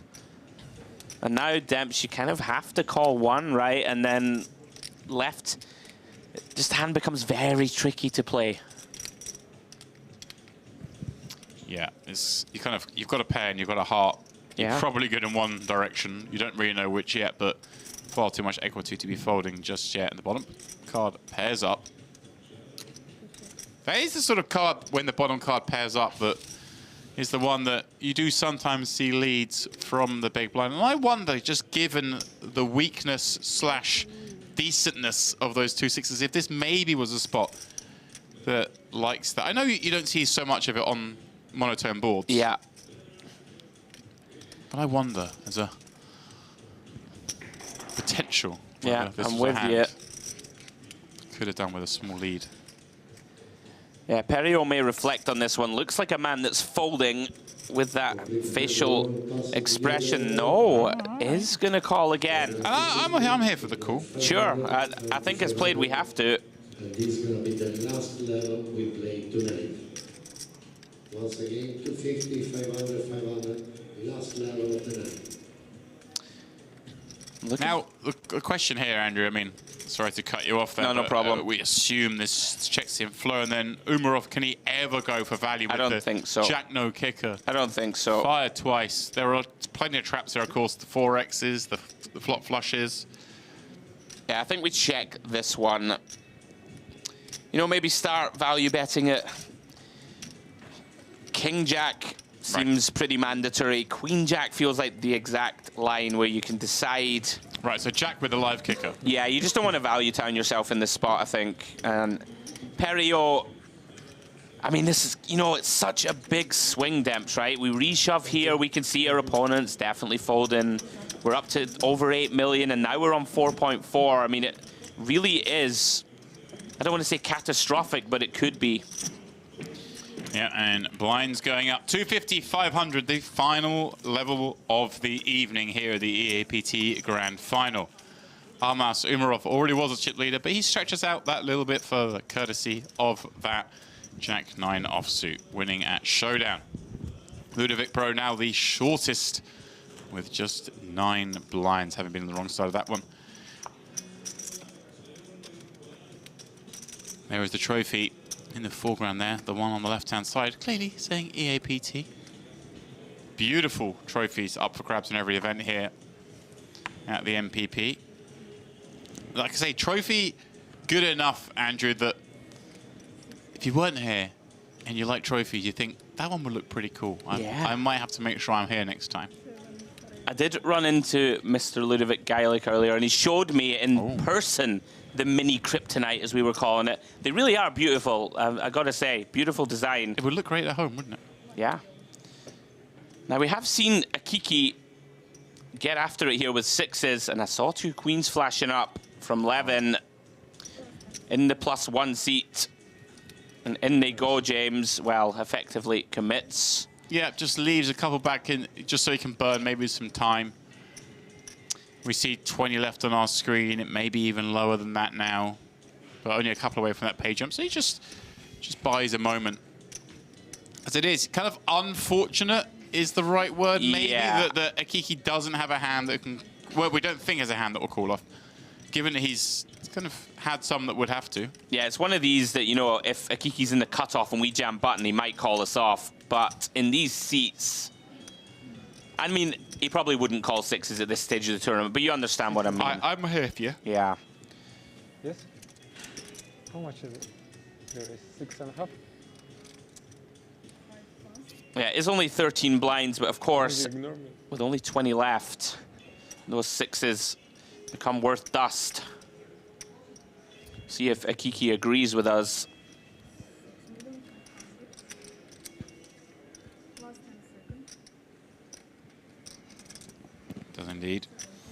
Let's that go. I see another familiar face in the chat. Oh. It's a man. I love this. It's like Cluedo every time. Who we've already mentioned here. It's a man who likes that fashion of hat. It's a man who was chopped at the MPP main event in the past, Mr. Steve Morton, in the chat just saying, what a great job you're doing, guys. Loving the stream. Thank you, Steve. We love you too. He has bag chips on day 1A. So he gets a little day off tomorrow. It was great, you know, right? So, boys chat, as you mentioned earlier, you looked through your phone. Earlier, Steve was a little steamed, you know, he was like, oh, I got to over 1 million, there wasn't long left, I could have been tanking, you know, and then I got into confrontations and only bagged 440. I was very frustrated. Then I saw him in the lobby, and after a couple of red wines, or a couple of whiskeys or whatever it was, he said to himself, you know what? I'm through on 1 bullet. Yeah. Anything can happen. And the world was bright, and everything was good again. 1 bullet and a day off. Like, bagging is not to be sniffed at, right? You know, in for 1, early double up on day 2, you're right in the hunt. But yeah, all the best to Steve. Thank you for the love.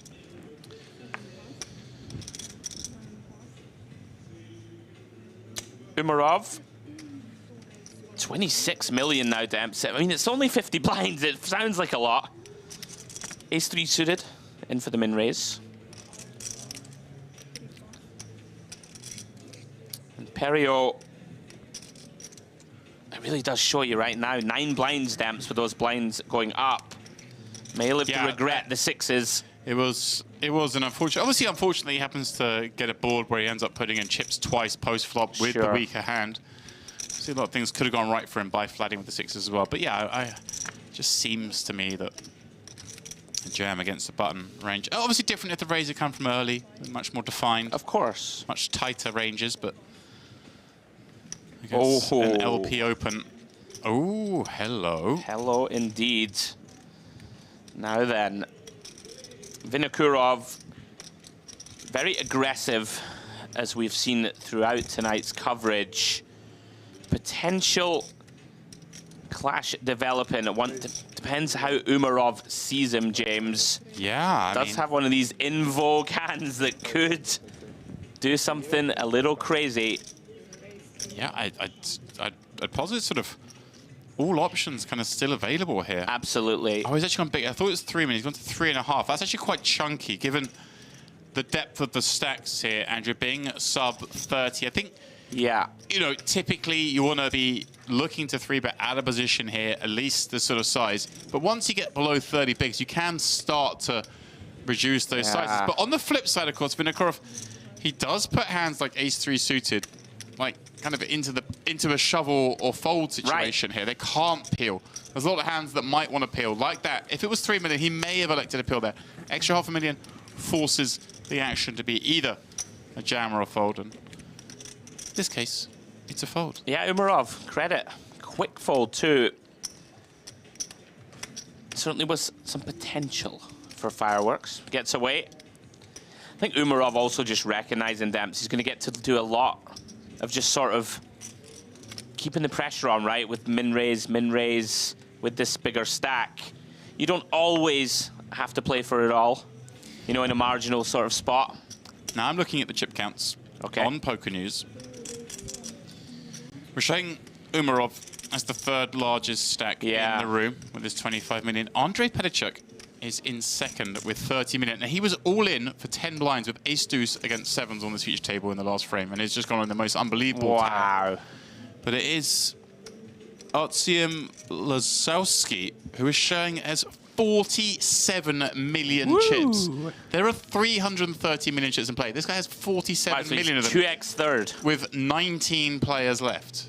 Yeah. That is insane.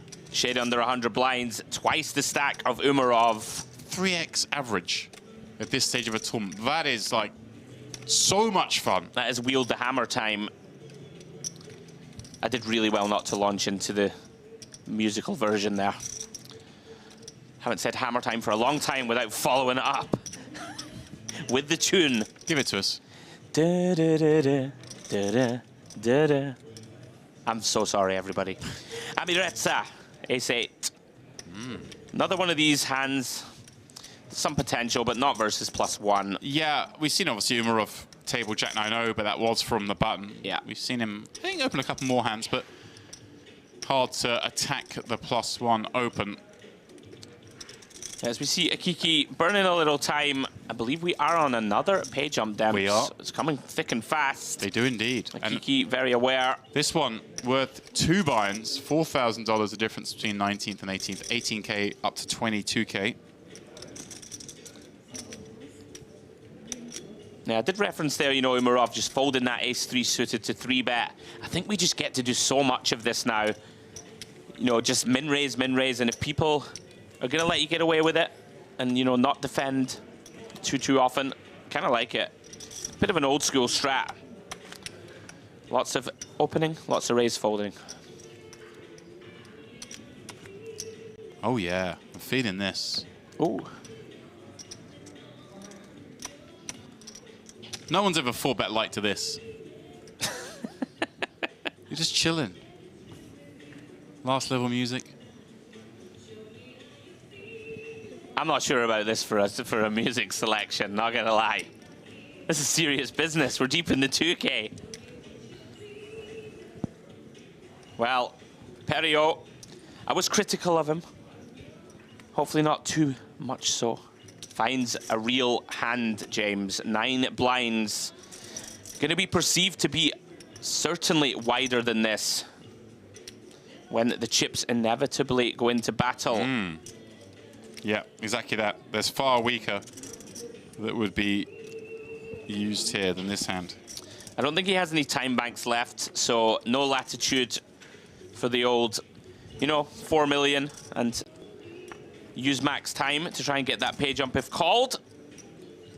He's gonna get this one through to the big blind.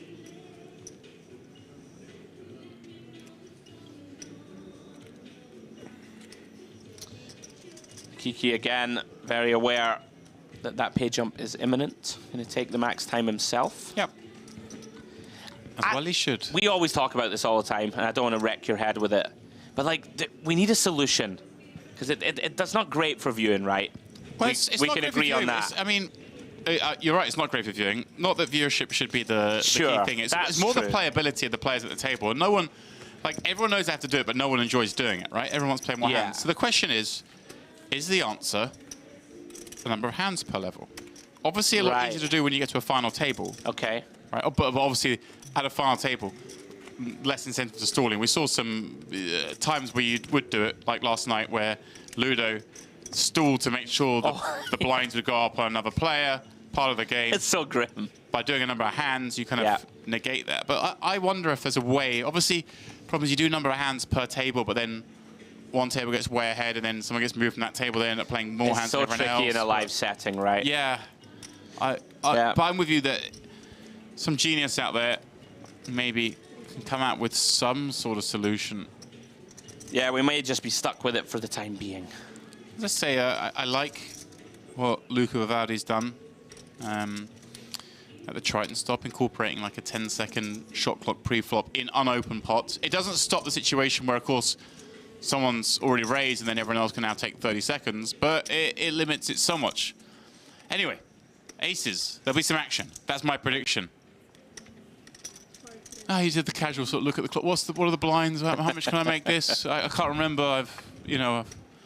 I've got kind of something of. I've got some cards I want to play. Oh, nah, he's just tanking. I know, but the way he picked that chips up, he sold me. Looked like a man that meant business. Yeah, Vinokurov praying for some action here. What a time to be alive, though, right? 19 left, 470K for the win. We've got the aces. No action thus far. Unfortunately for Vinokurov, gets the sad result. Which is more painful, Demps, when you raise and take aces or when you get walked with them? I guess getting walked is way worse. Yeah, getting walked feels a little bit dirty. Especially when you're like short or like middle in stack. Oh, we've changed the playlist once more. Not a lot of chat at this table. The previous one we had, there was a little bit of back and forth, but it is very late here. Yeah. I'm looking at our clock here, 2:30. Of course, we're in an hour delay, so we're looking at what happened at 1:30. But nonetheless, players have played all day again to get to this stage. Mentally taxing, kind of looking forward to bed, really focusing on not making a mistake at this late hour, because those are the ones that really sting. You make a mistake at the start of a day, kind of easy to live with. You make one now, you go to bed, you don't sleep. Terrible. It lives with you that little bit longer.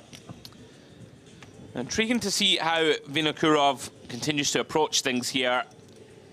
This would, of course, be a little wide, but this stage of the tournament, James, everyone seems to be playing pretty tight.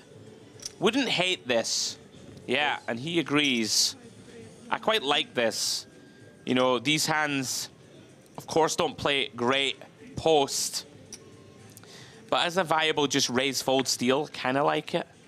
Unfortunately for him, does run into Amiretsa with ace-queen. Couple of options open, I would suggest. See which one he decides on. Either call or 3-bet, both look viable. Is going to take the aggressive route.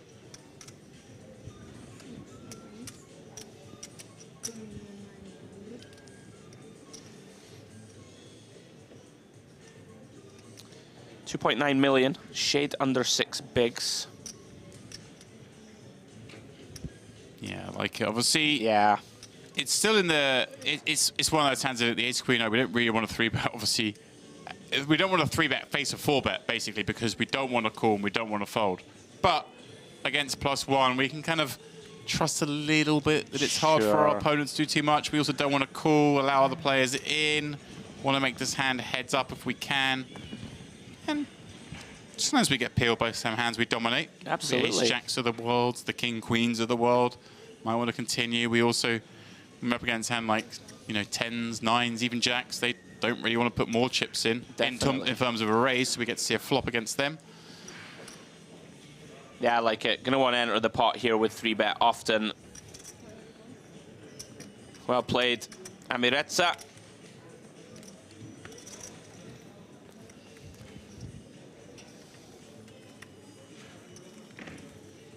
Tell you something, it's pretty hard to make a blanket over the shoulders look cool. He's doing a fine job of it. I could show you a thing or two. I could see you in like a, what is it they call it, a pashmina? Oh. Checkman knowledge, eh? That's right. For a Scotsman. Yeah. I know some fancy words. I mean, are you allowed back north of the border when you return? No. Will they chase you out of town? Oh, hang on. Oh. Well, Perot's moving, which can mean only one thing. Okay. We must be down to 18. 3 tables of 6. What was the action previous hand? Raise 3-bet fold? Here we go then. Pay jump realized. If my maths are correct. I believe so, Demps. Everybody now, $22,000 locked. 11 buy-ins. We're talking some decent Wonga now. I mean, if you equate it to what Luda did last night, he won a tournament and got 15 buy-ins. Right. You got to visualize it. Visualize it. You got to see it that way, as it were. Like, good way to look at it. Obviously, Luda got some kryptonite. Yeah, he got the crypto with trophy. his 15 buy-ins. Amiretsa back at it. It's Jack. You have to win the gun. Like 235 buy-ins here if you want to get some sort of silverware, but a little bit harder. 235 buy-ins. What a faintly absurd concept. Akiki, you've made the pay jump, mate. Yeah, but there's another one coming up soon. He's not going to do it every time, is he? 15. Now, Umarov, King 8 of diamonds. Type of hand, you know, we are on the button, is the type of hand that likes to get in the mix, and he is going to go for it, James. Kind of like it. Pretty aggressive, pretty wide, but you are going to leverage this big stack pressure. First time we have seen him really step out, makes it 2.775 million. Of course, benefit of this, should chase Bala out of the pot. Yeah, the old days. I like this. This the old days, you just cold forward the 5s because you've got a pair, and if they call you, they've got ace-king anyway. Yeah, this is going to be very tough for Amiretsa.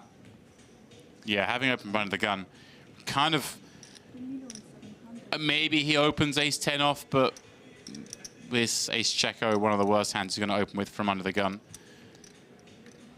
Now, what is his perception of Umarov? Might be that Umarov's often up to no good, wielding that bigger stack from the button against man of the gun open, but it's just hard. Oh, beautiful. Exactly that. He's taken. I thought he might go for it. That one of those worst ace-x kind of hands he's going to open with and going to use it as a 4-bet bluff.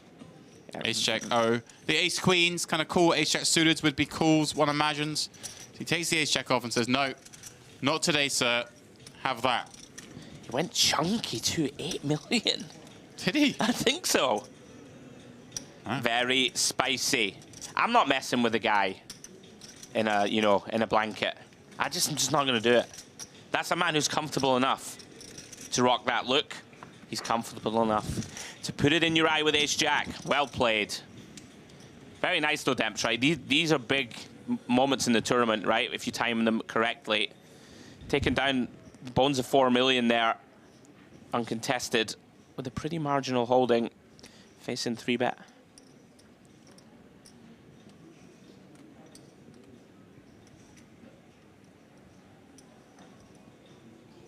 Come on, Akiki.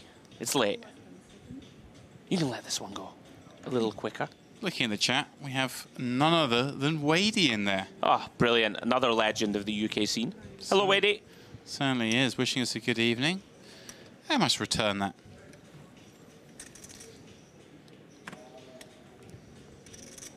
Such a great guy. Such a great guy? Yeah. What was I saying there? Such a great guy, somehow. Such a great guy is Wadey. Yeah, Wadey. And tell you something, Wadey gets it done. He really does. He really does. Low-key killer. He is. Now, Vinokurov, 9-7 of clubs.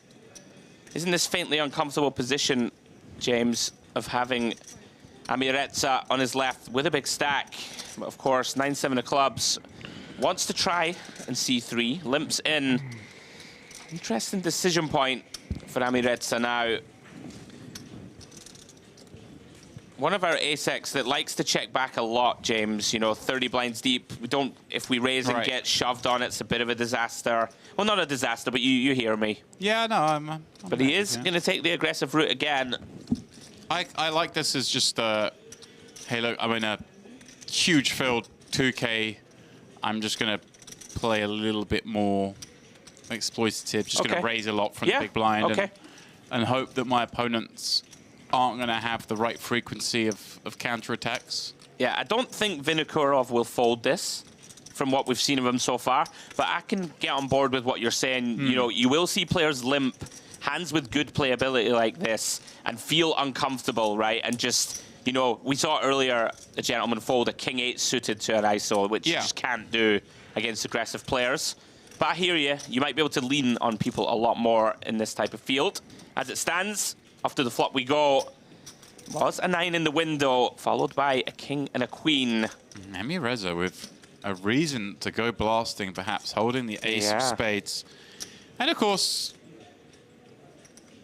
having a fair amount of that board as the raiser. But the same is also true for Vinokurov, having limp called off 30 blinds. He gets to connect with this at a reasonable frequency. So I wonder if we see a bet here. If we see a bet here, we're setting up, aren't we, in case of spades, rather than any other reason to bet, because ace high just is kind of good here a lot, or we get called by better.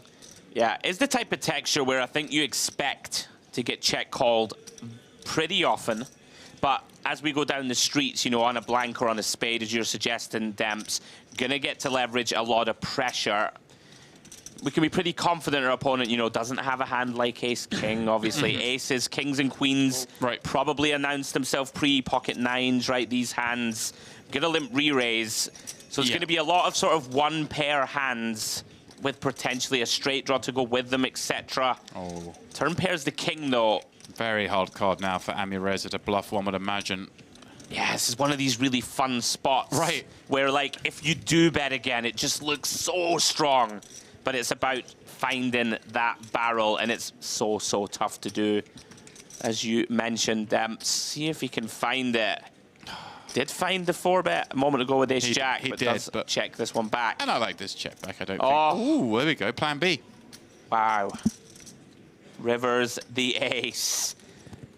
Vinokurov hates this card. Now, is this ever a spot where you want to turn this 9 into a bluff? Or do you just think, hey, check and I just beat enough sort of 8 deuces of the world? This is the thing that's very interesting. I would expect Vinokurov to check. Now, Amiretsa is going to bet this card insanely often, right? If he has a hand like you've just mentioned, an 8 deuce off, like a junky ISO, right, he's going to feel compelled to think, right, I'm going to have to go for this. And it's going to make it really tricky for Vinokurov, like now sort of polarizing himself for the most part to ace-X and bluffs. There are going to be some traps, right? Some boats, potentially.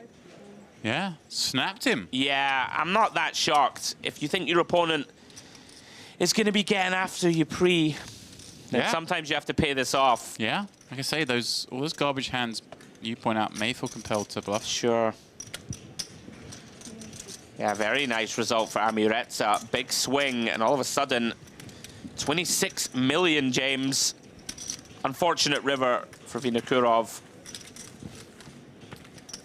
I was about to say maybe you think about it a little longer, but if you think your man is either got an ace or is bluffing and you know he's capable, maybe you just flick it in. Yeah, I hadn't got to the point yet where I was going to question whether what hands do we use as like our check raise bluffs on the river. Sure. I wondered if the 9, Queen 10, Queen Jack, right? But blocking a straight maybe not a huge thing because our opponent barrels turn, right? If he has, maybe. Blocking full houses, I guess. Blocking full houses is always nice, right? Yeah. Although you're check raising into a range that can include queens, kings, aces, ace, king. Right. So maybe we don't get to check raise that much value. Yeah. Interesting spot. It was. As it stands, Amiretsa gets the better of it. Fun one.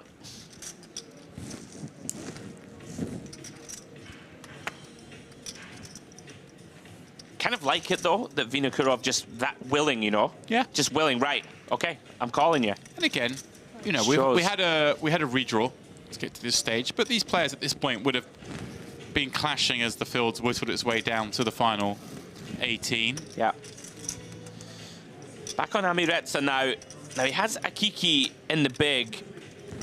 Wonder if he ever goes an exploit here, James. We've seen Akiki. Oh, yeah. I thought he might raise fold somehow, right, against a tighter player. Wow, he has jammed right into it. Jack 10-0 up against the ladies of Akiki. Finds it right when you want it. And look unbelievable. At this. Andrew, it's a 15 million chip pot. Akiki was sort of hovering around 10 blinds. All of a sudden, the chance to have 30 bigs, but he does need to fade 5. Well, that is about as good a flop as you can realistically hope to. Look at this, Amiretsa is already eyeballing the stack. Like, how much have I just torched off here? And that will confirm it. Akiki breathes a sigh of relief. Fist pump, full double up, letting the fans on the rail know. Akiki. Yeah, the answer is 7.5 million going the way of Akiki. You know, we were just talking about exploits. I wondered if ever. Akiki. Oh. Yes, baby. I love this game. Love that. I've seen this before from Kiki. He's someone who really enjoys the moment. Yeah. I like this refreshing. I like to see this. Beautiful. Good for him. Little couple of peace signs thrown up. Love seeing it.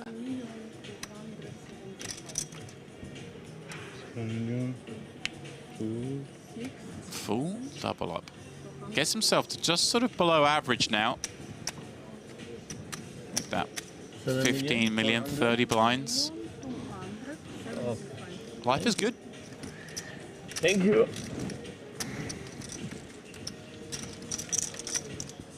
Back to the game. Remember, a man whose best career cash and all his career cashes bar one having come here in Cyprus. Yes. But that standout cash being the second place finish in the Retro Series back in 2022. That was good for $382,000. Wow. Yeah. Final table that included the likes of Boris Angelov, Nico Koop. So he's battled against some of the best. Yeah. Has the opportunity, James, to better that. Yeah. Tomorrow, if he gets that far. That's where I was going with that. In good shape to do it. It's tough to do. And of course, not long after that result, he also made the final of the MPP main event back 2022, the only other time that event's happened. He came 8th that day for $65,000. Someone who is obviously a Merit fan and an MPP fan. Absolutely. Well, he's right in the hunt now. Back to 30 blinds. Work to do, of course. A little bit of breathing room. Round 2, Vinokurov. Still licking his wounds after calling down Amiretsa in that blind-on-blind confrontation. Queen 10. Very tricky now. Sort of 24 blinds is a hand we want to open for chips, but when you've got an aggressive player on the button, can sometimes make you shy away a little. But now, he's in there. With that, I was going to ask you, what would your perception be of Amireza? Is he less likely to 3-bet the same hands he would have done had he not just lost that Jack-10, or is he going to, do you think, play the same range still, or is he perhaps... would you ever perceive that some players maybe go more 3-bet happy because they've just lost a pot? Like, not tilt, but something akin to tilt. I think in general people do... You know, if he wakes up with an ace 8 off here, right, one of those 3-bet full type hands, I do think people are inclined to go into their shell a little. Yeah, that's how I always feel. And I think that's smart a lot of the time. You know, there's nothing wrong with just taking a moment. Yeah. You know, steadying the ship, so to speak. But it really depends just on the personality of the player. Yeah, you might be. That might be an astute observation from you. I'm with you. I always feel like people might get it through. Might just need a slightly better hand to come after you. So therefore, you know, I think we're going to open this Queen 10 regardless. I like that. Yeah. It would fill me with a little bit more warmth.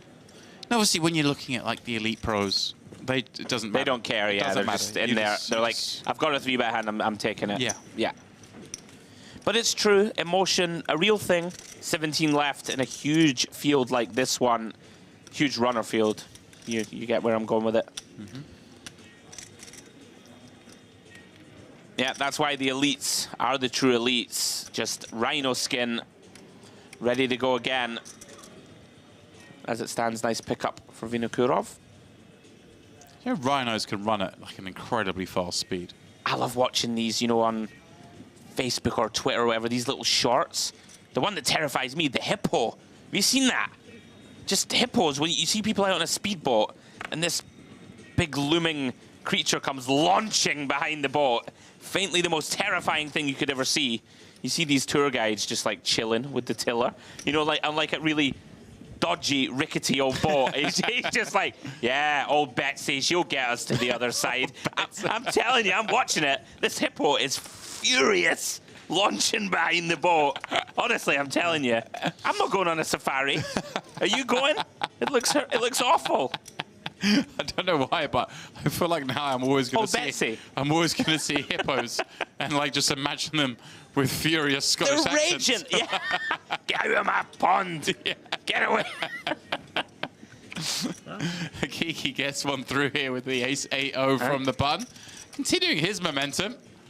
We'll follow it up. Go on, James. He didn't give any cheer to Akiki. You know, he didn't give himself some self-congratulation here. Yes, Akiki. We want this. Go on, James. I'll follow up with a trivia question. Oh.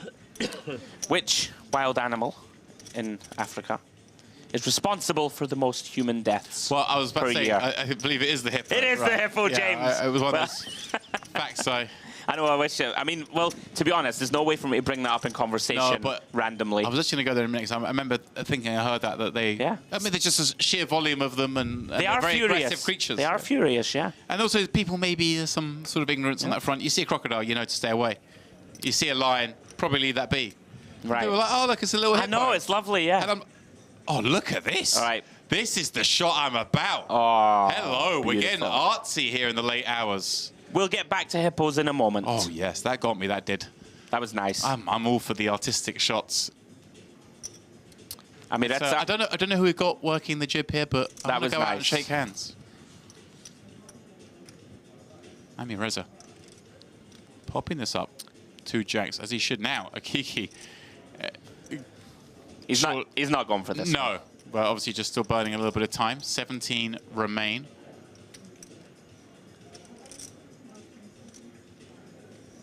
Page jump at 15. Now, I'm not sure, obviously at 16 we will reduce 2 tables.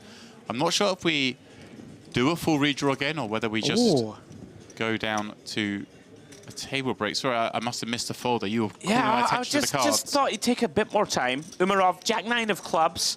Certainly one of those hands that could have considered to put money in the pot. Turbo folded. Perhaps after that King 8 3-bet, deciding against it. And look at this. We have a royal flush draw. We do indeed. A Bala. Very weak. Now, we know the hijack kind of wants to always bet ace, king, 10 monotone against big blind, but if ever we're going to check this one is back, the one. This is the one. Okay, he is going to just bet. Yeah, jacks and queens here, especially with a spade, are the most natural checkbacks that, you know, aren't give-ups or, you know, aren't pure pot controls as it stands. Unfortunately for us, don't get to see it materialize. No raw flush bonus here. Yeah. I was going to say, maybe the person who designed Hungry Hippo was actually like, had a horrifically scarring experience in Africa. And it's not supposed to be the joy-filled childhood game we all know and love. It's a learning aid, is it? The things from my childhood that I was more worried about than it turns out I needed to be. Right. I think top of the list growing up was... It seemed to be that I was getting a lot of warnings from films and TV shows as a child, and we were in a similar age bracket, was quicksand. Oh. Like, I grew up thinking this stuff was everywhere and I got to be really careful. Right. I mean, it's not a thing. What happened? Was quicksand not dangerous anymore? I was petrified of the stuff. Just reminds me of the never-ending story. Yeah. Oh, still scarred now. Falco. Oh, that little horse. Yeah. Off he went to quicksand heaven. Awful. We've gone way off track, guys. Sorry. Am I wrong? Were there not loads of... Well, so like every time you went to the beach, you're just like, I'm not getting out the car. I'm just tapping the sand down. Oh, dear. Holding on to something with the other hand. Well. Oh, hello. Levine, ace king in the cutoff against the Ami Reza open. This is a slam dunk, of course, holding big slick. No messing around. See, I'm loving that. Not interested in the pay jump. Just like whatever. Oh, Vinokurov will be very sad to have to let this one go. Yeah. Ami Reza inquiring as to the number, but we'll find out 13 blinds, not something we're going to call this 10-9. But you have a look here, maybe it was 8. You're not quite sure until you see it counted down. Sure. And again, you know, late in the day. These guys all got back here, what, at midday? It's 3 a.m. here local. Of course, we're on a 1 hour delay, so these guys are still 14 hours into the day. You just want to take a moment, make sure you make no mistakes. Yeah, it really is brutal, the grind. Tournament grind. Do not want to make it's weird. Any missteps. We say it's brutal, but when you're actually in it, you don't doesn't really feel too bad, yeah. Because the adrenaline's pumping. You're down to the last 3 tables in this massive tournament. I can't sleep after, ever. No, it takes a minute, doesn't it? It's impossible for me to wind down. I find it hard to wind down when we've been in here watching it, let alone out there playing. Well, he's still thinking about this one, actually, but... Yeah, okay. Does let it go. Yeah. Too many chips, unfortunately. Very timely spot for 11. I'm going to go to bed having nightmares about hippos and quicksand. Whoa. Now you combine the two. I was about to say... Put yourself what is behind that? some quicksand and taunt the hippo. Oh, wow. I'm just picturing a hippo gingerly tapping the quicksand. Sorry, guys, we've like lost our way a little, but I'm not sorry. It's amusing me.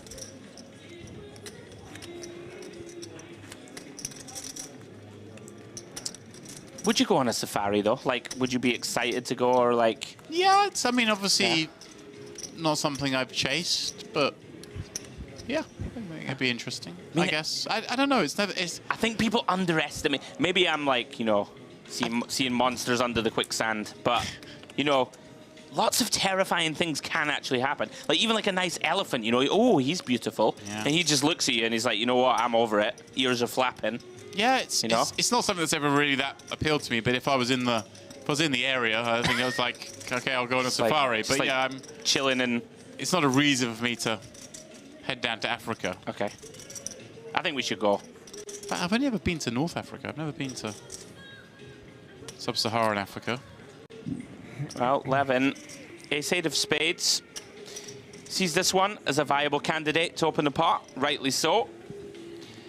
Umarov quickly gets rid of the queen-9 of spades. Yeah, Levin just trying to sneak one through here, isn't he? Really nice candidate. Yeah, fresh off the 3-bet. And the table, obviously, we've seen the cards are just kind of going the way they are, but the table certainly feels like it's in wind-down mode, doesn't it? Yeah, it's always the case, right? At this stage of the night, last 2 tables of a major event, you do typically see some pretty tight play. Well, this will not be getting folded. No. Likely just calls Demps, I would say. Yep, close the action. You want to keep some of those weaker hands in, the king-jack, the queen-jacks of the world that have opened. You also just do pretty poorly if you were to raise and get it in here. You never quite know with Amuretsa. No, he's certainly got it in him, I think, to just shove this in, but I don't expect it. How fresh does he look, by the way? Yeah. As we're at the end of day 2 of this event. Looks like this is level 1 of the day. Ooh, hello. Hello indeed. Ace-high board, Levine. Now then. Does flop the best of it, but Amireza with the king of hearts. And a board, Andrew, the kind of the 6-5 nature certainly favors the big blind, but Levine opened in the hijack off that stack size, just gets to have a lot of ace-x, so yeah, makes sense that we're going to see a c-bet here and a small bet on this monotone board because, hey, the big blind just has a lot of hands that fold, right? Yeah, very normal. The interesting spot here, you know, naked king of hearts could start to get spicy, but this one particular, we can just have the best hand still, right? Like, you know, Levin is going to have some, you know, queen-jack suiteds in there, queen-10 suiteds and the like, king-jack off, you know, stuff like this that does c-bet. So I quite like just check call here. You know, it doesn't mean that we can't turn this into a bluff later, depending on the action. Does land on check call, like it. You know, for example, if he had, I don't know, king of hearts 9, right, we might start turning that one into a bluff. I mean, now this, I don't know about this. Like, really?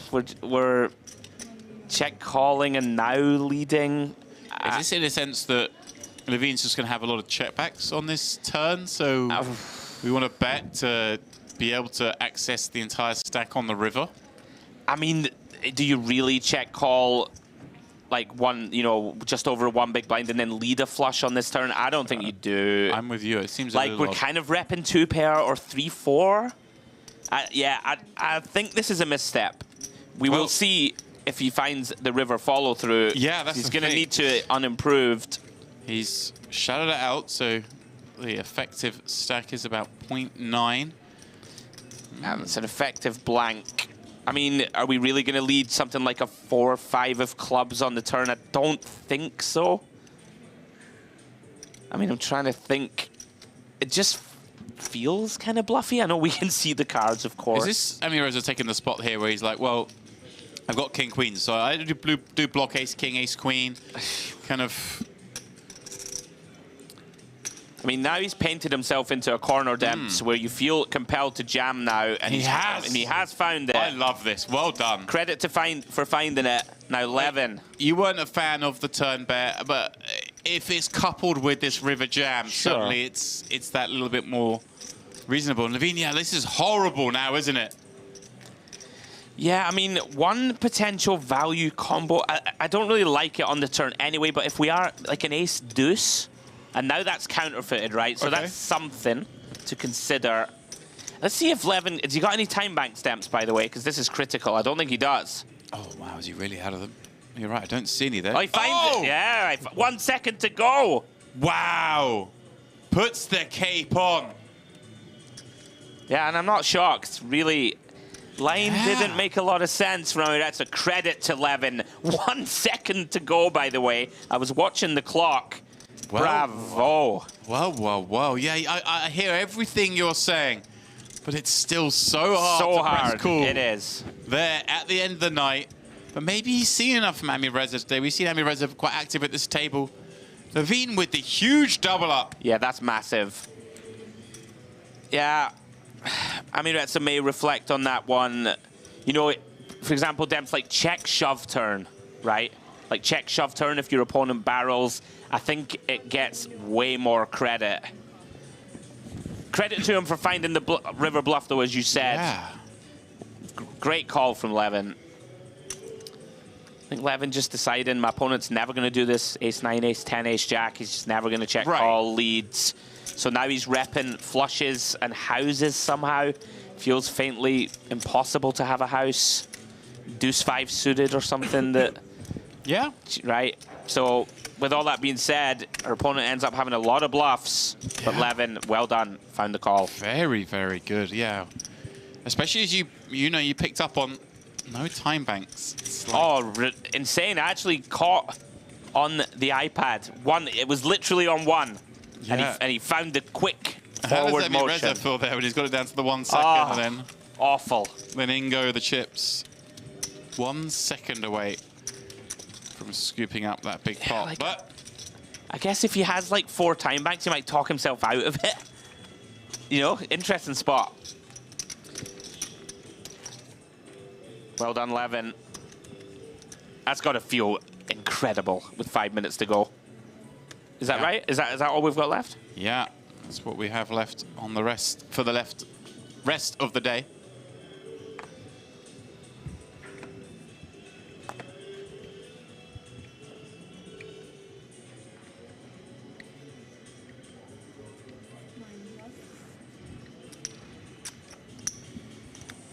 Umarov, ace-king. This one fits into everyone's range.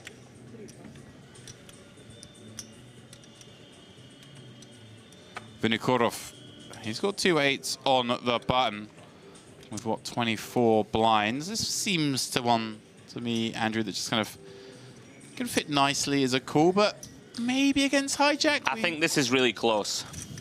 Against someone, if you perceive them to be aggressive, like 24 blinds, it's very close, in my opinion, between call and shove.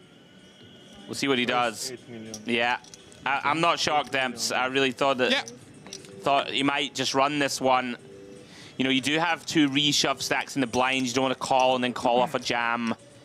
Sometimes, you know, if he has even like 28 blinds, I think we just always call. 24, 20 to 24. And here we go. You'd imagine this gets in. Yeah. I mean, I can't imagine ever Umarov lays this one down. I quite like Vinokurov's style. He's like playing to win. Saw it with the 9-7 of clubs. Yes. Yeah. You know, he's in there. Yeah. He's not afraid to die. Yeah. Here we go. Massive Not flip. what you want to hear when he gets back round to Umarov, the snap jam. Vinokurov, once he's left 4 million chips back, we're not quite on that bubble yet, I believe. I think it's 15 paid, gets you the pay jump. Only has 1 time bank. And we're showing a 17, but maybe still want to take in the max amount of time, just in case there's a bust out somewhere else at the same time. He could still get that ladder up. This is massive, James. A double bust out, pardon me. 26 million going to be in the middle here. Well, he's going to use his time backs. One presumes, given this time back use, that they're going to get new ones, I think, for the final day. Certainly the final table you'd always get more. Yeah. But you wouldn't, I don't think, use your time bank here in the hope of a double elimination somewhere else to get a ladder up. And we know he's not folding. Eyes on the iPad.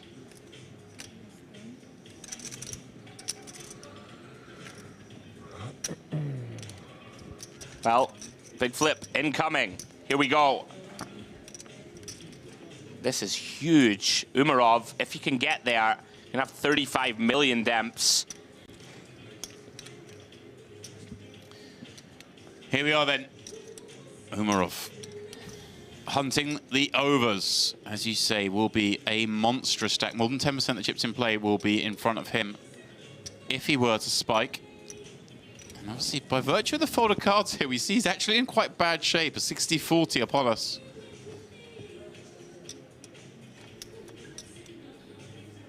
But that all changes on the ace-high all-spade board.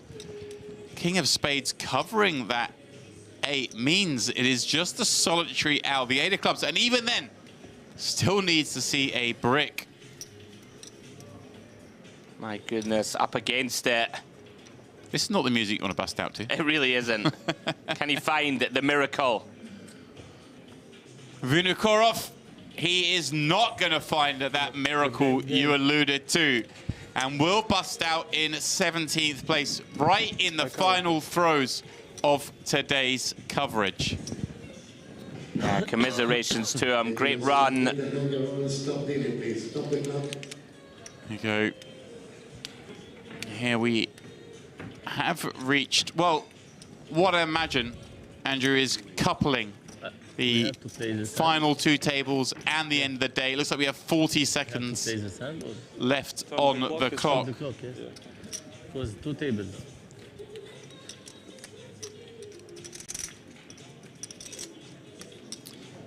Yeah, a real tough one to swallow, busting right on the precipice of that final day. But Umarov, that's got to feel good. Pads that stack, 35 million. And he'll be able to get those chips to work tomorrow. Yeah, that's a great stack for him. I'm having a look just as we settle things down here and draw the close of play that, according to Poker News, the overall chip leader in the tournament, Andrew, Andrei Pedachuk. The man who was all in for 10 blinds just a couple of levels ago with ace-deuce against 7s. Is carrying that big lead. But from this table, it will be Umarov with 35 million, just a smidge behind Pedachuk. Reza down to just 10 million. Gabriel Akiki surviving and thriving on the stage here at Merit. Andrew, out of these 5, who are you most looking forward to seeing again tomorrow? You can just say Akiki if you want. Ooh, interesting. No, I'm going to go rogue. Oh. Amireza. Amireza, okay. I've enjoyed how he's approached things, like things didn't go right, okay, that last level, but he's in there, like he's swinging punches, ready to get after it. I'd like to see him spin up chips so that we can watch some of these non-standard lines a bit more. Well, still just working out exactly what the order of play here is. The player's stationary. I don't know if we're just going to fill the table, play one more hand on this level, then bag, because... Would make some sense. Yeah. Let's see. We still love you, Akiki, to be clear. Oh, I love him. I had to pick one. That's fair. Yeah, I think that may be the thing here, because I don't think... I'm not sure if they do a full redraw at 16 or they've just filled the tables up. I think they just... In the other tournament, they just filled the tables up, They did. Remember. Yeah. Here we go. Here we go. So if that's the case, we could just fill up the spots, play out the one hand that's left, because we've got 40 seconds left on the clock, then bag and tag. And of course, there wouldn't need to be a redraw tomorrow, because we've in the redraw process from the last 24 anyway. Right. So that's why we could still get one more hand in tonight. I think that must be what's happening, given everyone is still sat at the table.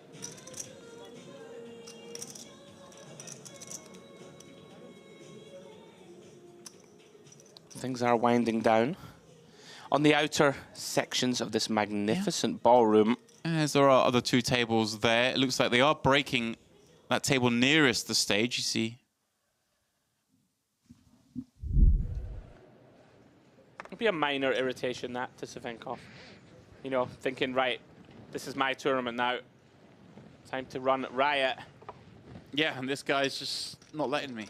You do need the cards to play ball, not allow opponents to wake up with the big hands. Yeah, here we go. Even a hand as weak as 3-5 suited. This one's pretty out of line. You know, holding 2 of the kind of cards that you want your opponents to hold, of course. But regardless, people are going to have to find it, Demps. Going to have to find big hands. Well, here's a big hand. Oh, my word. Ebby with 6 blinds. Looks down at the hooks. It's his go to give them a 12. And a 12 he will. Obviously, made that amazing raise forward with 10s against 2 jacks. Has basically, I mean, assuming he loses that hand, which is the far more likely, he would have been out in 7th. Now here he is with 6 left. And going to be in with a chance to... I mean, Savenkov's going to be very steamed here. Get a spin. I mean, 9 million more. I think we have to call. It's horrible.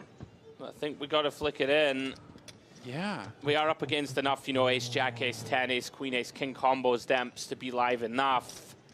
But it feels pretty gross. Yeah. He does make the call. Here we go. Ebby with that great fold. Now with an 81% chance of getting up to 30 million chips, with 1 more player out. Yeah, Savenkov somewhat punished here for pretty out of line open, but as we said, your opponents are going to have to find something pretty big to get it in. And he's very live now, Demps. Wow. Flops the open ender on the 8-7-6 board. Even has a backdoor heart draw. Maybe not enjoying the sweat. Oh my word. Wow, the needle card. He improves to a set, but it's a bad card for him. In that it gives Savenkov the flush draw to go with the straight draw. Oh, and it's a heart on the goodness. end. Wow, what a disgusting run out. Running hearts, the 3-5 suited, running down the 2 jacks of Ebay, who, fair play to him, does a lap with the table, gives his respects to all the players. He's going to leave with 17,100.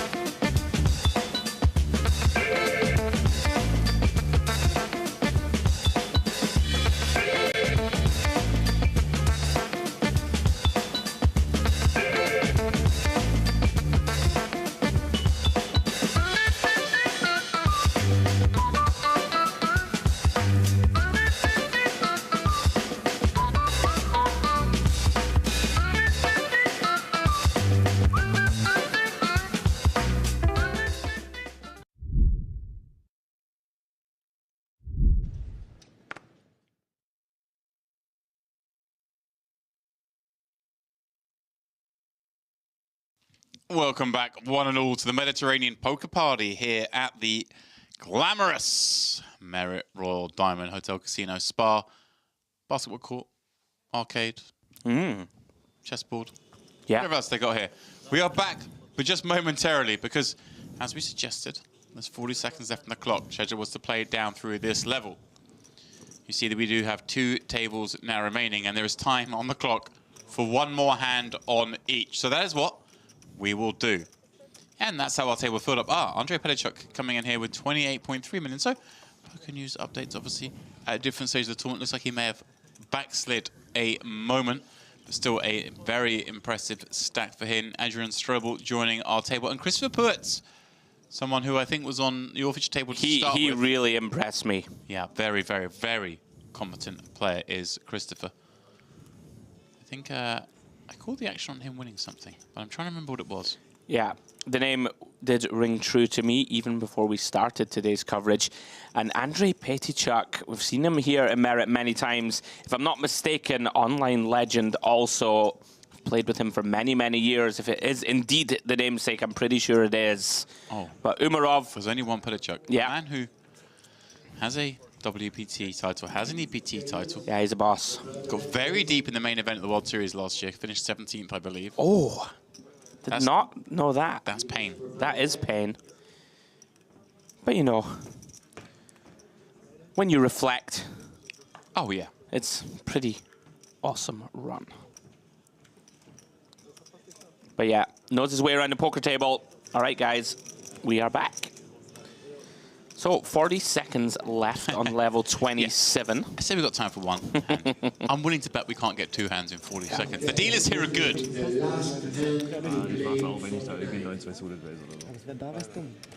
But they're not that good.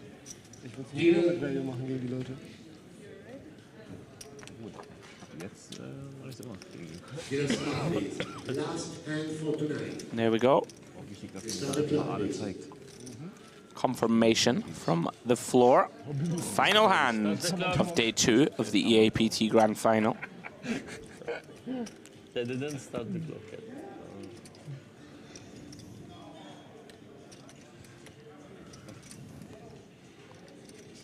They announced the deal. I don't know. Yeah, the clock already started. And here we go. We are, of course, with 16 left on that pay jump. Don't forget as well. See, both tables will play one hand, but we're not in that sort of hand-for-hand format. So if you have one basta on one table, one on the other, it is actually just where it happens chronologically, right? We're not technically playing for hand, even though we know we're only playing one more hand on each table. Got it. So there is still, you know, a stalling factor here. If oh, wow. Levin gets to play this final hand, James. Yeah.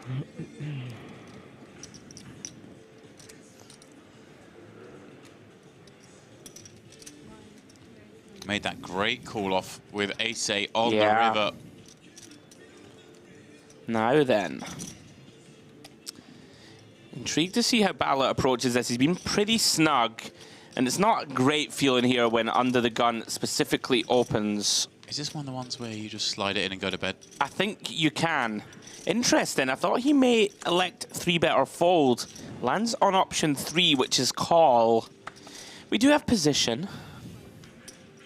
Tricky though, James. Yeah, table of course full up, having just combined the final 16. I mean, Rosa's just desperate to try and get one little uptick at the end of the day. This one's surely not it. Don't do it, Amiretsa. You've had a tough spell. Don't do it. It would look pretty gangster though. Wouldn't it make it like 3 million Oh dear, yeah. Wow. Okay. Pettichuk with a very reasonable one in the big, and I imagine it's a pretty easy decision. Yeah. Yeah, Bala. The more I think about this, the less I like it. You know, you can be dominated already. You only have 24 blinds back. It can be very tricky post. We'll see what develops. King 9-4. All 3 players whiffing the flop, so to speak. Levin's still best.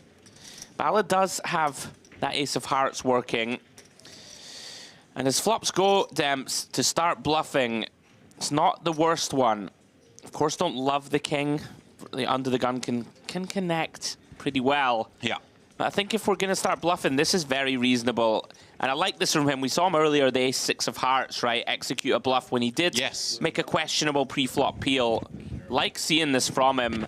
And Levin, no time bank Demps. We've referenced it once before. Going to be faced with tricky decisions. Don't think we can fold flop. Backdoor straight draw available. You know, disguised 10 if we can ping it. Our opponent can shut down. Oh, hang on. Wow. That looked like a motion towards a fold. I mean, this looks weak. Wow. Wow, wow, wow. There we go. Bala, take a bow. Yeah. Love it. A little too tight from Levin, but maybe, you know, you've sort of, that's a tough spot to be in. You've sort of checked out mentally, I think, from the night, and now you're faced with a tricky spot. You don't really want to play it down the streets. Decides to make a tight laydown. Well done, Bala. There we go. 25,000, and then we beg the... A colour up. That explains the necessity of having to get that hand out the way. On the break, myself and Andrew were questioning why we wouldn't just come back and play that hand tomorrow, but they have to do a colour up. So this makes sense. Here we go then. Almas Umarov takes the lead from here out into the Night Sky, 35 million. Padacek, a little fewer than I suggested he may have at the end of the day, given the news and poker news, but he may have taken a back step on one of those outer tables before we got here. When we return tomorrow, it will be 300k, 600k. We have 16 players left and an average stack of 19.5 million. So a lot of playability, Andrew, in this one when they come back tomorrow. Yeah, lots of, play left, as you've just suggested. Demps, 16 left. Couple of very established pros left in this field. Very excited to see what Patichuk and Putz get up to tomorrow. Yeah, as we move towards that final table, James. Here we go, just our little 2 tables here, bagging and tagging. And this is a little look ahead at what else we have in store. Of course, the final of this very event taking place tomorrow. 50k final day up in the air. Whether we're going to get that tournament off the ground. Obviously very hard to get 50ks running. They cost 50k to enter, Andrew. It's a lot of money. It is a bit of a problem.